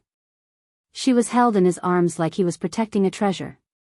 Her entire body was floating. When her feet landed on the ground, it was just as he said, her legs were a little weak. However, it was absolutely impossible for her to admit that her legs were weak. He smiled. If I really can't walk, I won't be polite with Captain Xia. She wouldn't be polite with him. That would be strange. This little girl was as cunning as a fox one moment, as a fish the next moment, and as pitiful as a little rabbit the next moment. It was really difficult to understand what she was thinking. Okay, you're welcome to be polite at any time. Hearing that her tone had regained its usual indifference, Xia Jinyuan, who was slightly relieved, regained his sense of humor. You must know that as a man, I'm born to serve beautiful girls. Little girl, I'm always welcome to be polite with you. Chapter 201. The humorous Xia Jinyuan is back. Yi Qian breathed a sigh of relief in his heart. His vigilance, which had gone off somewhere, instantly returned. The elegant and humorous Xia Jinyuan was the Xia Jinyuan he was most familiar with. Just as he secretly thought this, Major Xia, who had regained his humorous demeanor a second ago, became exceptionally serious in the next second. He took off his gas mask and stood under the faint light. His handsome face appeared exceptionally cold, and his eyes were like cold stars as he stared coldly at the exit in front of him. I'll cover for you later and divert their attention. J5 and the others have already left. It's not suitable for the members of our operation group to appear in public, and you, little girl, can't show your face either. Because all the international police outside think that you've already been rescued and sent to the hospital along with the other kidnapped Chinese student. After Gao Yang came out, the Chinese soldier told the international police in order to protect and hide Yi Qian. After all, Yi Qian was only a student who could inform the police of Red Scorpion's activities in the hotel. Moreover, no one would believe that Red Scorpion, which was a headache for the international police and the Vietnamese military, would actually die at the hands of a high school student like Yi Qian. It wasn't because they were afraid that others wouldn't believe them, but because they were worried about Yi Qian's personal safety. The entire building was filled with international police officers. Yi Qian, who was a few steps behind, saw Xia Jinyuan walk in and was stopped by the police officers standing behind the police cordon for routine questioning. He didn't say a word and directly stretched out his arm. A brightly colored miniature version of the national flag with 5 golden stars made the interrogating European police officer stand at attention, raise his hand, and salute. He didn't ask any more questions and let the interrogating officer in. He also had a walkie-talkie hanging in front of his chest. Xia Jinyuan pointed at the walkie-talkie and smiled politely. I need to borrow your walkie-talkie to say a few words to your commanding officer. Of course. The police officer didn't hesitate at all. He looked at the Chinese soldier with admiration in his eyes and handed the walkie-talkie over. After Xia Jinyuan thanked him, he took it and leaned to the side to block the police officer's view. At the same time, he was able to see Yi Qian's movements. He restrained his polite smile and no longer spoke in a warm tone. Instead, it was filled with an inviolable coldness. It was the hard and cold expression of a Chinese soldier. He said to the international police commander on the scene, "Please tell your commander-in-chief that the thing he wants is in the hands of our soldiers. If he wants to get it, please apologize to our soldiers first." His voice was piercingly cold and resounding, striking the hearts of everyone present. He spoke in standard American English, and anyone with a walkie-talkie could hear him. At the same time, his words made the European police officers who had once thought that the Chinese soldiers were incompetent feel ashamed. If he dared to say such words, he definitely needed to have a certain level of confidence.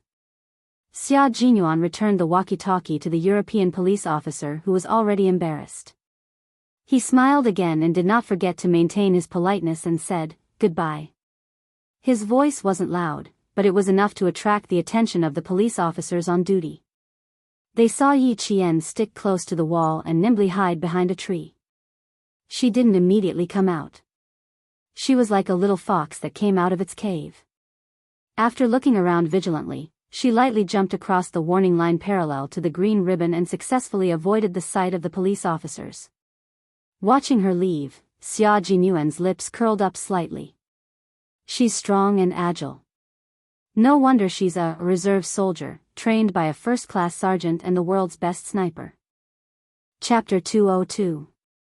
After setting up the cordon, Xia Jinyuan walked out and saw Yi Qian hiding behind a tall wall from the corner of his eye. He walked over with a gentle smile in his eyes. The ambulance arranged by the Chinese side drove over under his instructions. The doctors and nurses in the ambulance were all from the embassy. After Yi Qian got into the ambulance, they immediately gave her a simple checkup. After they were done, they gave Xia Jinyuan an "okay" hand sign to indicate that everything was normal. The two of them sat in front of the ambulance and pulled down a layer of cloth. Xia Jinyuan casually placed the gas mask to the side. He looked at the little face in front of him that had regained some color. His thin lips curved into a perfect smile. "Your heart rate is correct. It looks like you're really not afraid anymore." Major Xia's smile was very lethal. Just now, she had been dizzy from his minty scent, and now, she saw his warm smile. What a dangerous man. Yi Qian lowered her head silently. She rubbed her wrists and smiled. "Yes, I'm not afraid anymore if I don't think about it. Little girl, congratulations. You're one big step closer to becoming a qualified soldier." He smiled faintly. He raised his hand and gently rubbed her head. His voice became more serious. "Also, even though I can't reward you for this operation, your achievements will be forever recorded in the military files. Everyone will be proud of you." Yi Qian was only 14 years old.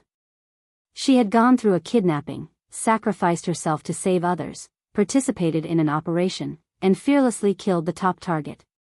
At 14 years old, she had done things that no one else her age could surpass. Yi Qian felt that this was good. She nodded and said calmly, "This is good enough. I don't need to be rewarded, and I don't need too many people to know about it. This is very good. The glory that belongs to you will always belong to you. Accepting everything calmly will make it easier for you. Little girl, you have a very good attitude." Yi Qian was indeed very suitable to join the military and become a soldier. At the hospital. When the 4 guards sent by the embassy saw the ambulance arrive, they immediately went out to greet it. Inside the ambulance, Xia Jinyuan confirmed that no one was following them before he removed the gas mask from Yi Qian's face. He said in a low voice, "Don't show your face. The embassy guards will escort you back to the hotel. When you go back, don't tell anyone about what happened tonight. I still have things to deal with here. I'll come back tomorrow afternoon." He patted Yi Jian's head gently. "Have a good rest and think about tomorrow's exam." Yi Qian didn't know whether to laugh or cry. "I thought you would ask me to rest and not take my exam tomorrow's exam. Little girl, the exam is the most important thing for a student. Don't think too much." When Xia Jinyuan heard this, his handsome face smiled deeply. He saluted the 4 guards and returned to the ambulance without looking back. When Yi Qian came out of the ophthalmology department, he saw Director Li pacing back and forth in the white corridor. A middle-aged man with a cold expression was sitting in a chair. It was Gao Yang's father. He had specially come to thank Yi Qian. He was shocked that a young girl could remain calm in such a situation and give the opportunity to leave to a boy. This was a hospital that the Gao family had a large stake in. When Gao Yang's father asked the doctor about Yi Qian's condition with a serious expression, Director Li's eyes were already filled with tears. "It's good that you're fine. If you didn't come back, I would have been lying in the hospital." Chapter 203. "It's fine, we're all with our own people. Let's go, Director Li. It's too late and we still have exams tomorrow." Yi Qian smiled. At this moment, even though the hospital was filled with the smell of disinfectant, she still felt refreshed. After Father Gao understood the situation from the doctor, he turned his head and saw the teacher and student preparing to leave. He quickly caught up to them. Director Li, this female student, it's too late. I'll get the driver to take you back. It was almost 1 in the morning. No matter what, he couldn't let the female student who saved his son's life leave by herself. This time, Director Li didn't refuse. Father Gao seemed to be relieved. His cold gaze fell on Yi Qian's face and he revealed a gentle smile. You're willing to give life to others and leave danger to yourself. I want to ask for money to express my gratitude. To you, it's a form of humiliation. But if I don't express my gratitude properly, I'll feel uneasy. Student Yi Qian, how about this? I'll use your name to provide a scholarship of $1 million to a middle school student in a disadvantaged area. What do you think? A scholarship of $1 million. Director Li faintly sucked in a breath of cold air. A scholarship of $1 million multiplied by 8 times the current exchange rate. Director Li, who had finally calmed down, felt like she had to take another heart-strengthening pill. The exchange rate in July 1995 was 1 million. It was a lot of money. After calculating in her heart, Yi Qian, whose eyes were already curved into crescents, said generously, actually, I also need money. After all, the amount you're offering is quite tempting. However, it's pretty good as a scholarship. I'm very grateful for your generosity. I think I should also study hard for your scholarship. Her gaze was open and her eyes were clear. Even though she said she needed money, he still felt that she was natural and unrestrained. This made Father Gao's impression of Yi Qian even better. He let out a rare laugh and sighed. People die for money, and birds die for food. This has never changed since ancient times. But a gentleman who loves money has a right way of obtaining it. Not only do you have a good character, but you're even better. Okay, Uncle will set up a scholarship for you. As long as you do well, this scholarship will be yours. You're thinking too highly of me. Yi Qian really didn't expect Father Gao to think so highly of her. She smiled politely and replied, there are many outstanding students in our country who can't go to school because of tuition fees and family burdens. I think they need the scholarship you set up. After a brief moment of shock, Father Gao said, how about this? I'll set up a charity organization that provides scholarships for outstanding and impoverished students in the country. We'll mobilize the overseas Chinese to contribute to the future of our country. What do you think? This was indeed for the best. Our country does need such a charity organization. We also need the help of overseas Chinese from all over the world. Yi Jian reached out her hand like an adult and said with a sincere